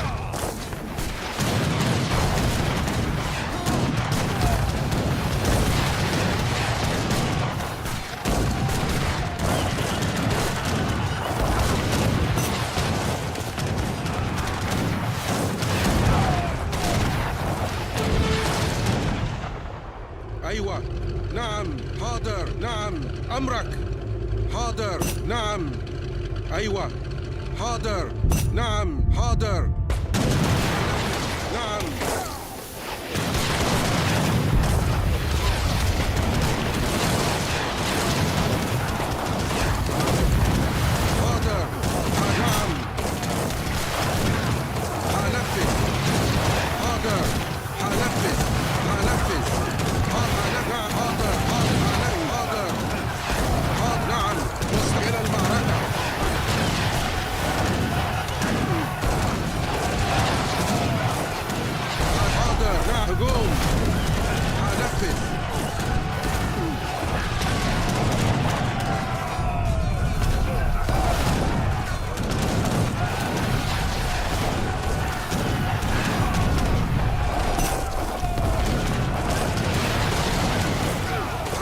نعم إلى المعركة. أيوة استحالة إلى المعركة.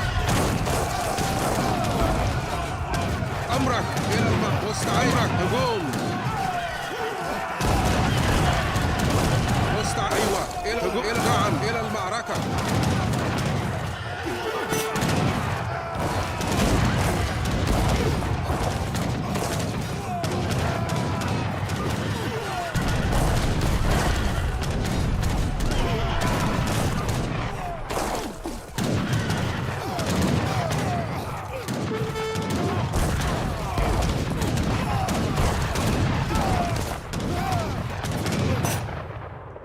مستعد.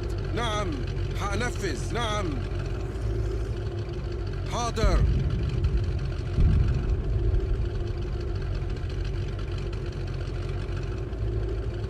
حاضر.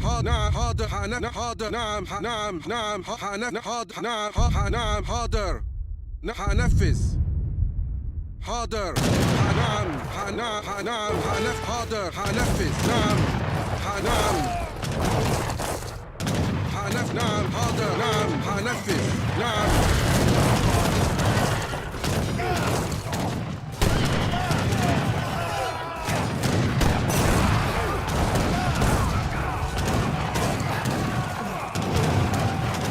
أيوة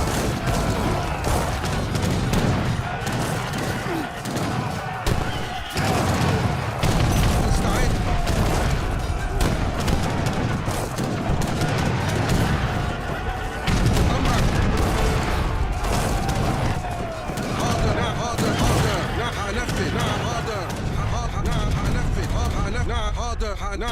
هنفذ. نعم حاضر. هنفذ. نعم هنفذ. أيوة نعم حاضر. نعم أمرك. هنفذ. أيوة حاضر. هنفذ. مستعد. نعم حاضر. نعم هنفذ. مستعد.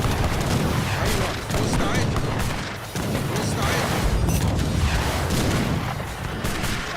أمرك. أيوة مستعد.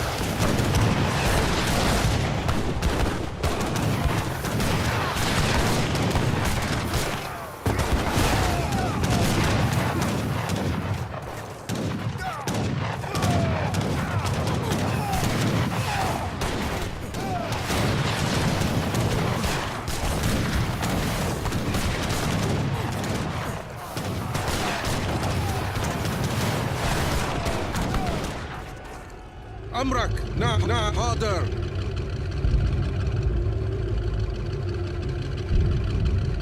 نعم هنفذ.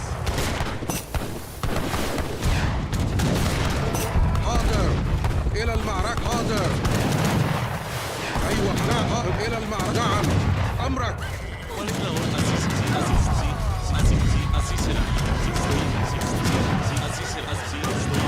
أيوة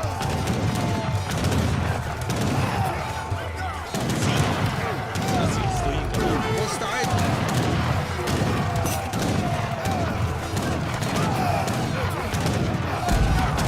أمرك.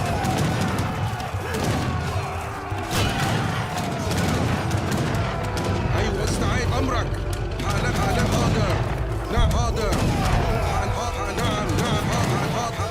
نعم هنفذ. نعم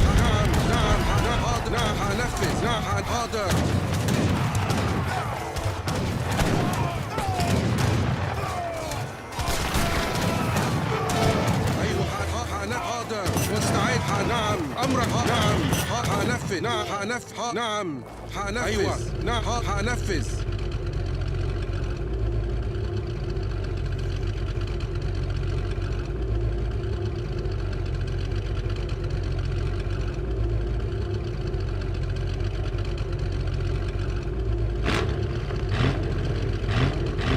أمرك نعم حنفذ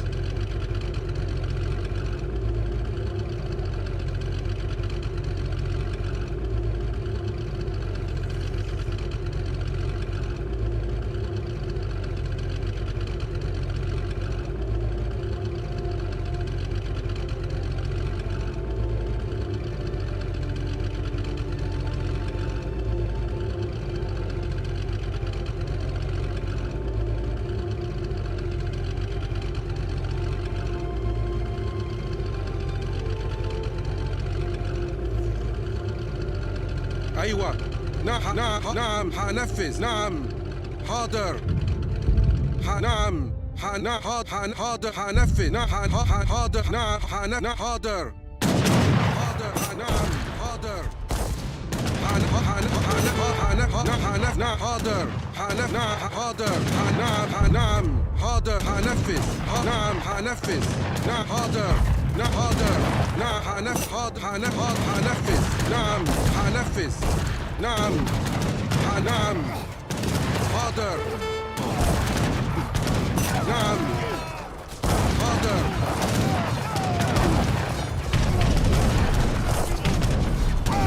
مستعد أمرك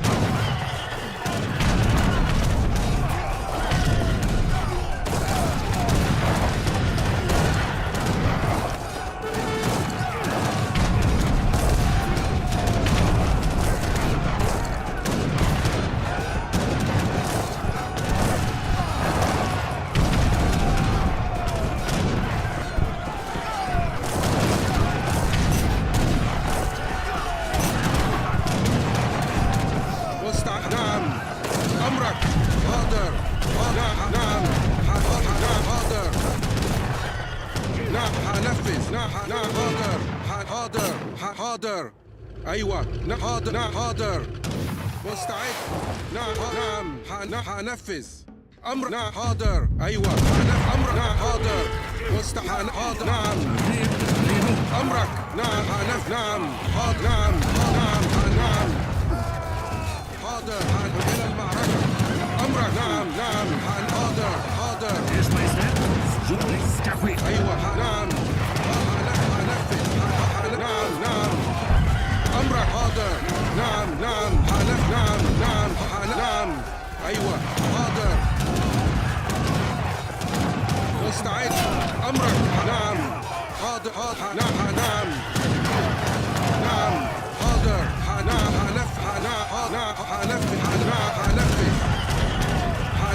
حنفذ إلى المعركة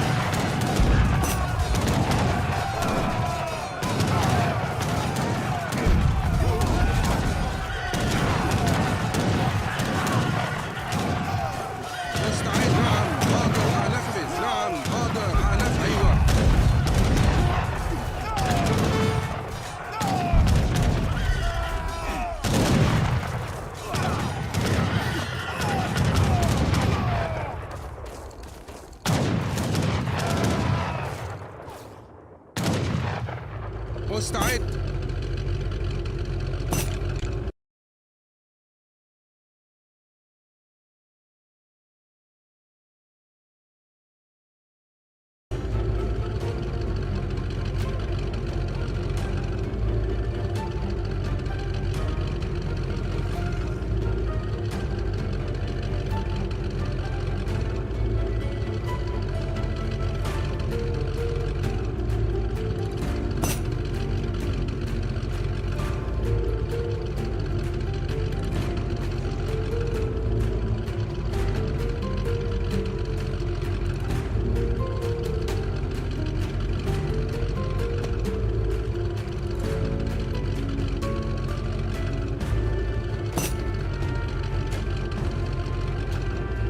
أمرك حاضر نعم حنفذ نعم حنفذ نعم حاضر حنفذ نعم حاضر نعم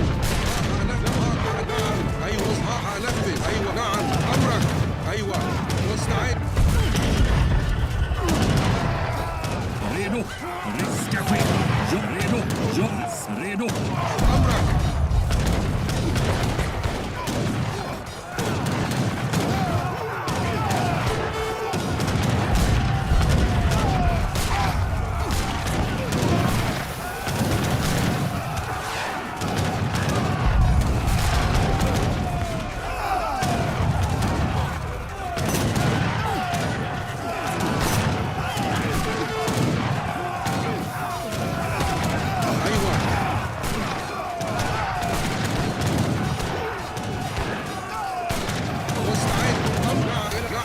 هجوم مستعد نعم حاضر نعم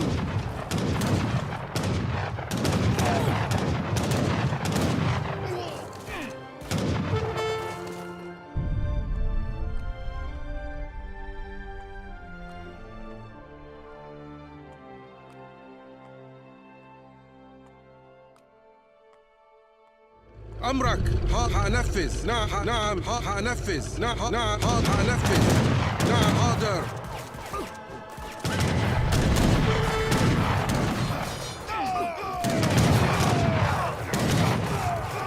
مستعد نعم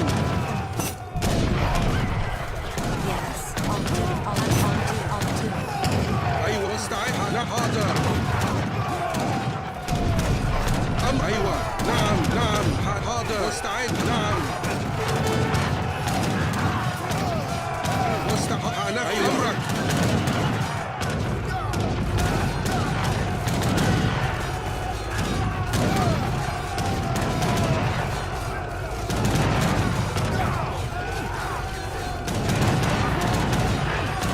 أيوة نعم حاضر نعم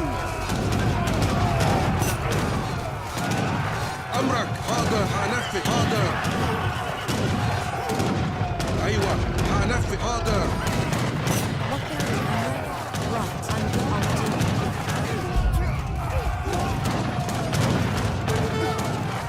مستعد نعم حاضر نعم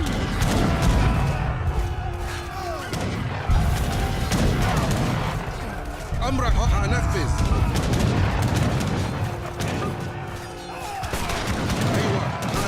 حاضر إلى المعركة واستمرك واستعد أمرك هنفذ أيوة هنفذ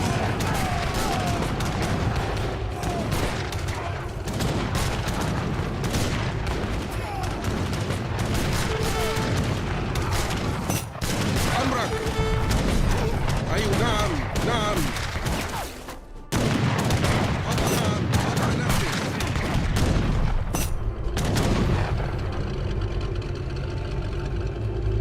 مستعد حاضر أيوة حاضر هنفذ مستعد حاضر أيوة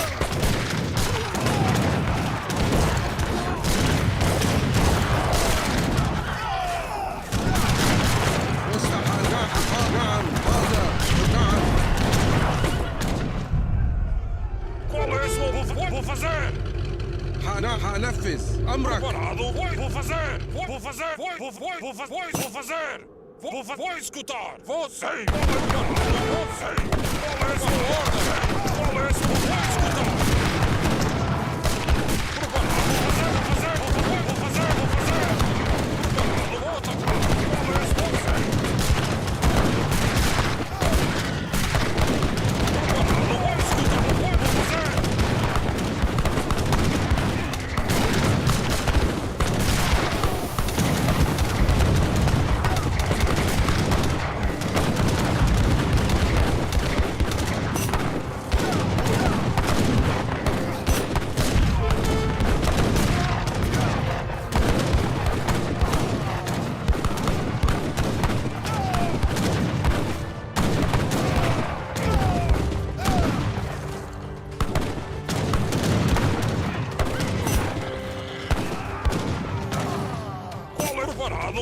preparado. Vou escutar. أيوة. نعم حاضر. نعم حاضر. نعم حاضر. حاضر. إلى المعركة. Vou fazer. مستعد. نعم هجوم. أمرك. نعم هجوم. أيوة إلى الهجوم. مستعد. نعم هنفذ. نعم.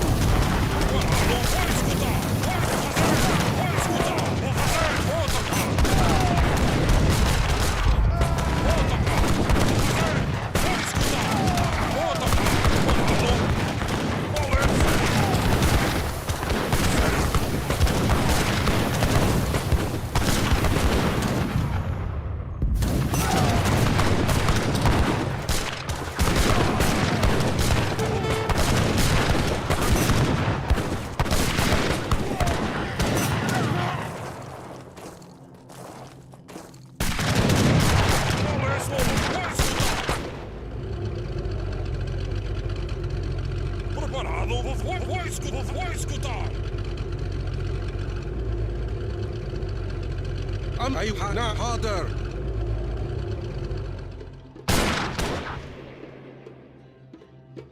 مستعد.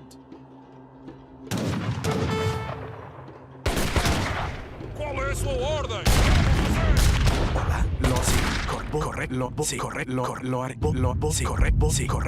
Voy a hacerlo. Vou escutar. Vou fazer.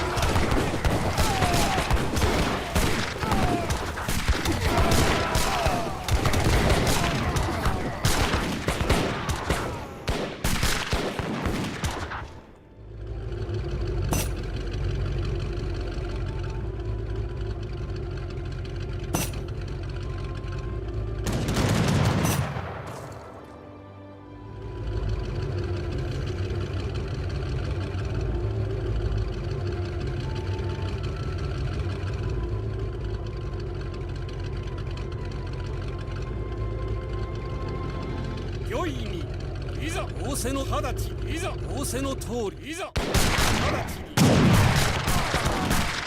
ご命令仰せの通り直ちいざ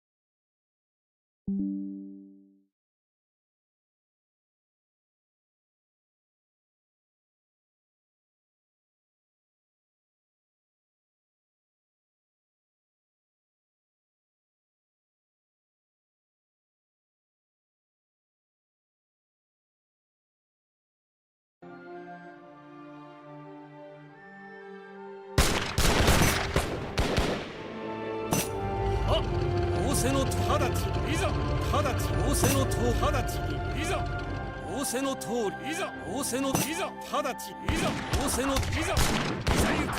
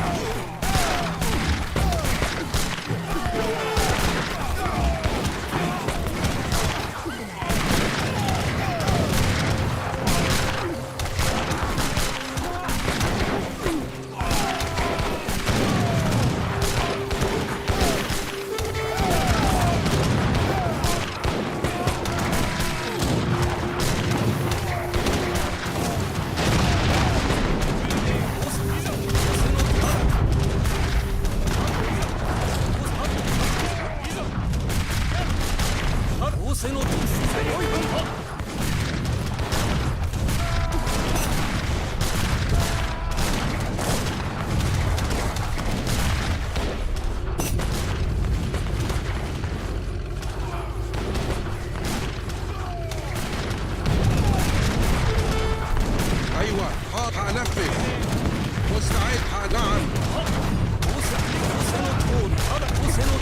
أيوة نعم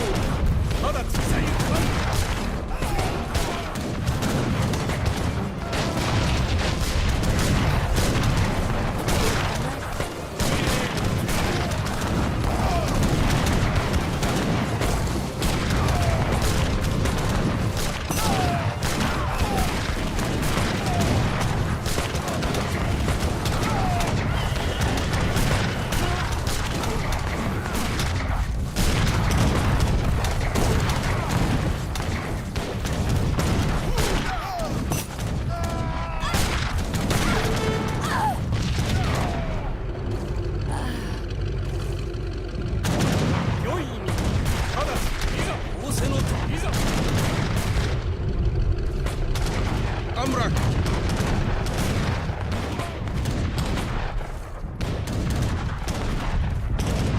أيوة نعم هنفذ إلى نعم نعم أمرك مستعد إلى نعم أمرك حاضر إلى المعركة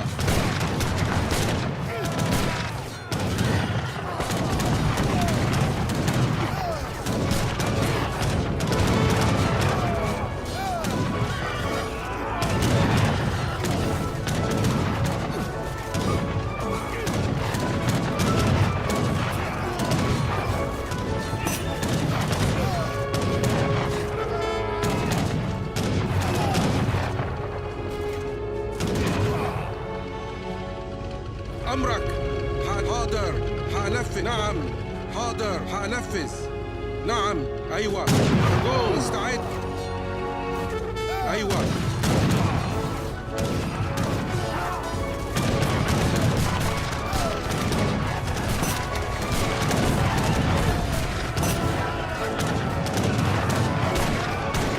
مستعد إلى المعركة حاضر هنفذ أمرك حاضر مستعد أمرك هنفذ نعم هنفذ حاضر هنفذ نعم حاضر هنفذ نعم حاضر نعم هنفذ أيوة حاضر مستعد هنفذ أمرك نعم حاضر نعم حاضر هنفذ حاضر هنفذ حاضر نعم نعم نعم أيوة نعم حاضر أمر أيوة مستعد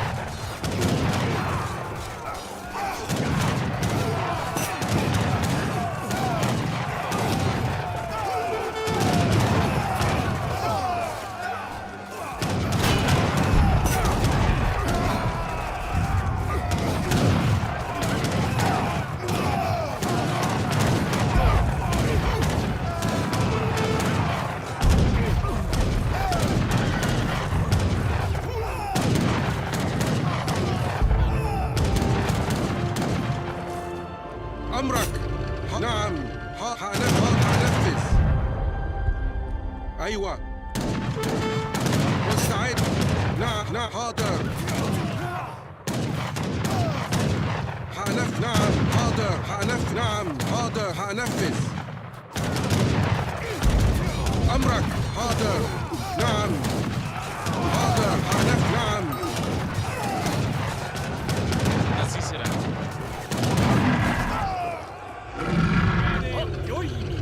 What can I do? أيوة I'm ready. I'm going now. مستعد حاضر نعم نعم حاضر هنفذ نعم حاضر هنفذ نعم حاضر حاضر حاضر هنفذ نعم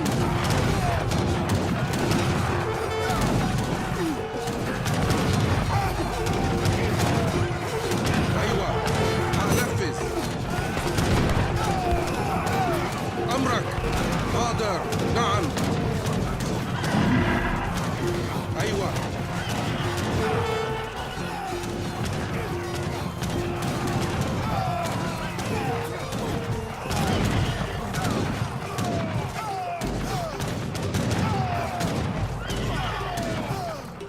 مستعد نعم هنفذ نعم حاضر هنفذ نعم أيوة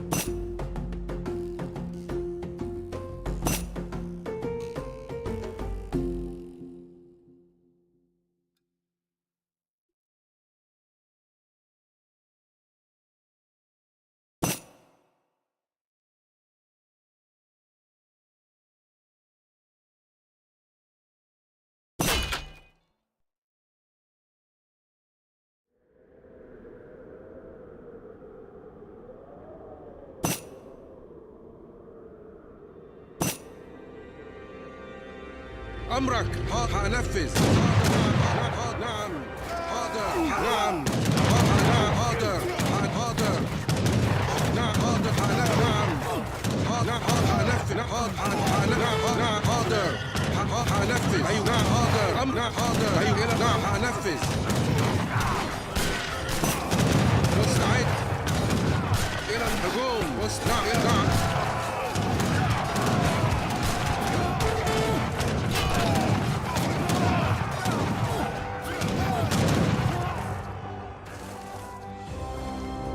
أيوة هنفذ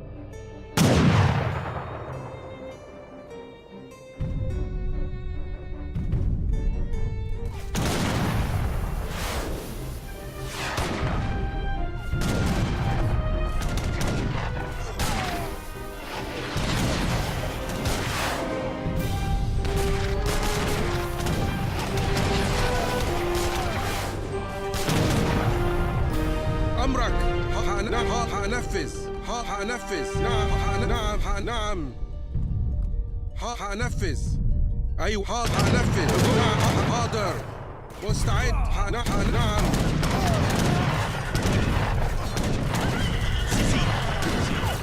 مستعد حاضر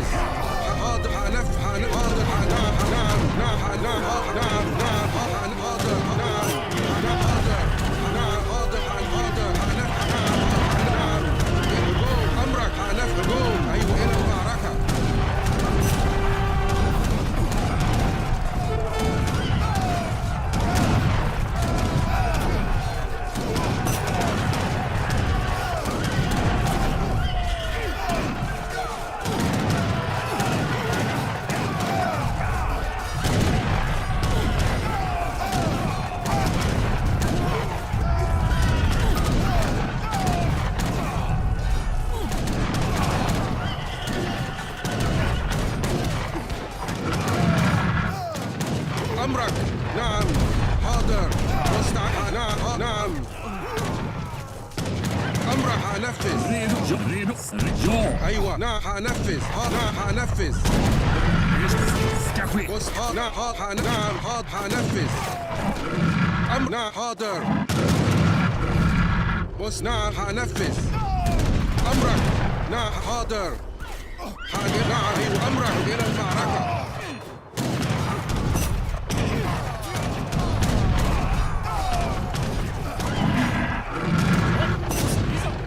مستعد أيوة نعم حاضر هنفذ نعم هنفذ نعم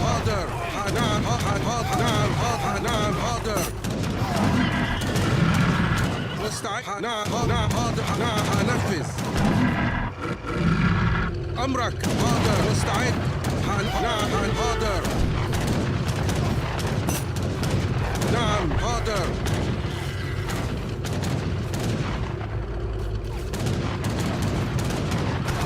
أمرك حاضر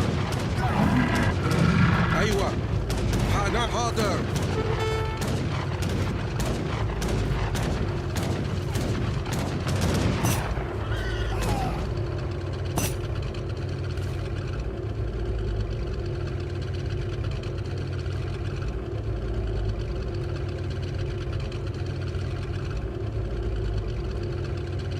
أمرك حاضر حاضر أيوة حاضر نعم حاضر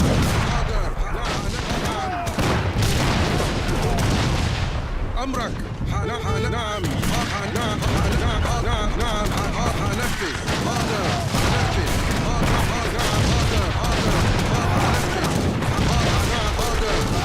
هجوم أمرك هجوم مستعد أيوة هنفذ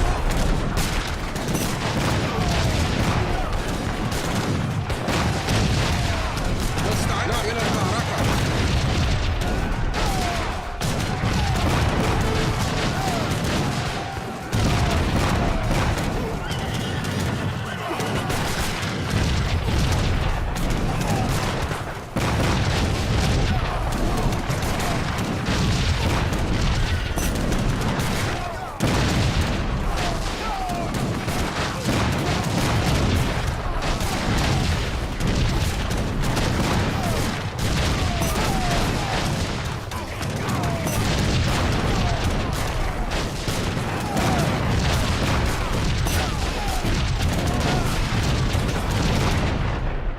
أمرك هنفذ مستعد نعم هنفذ أيوة هنفذ مستعد نعم حاضر نعم حاضر هنفذ نعم أيوة هنفذ نعم هنفذ نعم حاضر حاضر نعم إلى المعركة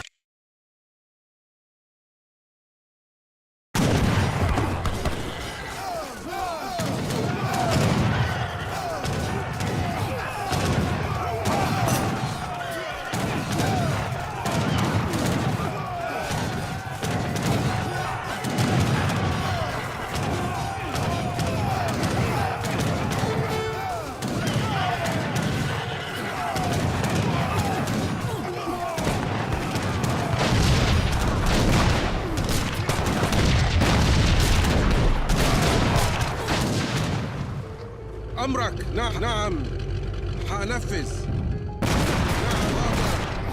نعم حاضر نعم أيوة هنفذ نعم حاضر نعم مستعد حاضر نعم هنفذ نعم حاضر أيوة نعم حاضر نعم مستعد حاضر نعم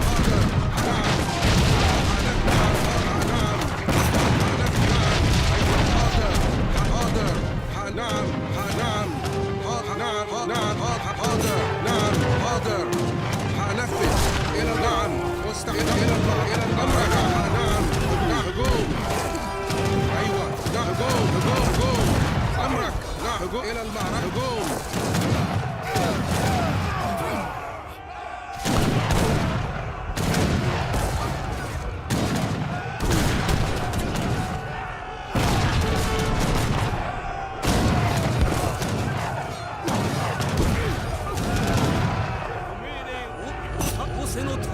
مستعد نعم حنفذ حنفذ حنفذ حنفذ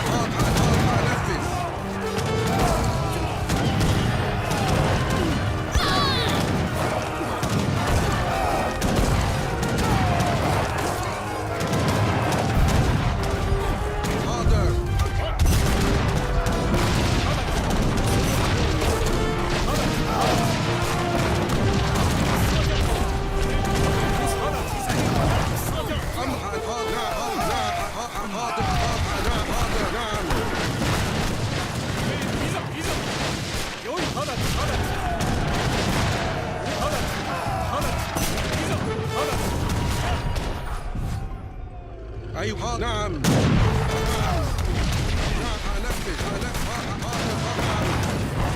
نعم حاضر حاضر نعم مستعد هنفذ نعم نعم نعم هنفذ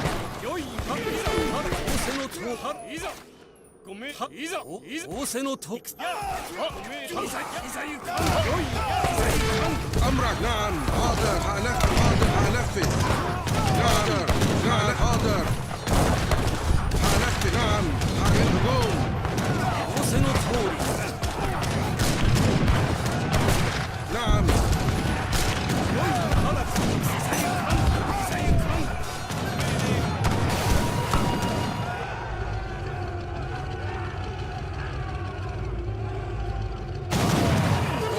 نعم نعم هنفذ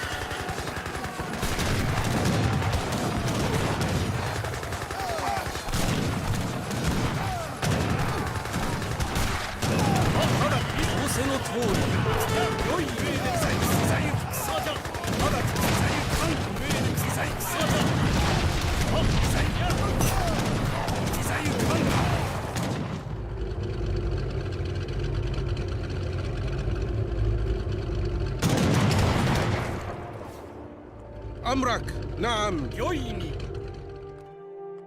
أيوة نعم حاضر نعم هنفذ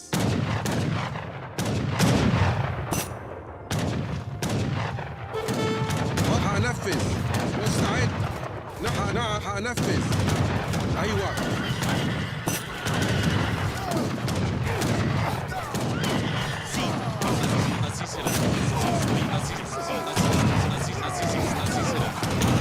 مستعد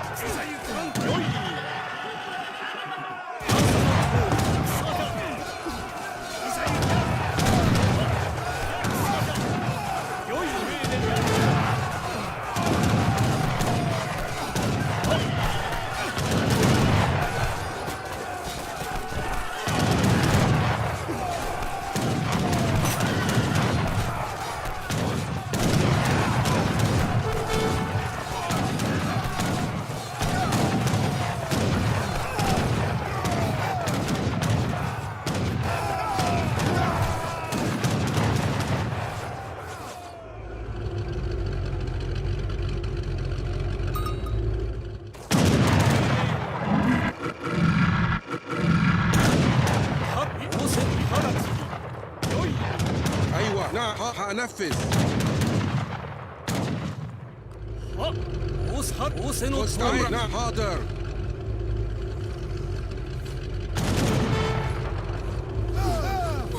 أيوة نعم وطاقة أنفذ نعم إلى المعركة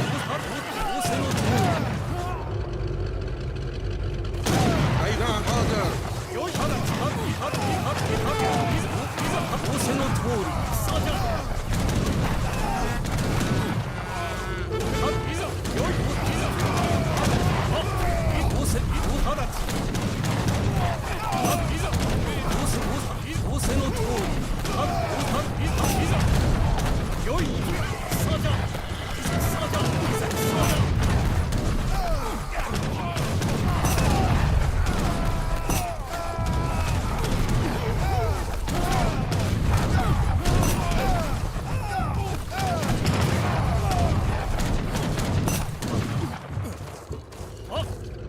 仰せのといざ仰せの直ちによいお直ちに仰せのといざよい直ちにいざ行くよ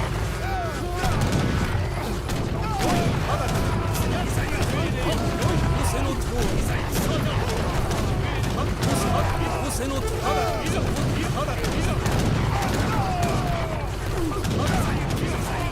よい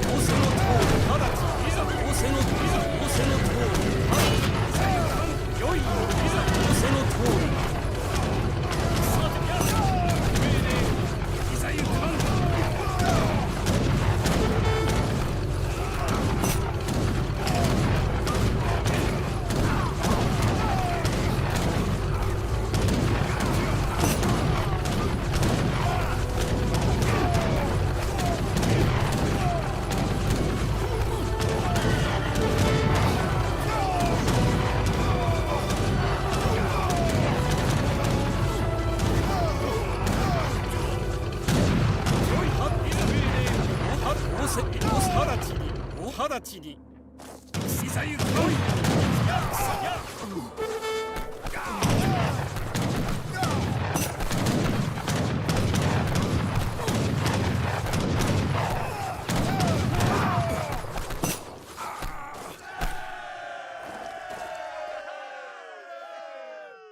いざただいざおいざただおいざおただおただちいざよいおただいざ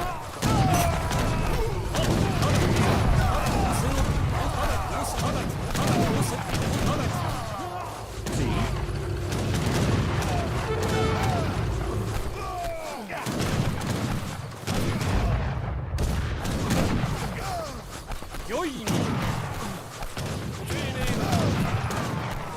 風の通りに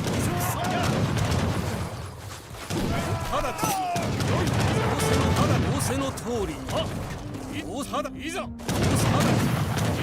せの通りにいざ直ちに仰せの通りによいにただおただいざ仰せの通りに仰せの通りに直ちにただ仰せの通りに直ちに直ちに直ちにいざよいいざ仰せの通りにいざよい直ちに仰せの通り仰せのただよい仰せの通りよい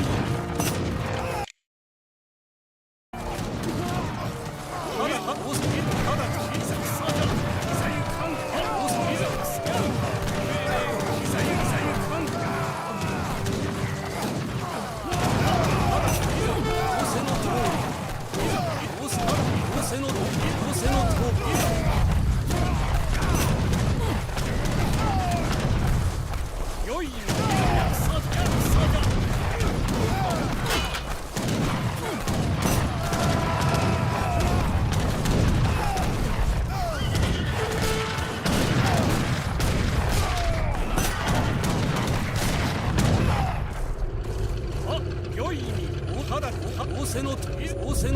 せのいざ行かんは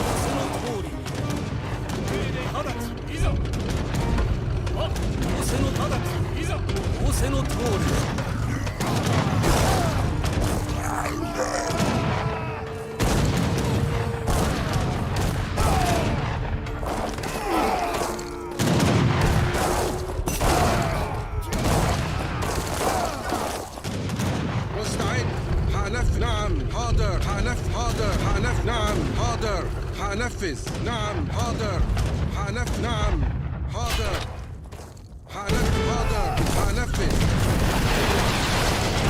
نعم أيوة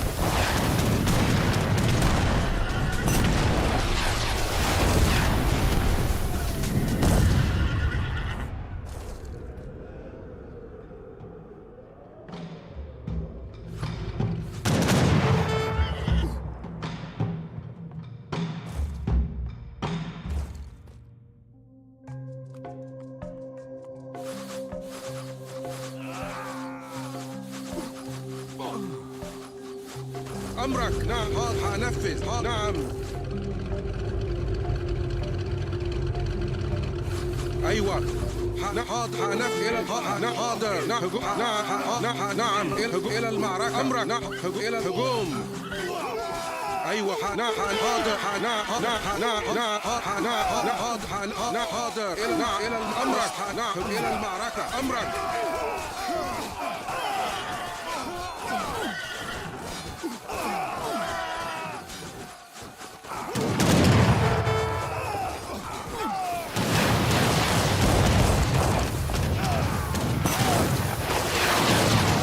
ايوه نعم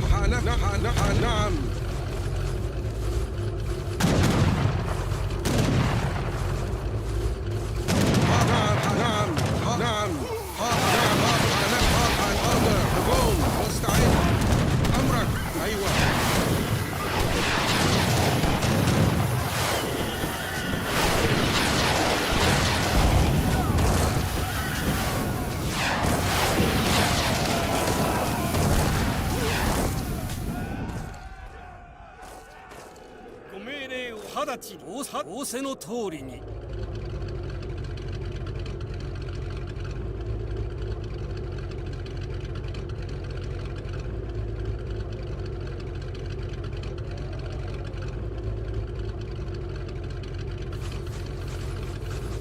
امرك حاضر حنفذ مستعد حنفذ نعم حاضر حنفذ حاضر حنفذ نعم حاضر نعم نعم حنفذ نعم حنفذ نعم حاضر نعم حاضر نعم حنفذ نعم حنفذ نعم حاضر ايوه نعم امرك نعم هجوم امرك.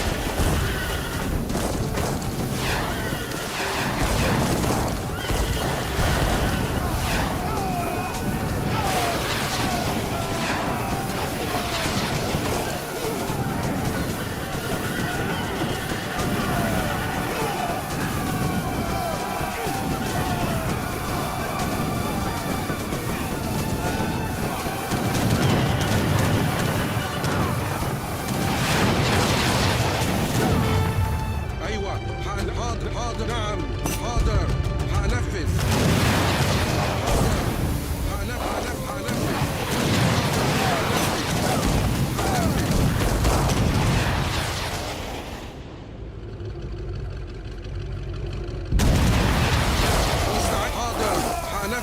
حاضر حنفذ نعم حاضر ايوه نعم مستعد ايوه.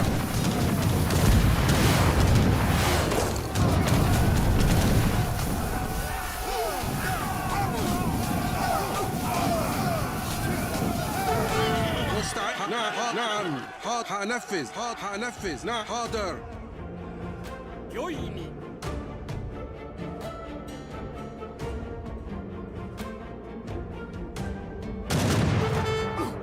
امرك نعم نعم نعم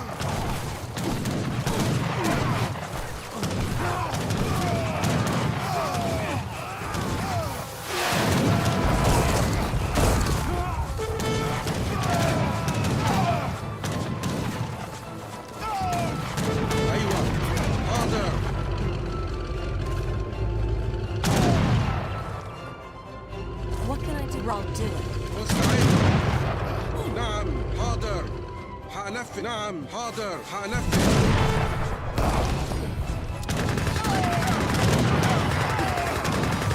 امرك هجوم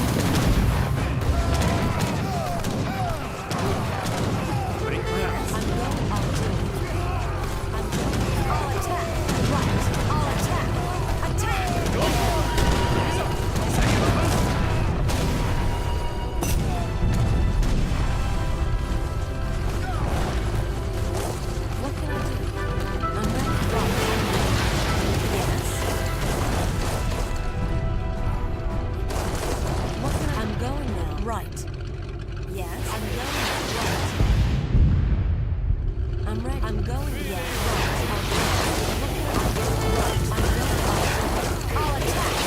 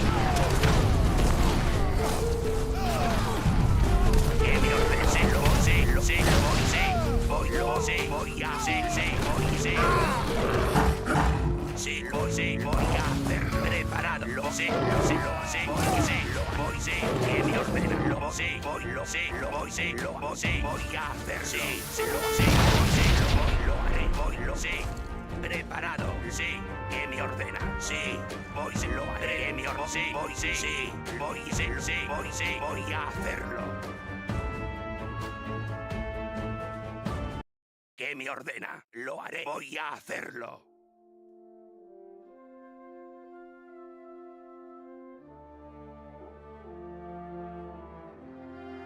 Sí, lo haré. Voy a hacerlo.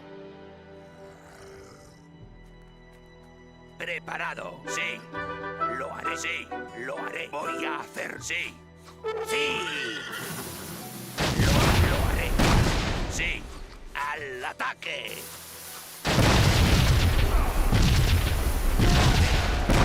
Voy a hacerlo.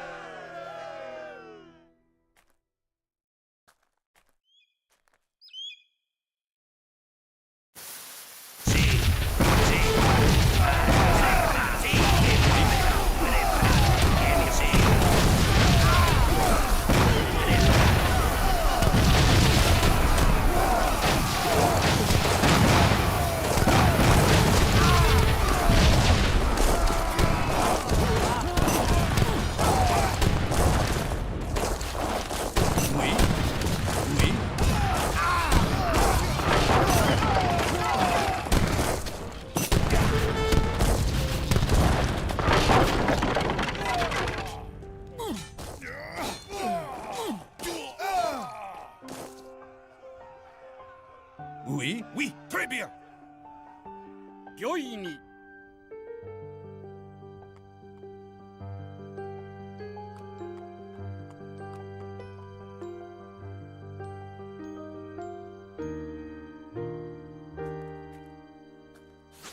Oui.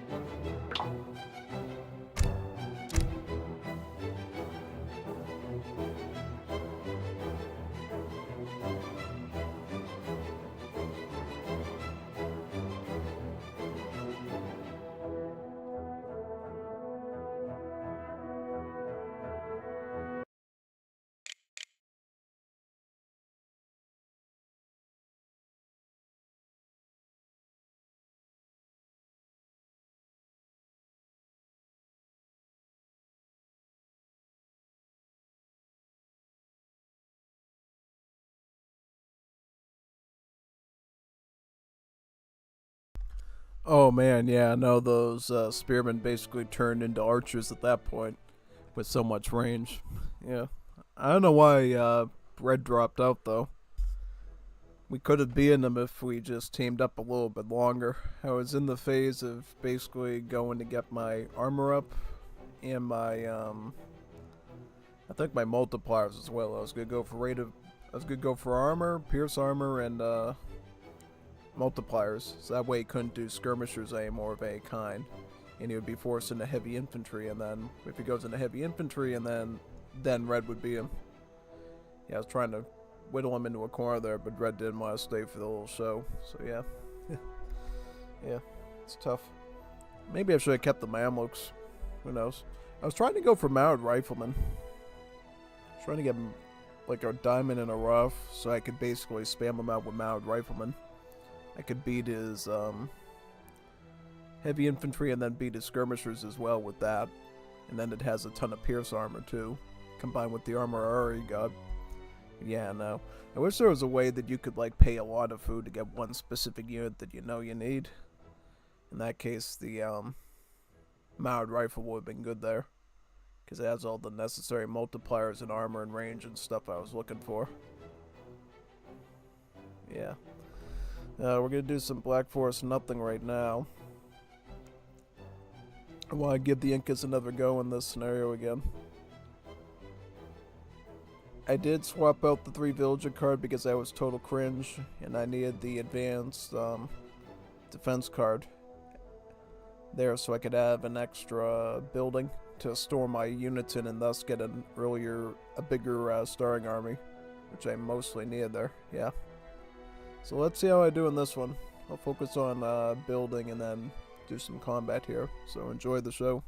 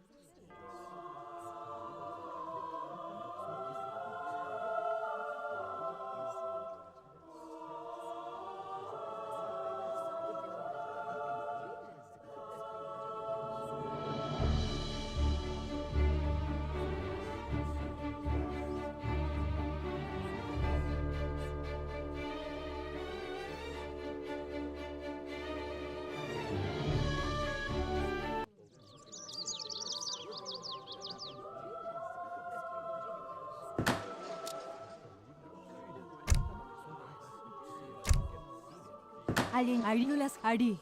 Arinulas Ham Jai Luta Kuchus. Imatamulia Ari, Yana Pasha Ari, Lissim Kaminuta. Kawajuja Chikaba.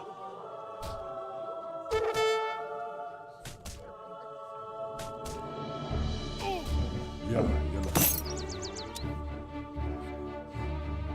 Lissim Kaminuta.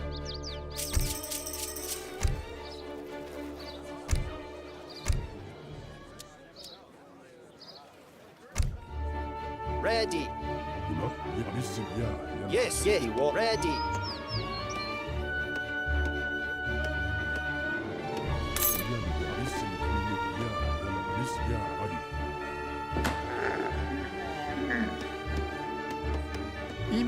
Mamnunapaka Jai Arinulas Ham Arin Nulas Ham Alin Yacho.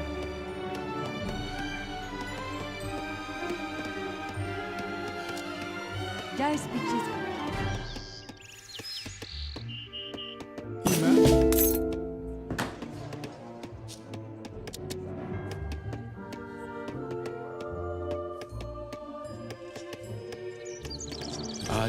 Ari, Guairala.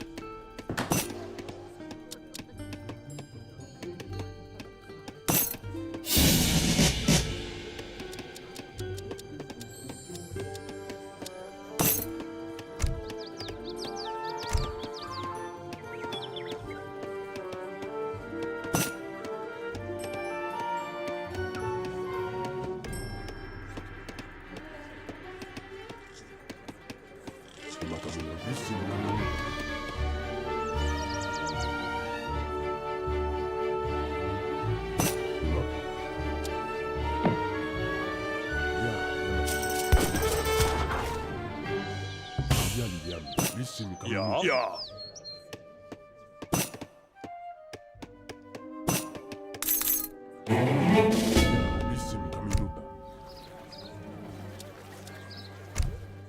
Imam Lula Napaka, ya y Luta Kuchusca. Ya es Pichisca. Ya es Pichisca. Ya es Pichisca.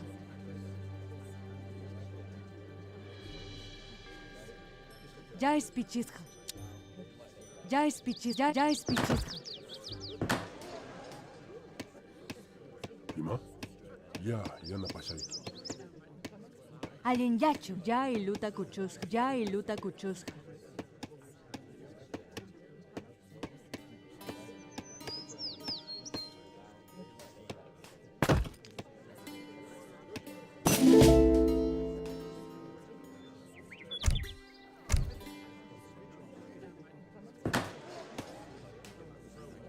Himata Guananki.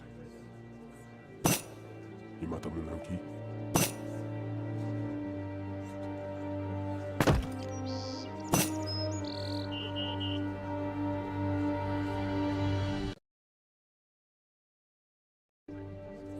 Alin Yachu.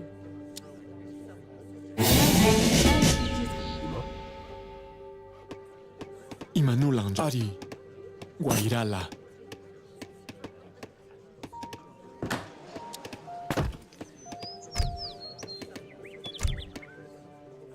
Uyali, lis Ari. Lissimi kaminu ya na pasay.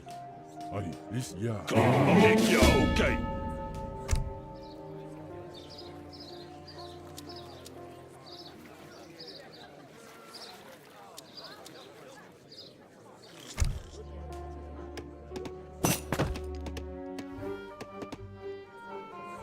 Imam Lula Arim. Ya es Pichisca. Ya es Pichisca. Lula Arim. Ya es Pichisca.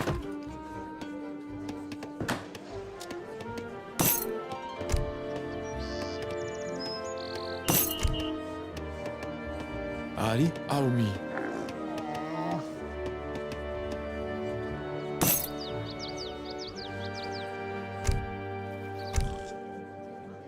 Alin Yachu. Ya es Pichisca. Ya es Pichisca.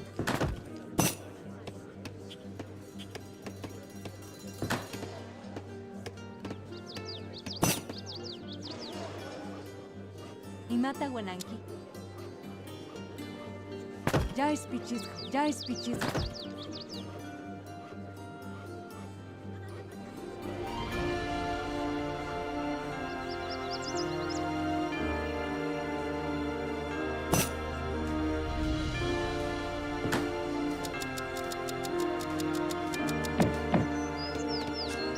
Listo. Ari, Aum, Ari.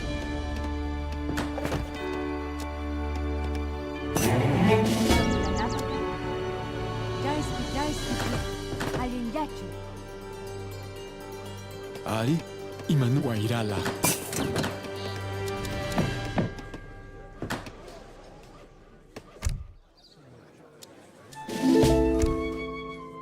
Imata Guananki. Aumi, Ari. Alin Yachu. Ya es Pichisca.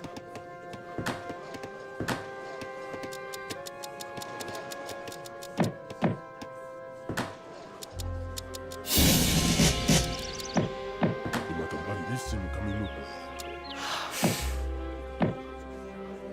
Ya na pasay. Imanulang Janapaku Ari, Guan Topakoi. Ja, klar. Ik ga. Ari, Aumi. Reinin Chikpa.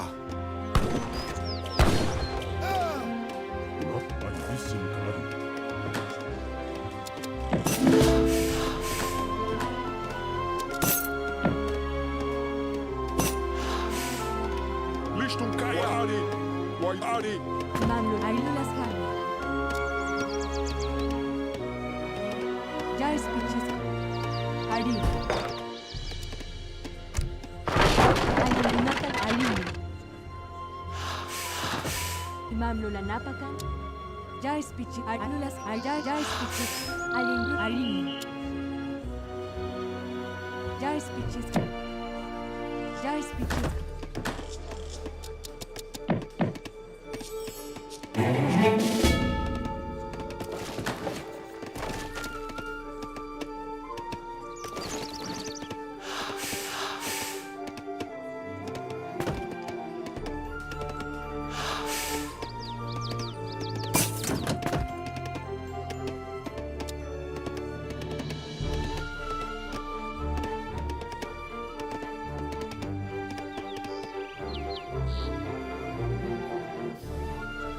Imata Ari. Alin Yachi.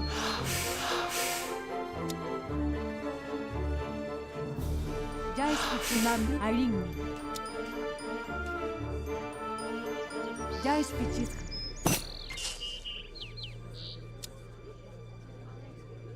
Jai speeches.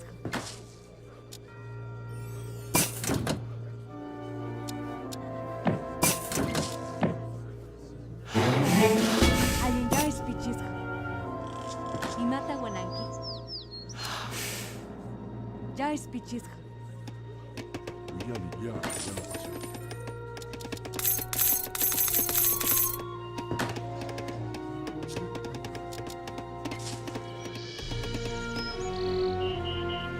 Mamlu Lanapaka. Jai speeches. Ima. Ari ya yana pasha. Alin Yachi. Imanula oh Ari. Imata Wananki. Jai speeches. Alin Yachu. Jai speeches. Jai speeches. Imata Wananki. Jai speeches.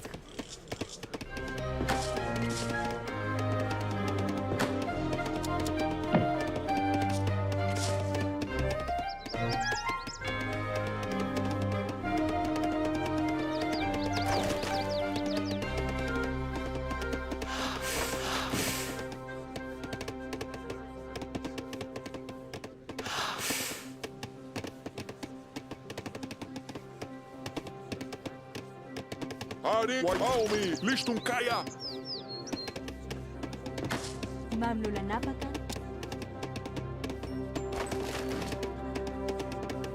Jai speeches. Jai speeches. Imanula Janapakan.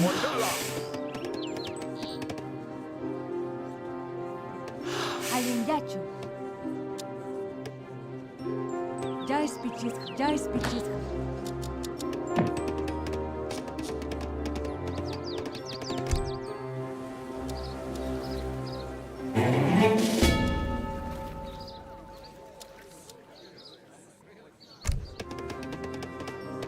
Ari. Listum Ari. Imanula Napakan.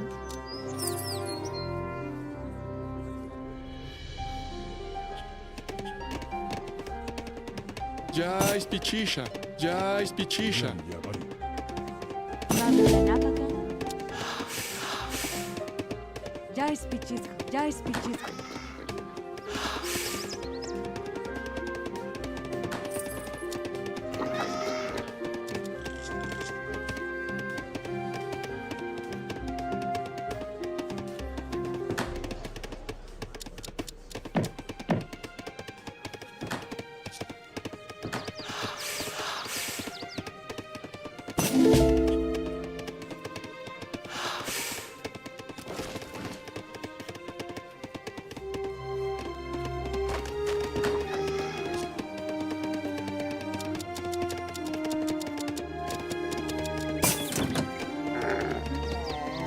Yachu, ya iluta kuchusha.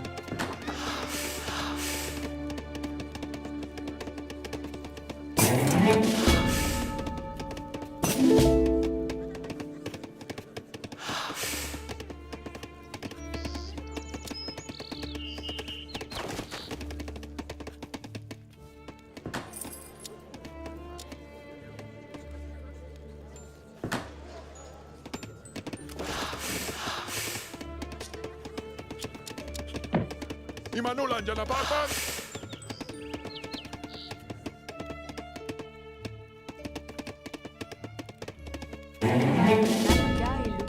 Ya iluta kuchuska.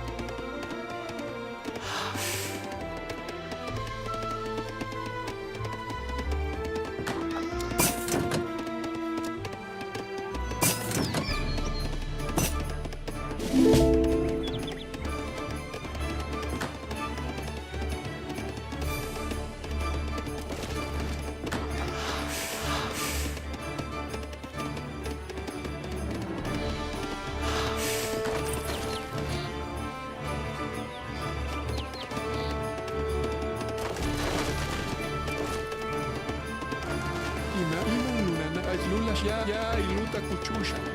Ima. Ya iluta kuchusha. Imata guanang ya iluta kuchuska.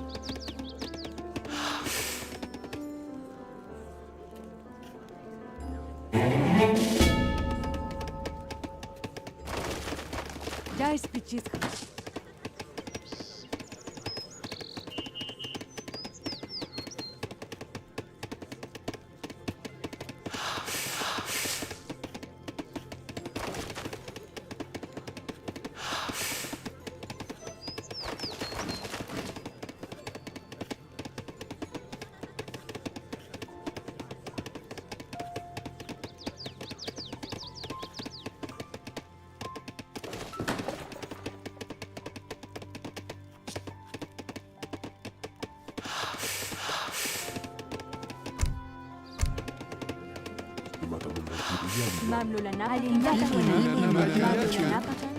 Mamlulana alinyachu.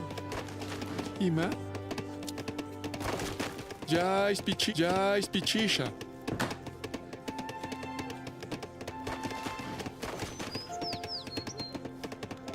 Mamlulana paka. Ya payasha. Alinyachu. Ya payasha.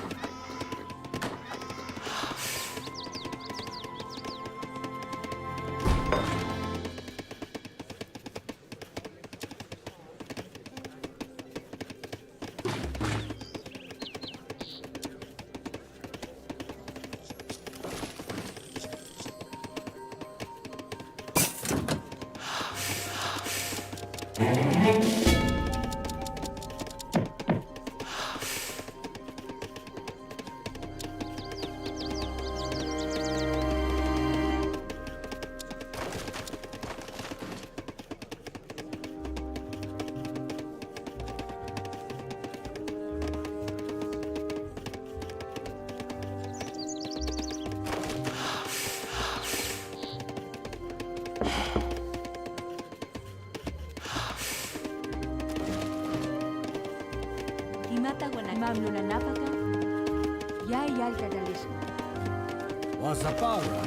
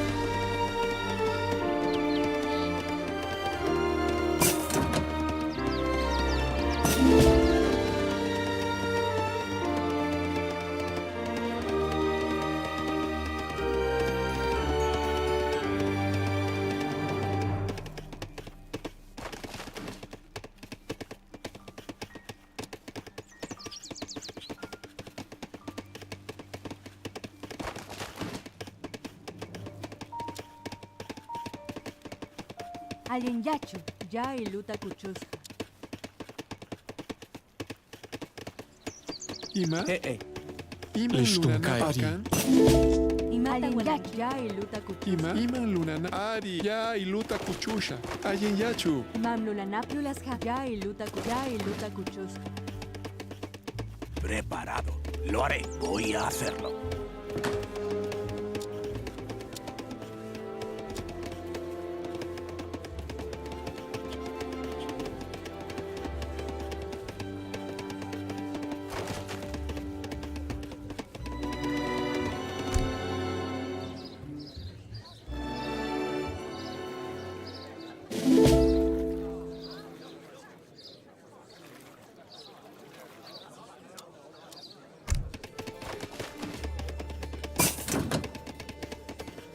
¿Qué me ordena?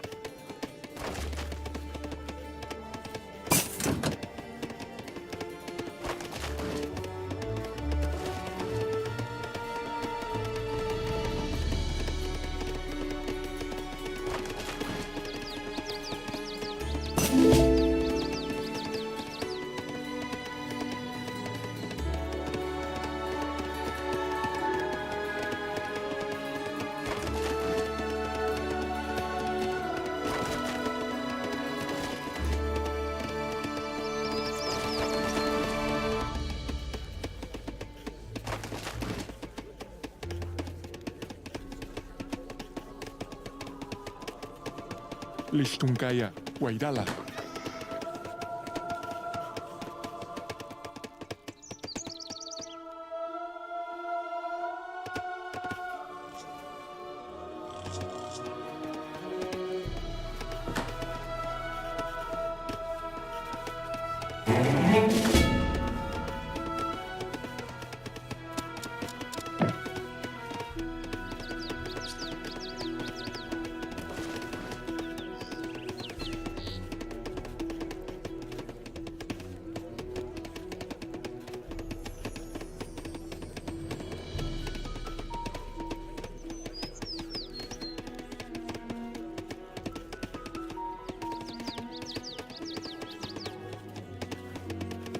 Ima?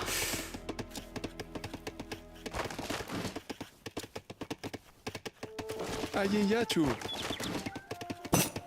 Ya ispichisha.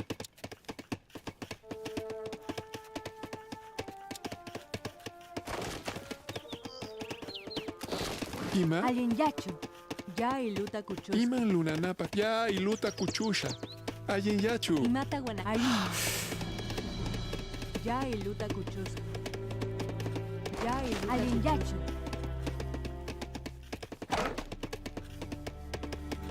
Imata guananki.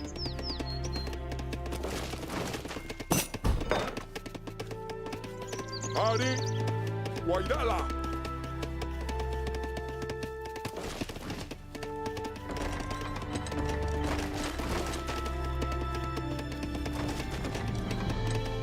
Ari, Aumi.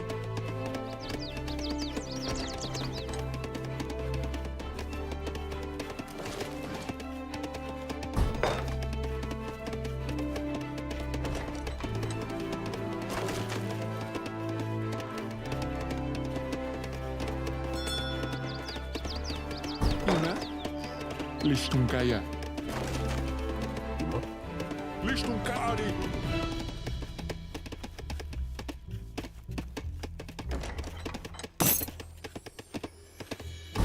Lunana, ya iluta kuchusha.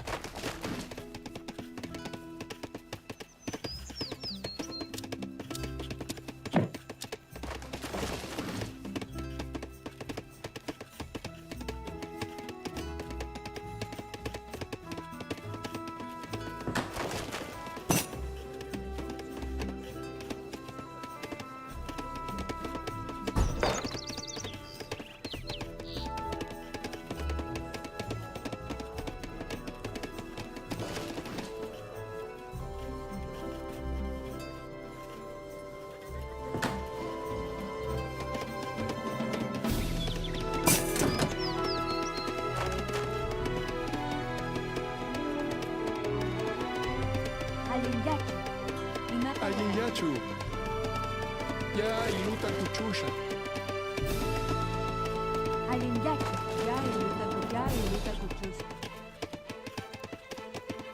Ima. Ya ispichisha.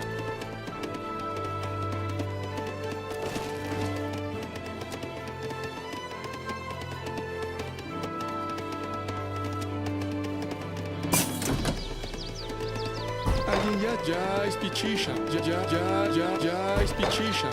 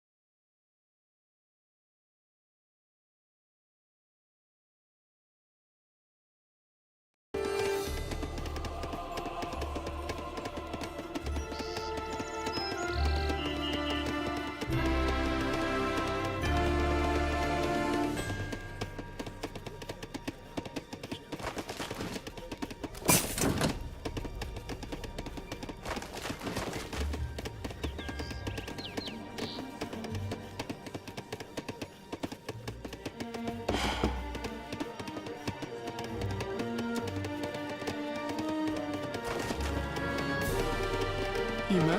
Ayenyachu.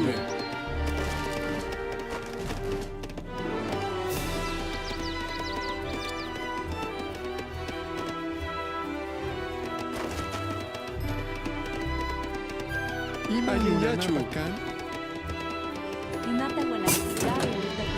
Ima Lunanapakan. Ya iluta kuchusha.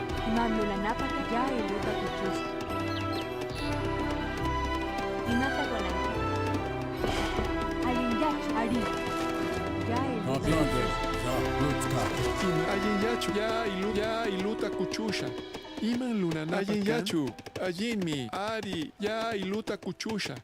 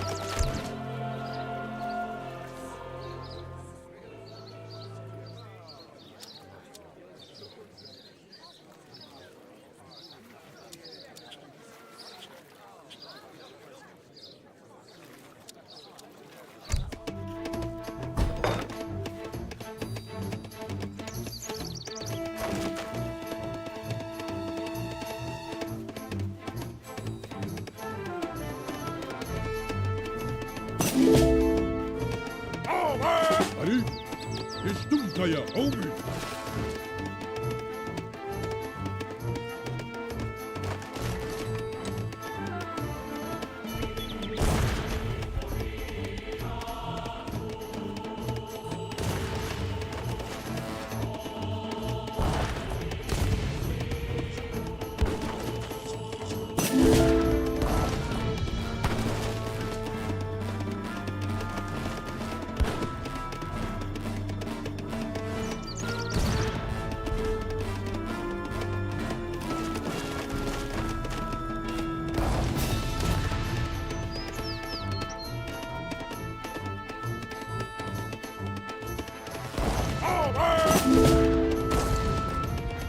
Ali, destum kaya, araya.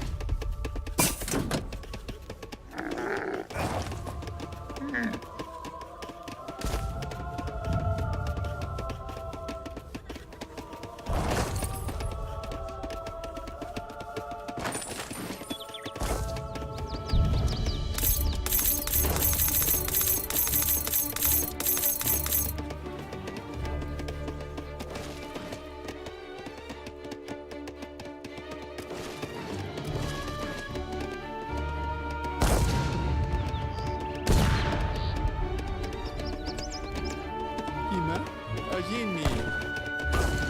Ya ispichisha.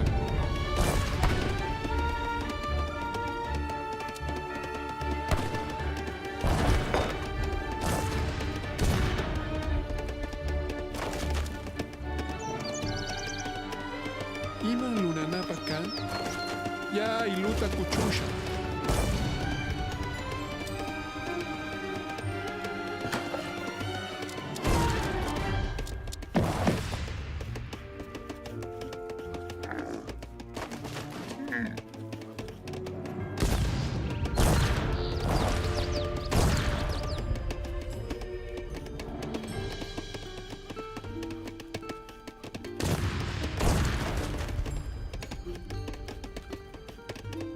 Listom kai vairaumi.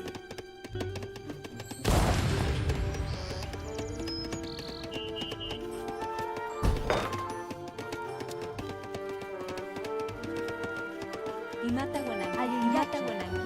Alinyachu. Ya tatalisha. Ayin yachu. Ya tatalisha. Ima lunanapakan.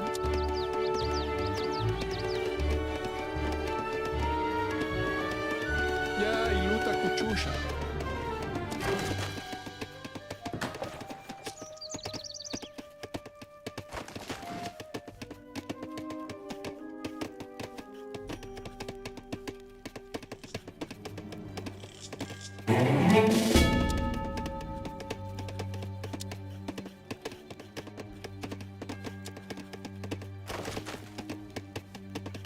Ema listom kaya.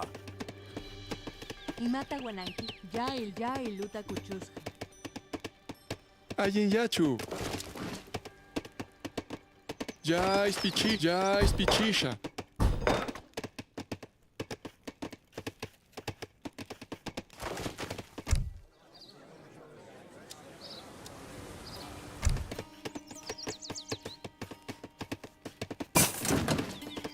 Ima?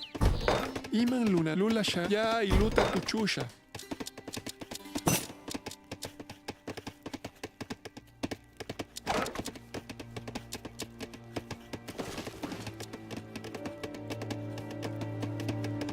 Ayin yachu ya iluta kuchusha.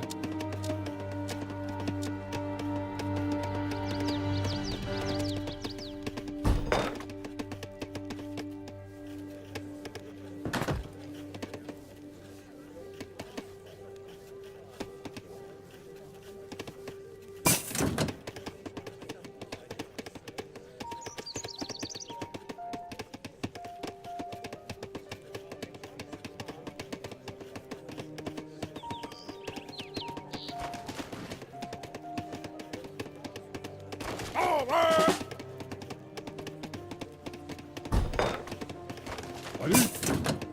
Ali!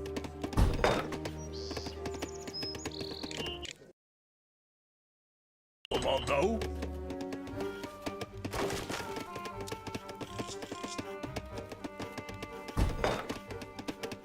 Listunkaya! Guaidala! Imam lula napaka. Jai spichiska. Jai spichiska.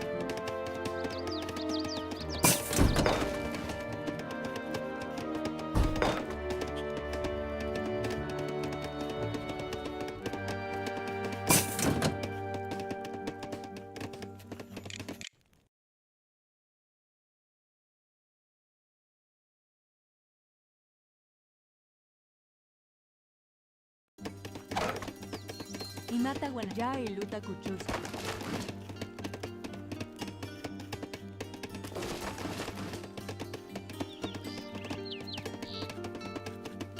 Ali!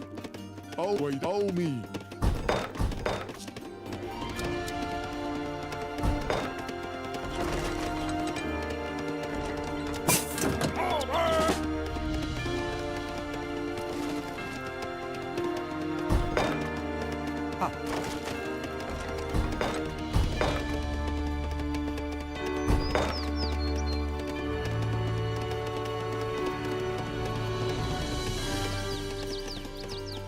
Alifstum Kaya.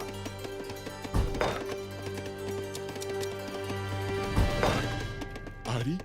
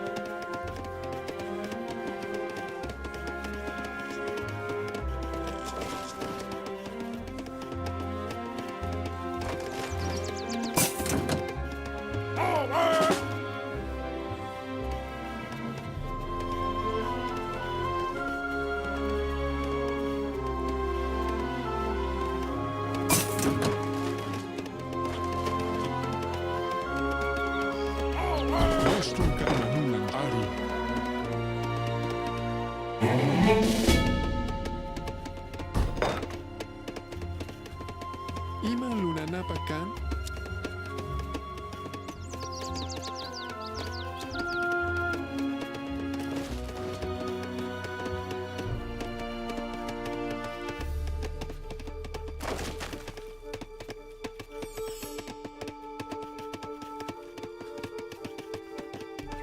Listunkaya! Verstanden, wird erledigt. Auftrag? Imam lula nap. Jai luta kuchuska. Imanulang jana pakman. Ayin yachu. Jai spichisha. Ali! Oh me! Ali! Listunkaya! Imanula Janapa Guaidala! Oh me! Ali! Oh me! Iman luna nap ya iluta kuchusha.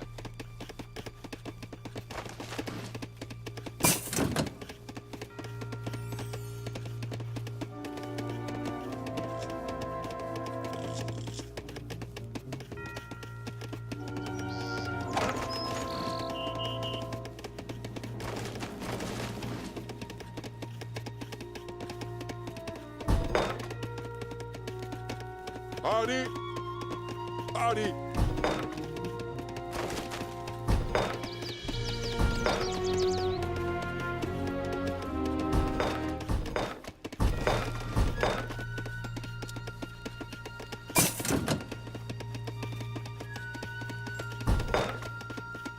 Imanulan dyan na pakpak! Why Ari! Why dala! Listung ka Ari!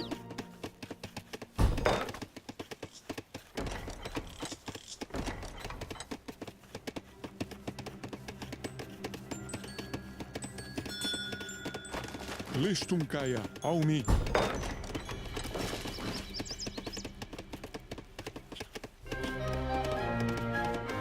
Imanu wairala!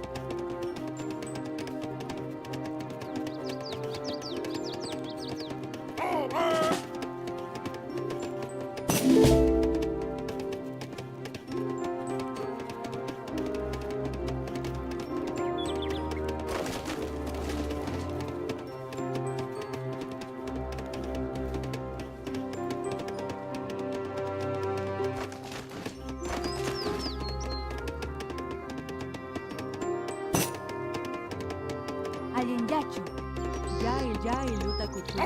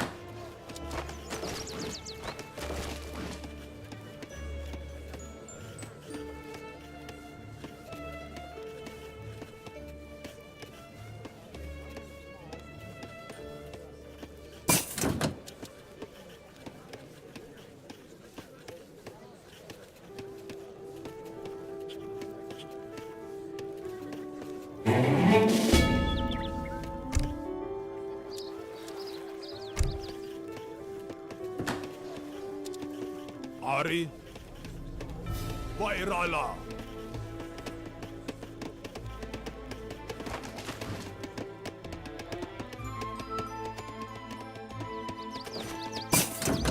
Manulanapa jai luta kuchu.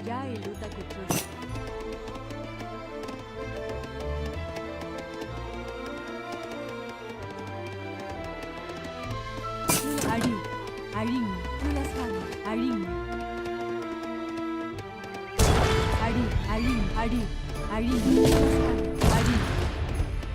Nulaskan, Ari. Jai luta kuchu.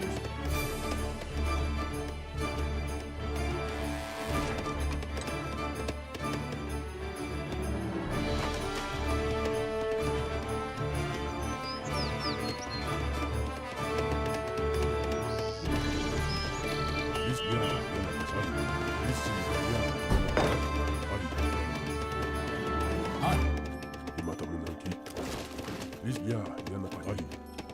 Wasapara, Guama. Ima? Listen kari. Listen kami ya. Listen kari.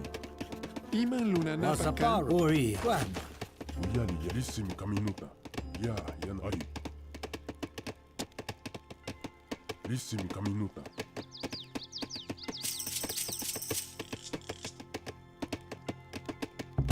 Ya, yan bakai kusabi. Ari.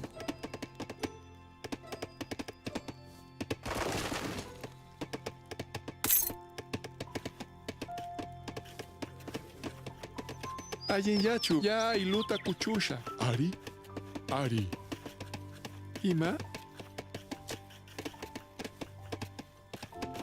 Ya ispichisha.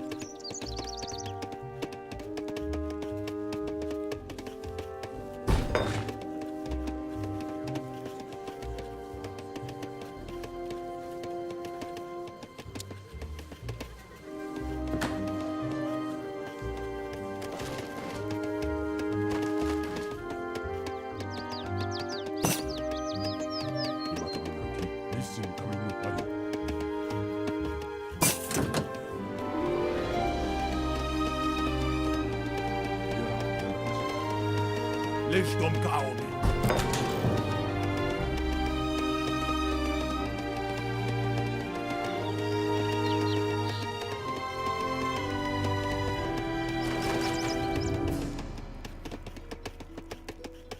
Uyali yami.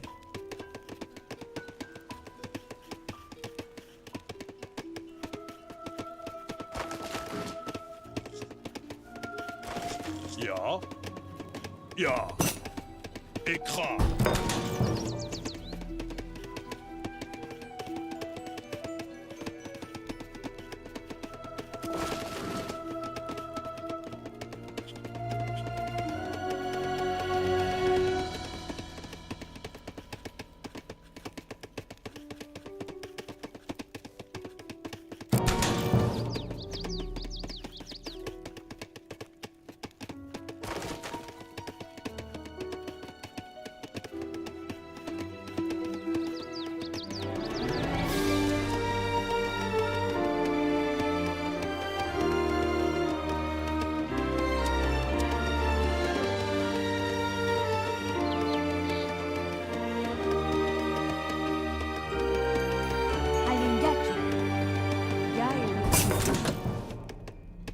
Iman luna napaka. Ya iluta kuchusha. Ya iluta kuchusha.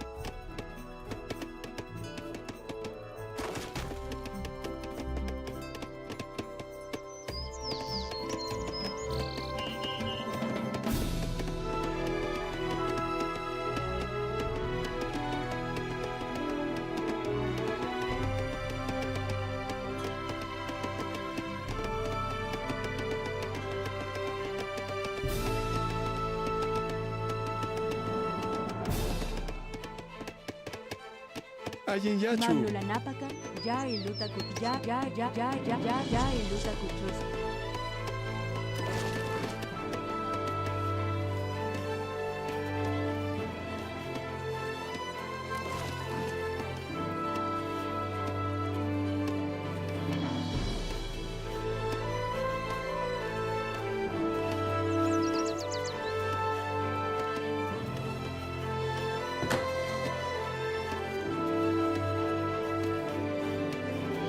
Alin yachu, ya yalta dalish, imata wana, ya yalta dalish.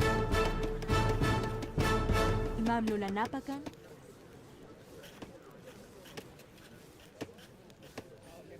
Ya yalta dalish. Iman luna napak. Ya itatalisha.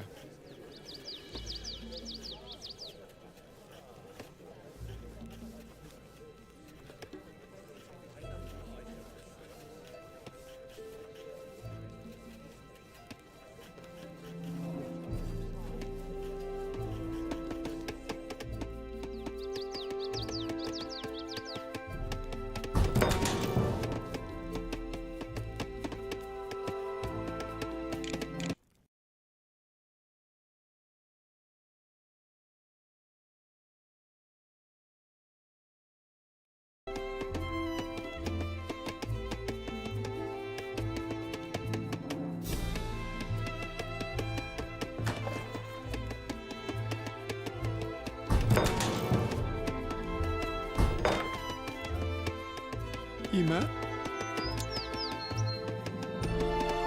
Ya ispichisha.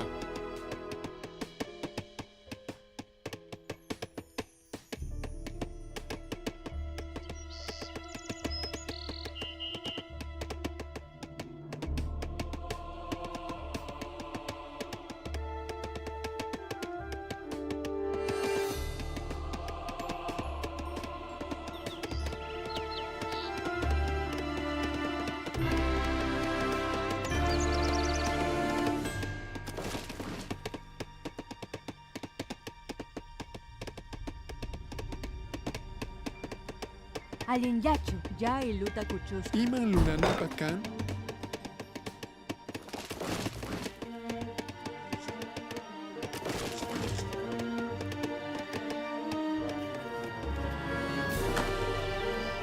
Manulang sa napagman.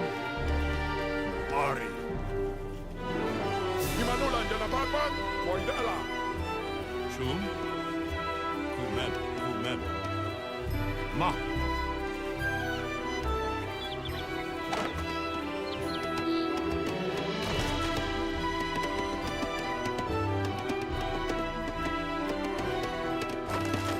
Ayin yachu. Ya iluta kuchusha. Shum.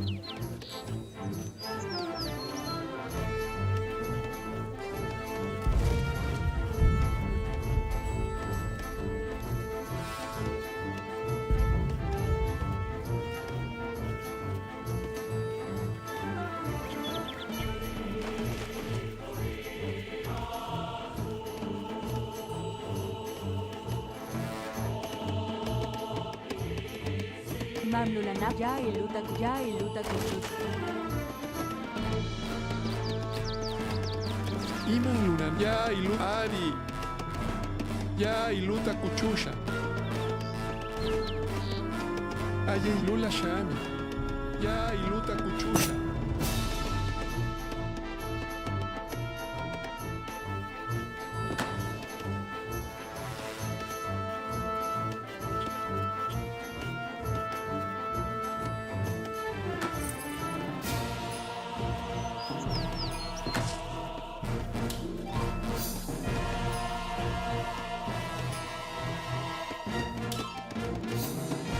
Ima ari. Ya iluta kuchusha. Ya iluta kuchus.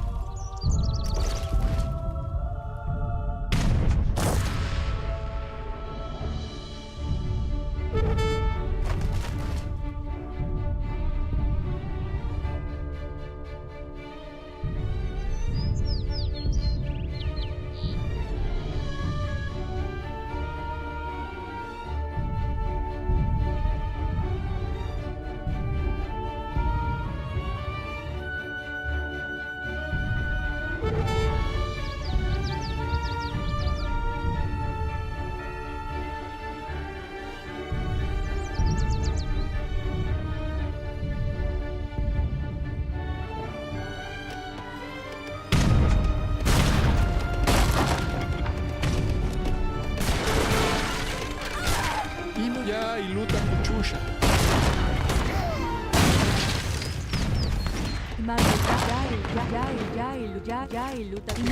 Ya iluta kuchus.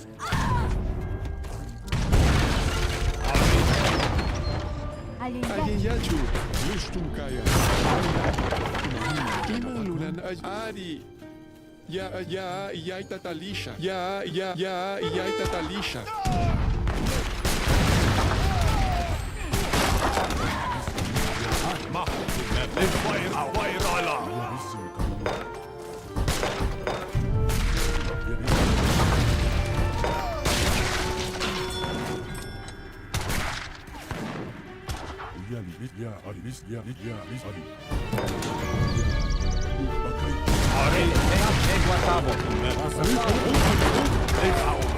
Listum kaya.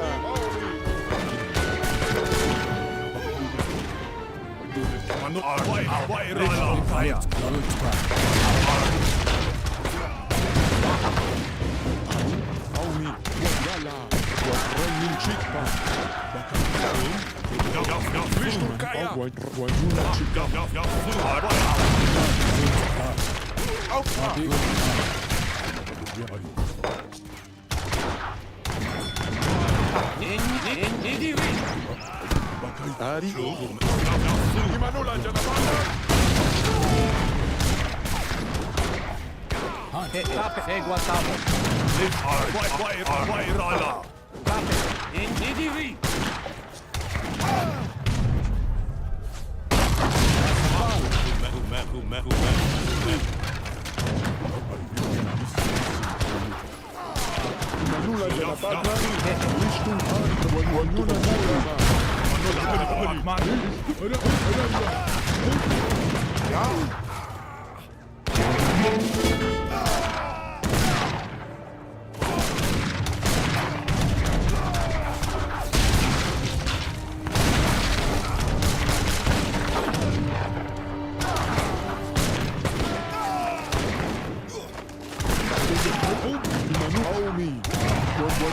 Chicama. Jawohl. Arides Luftfeuer. Bereit. Auftrag. Wird erledigt. Jawohl.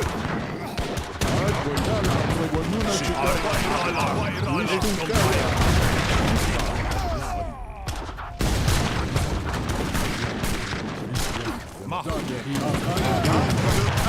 In den Kampf.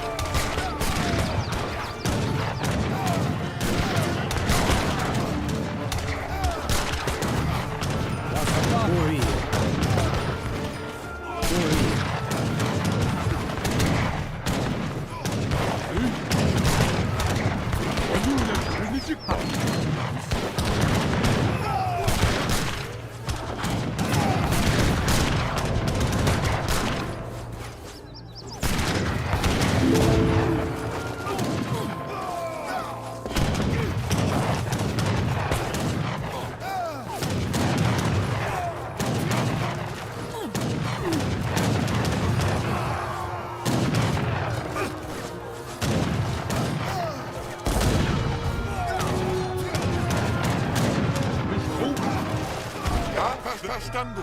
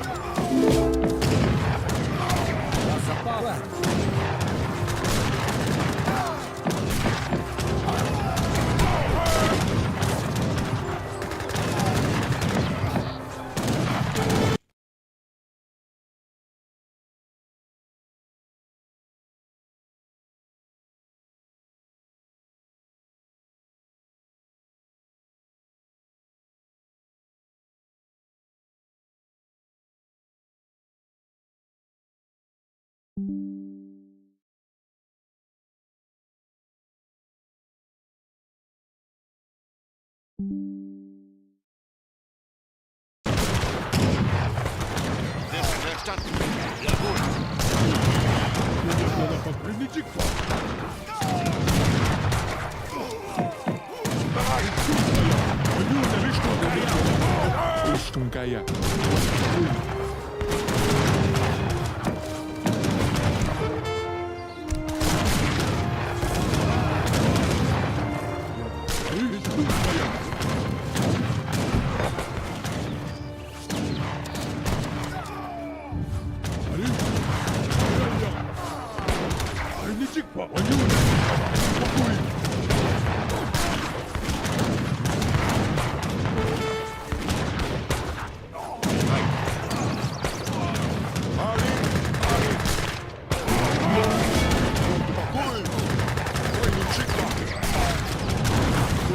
Quanto bagulho! Ali! Listo, cara!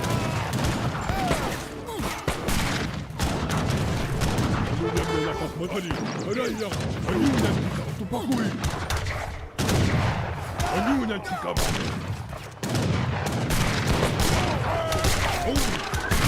Aranha, quanto bagulho!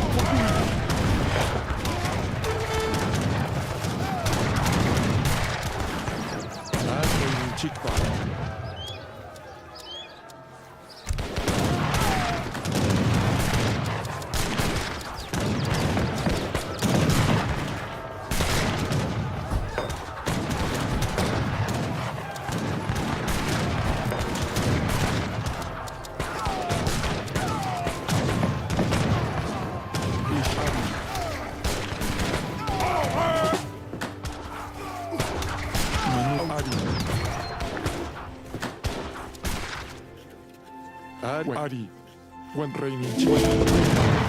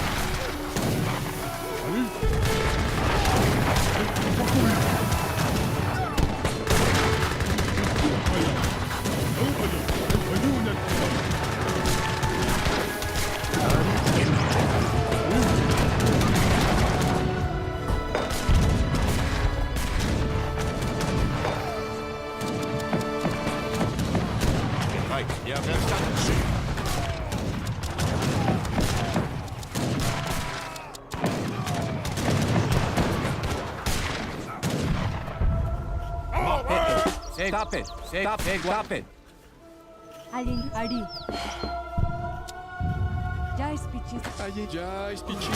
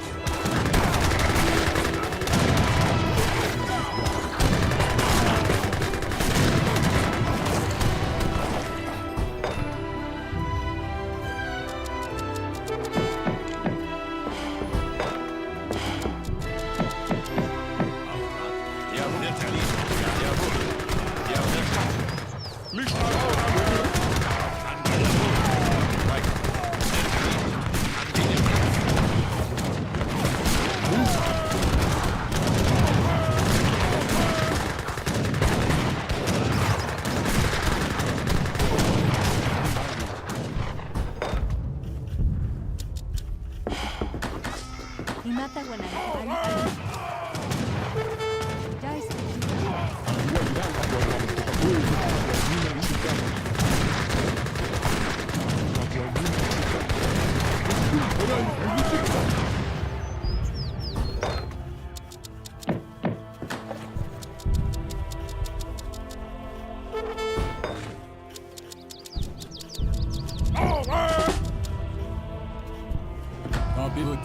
Zawódzka.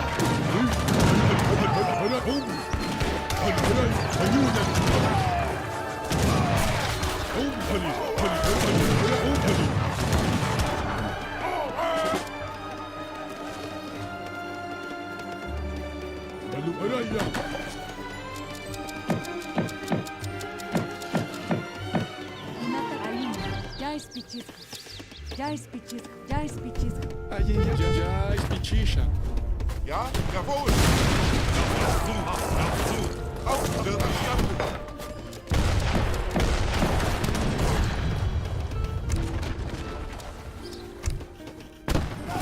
Ja, jawohl! In den Kampf!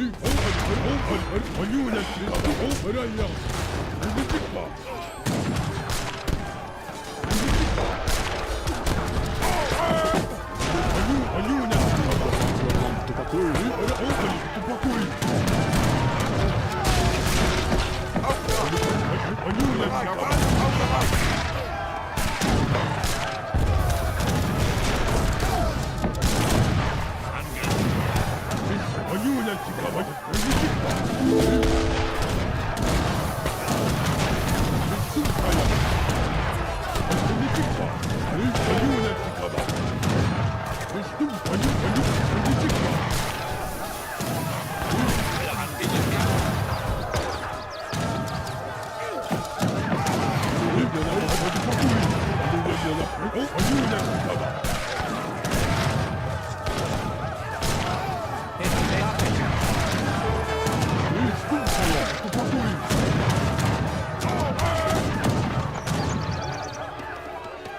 Ima? Sì. Già spicciscia. Lo haré, sí. Voy a hacerlo. He guardado.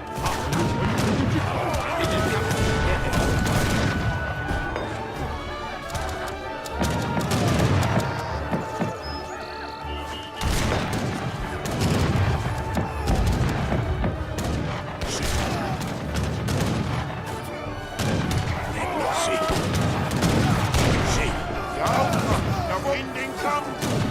Sí, lo haré.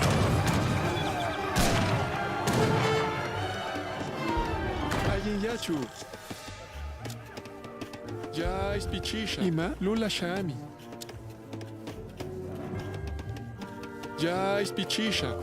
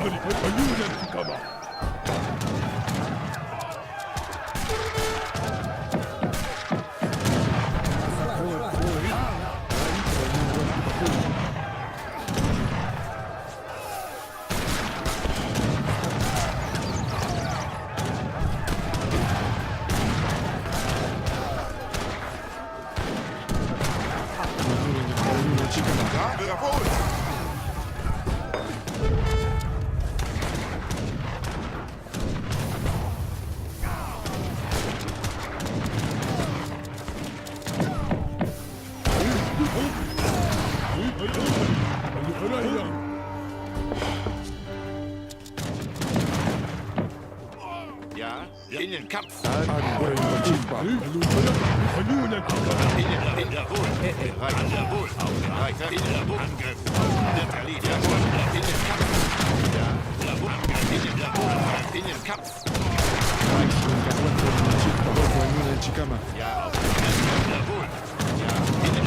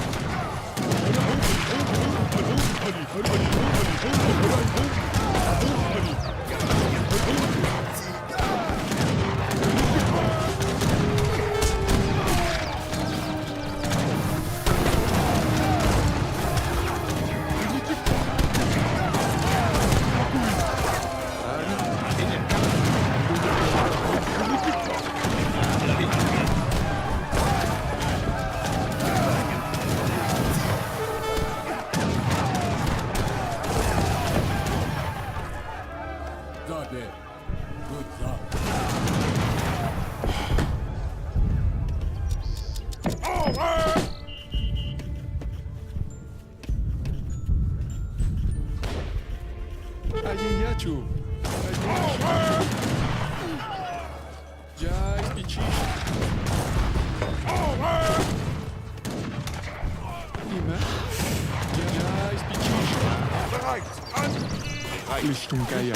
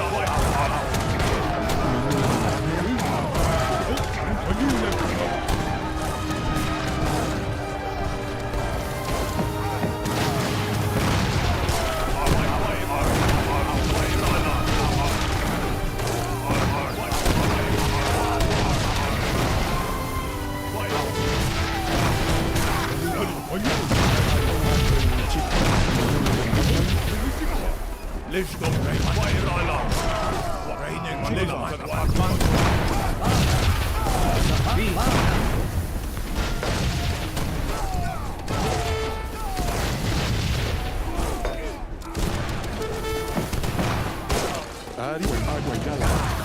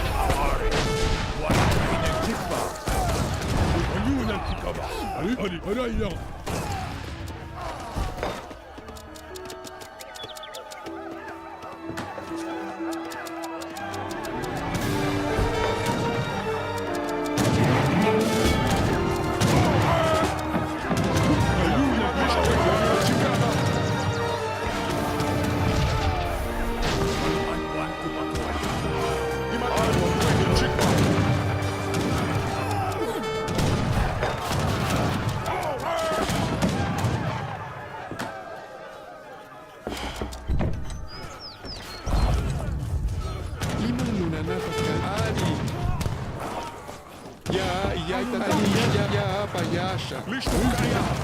Tupakuy. Tupakuy.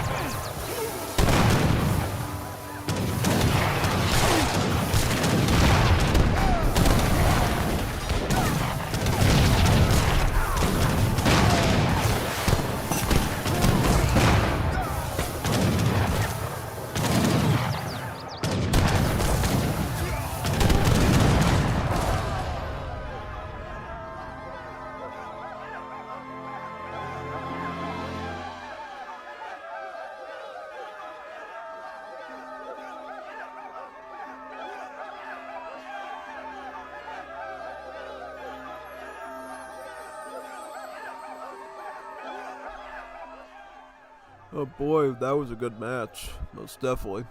It was a really good one, actually. Wow. 2 hours and 17 minutes there. Good one to finish the stream on, too. Yeah, no. I didn't know who was going to win there. Looks like China ended up winning. Yeah, I feel like part of it was because I made him burn out so much resources on me. But, yeah, that China still had a pretty good advantage. Played pretty well. Had all 3 natives there. So, pretty strategic.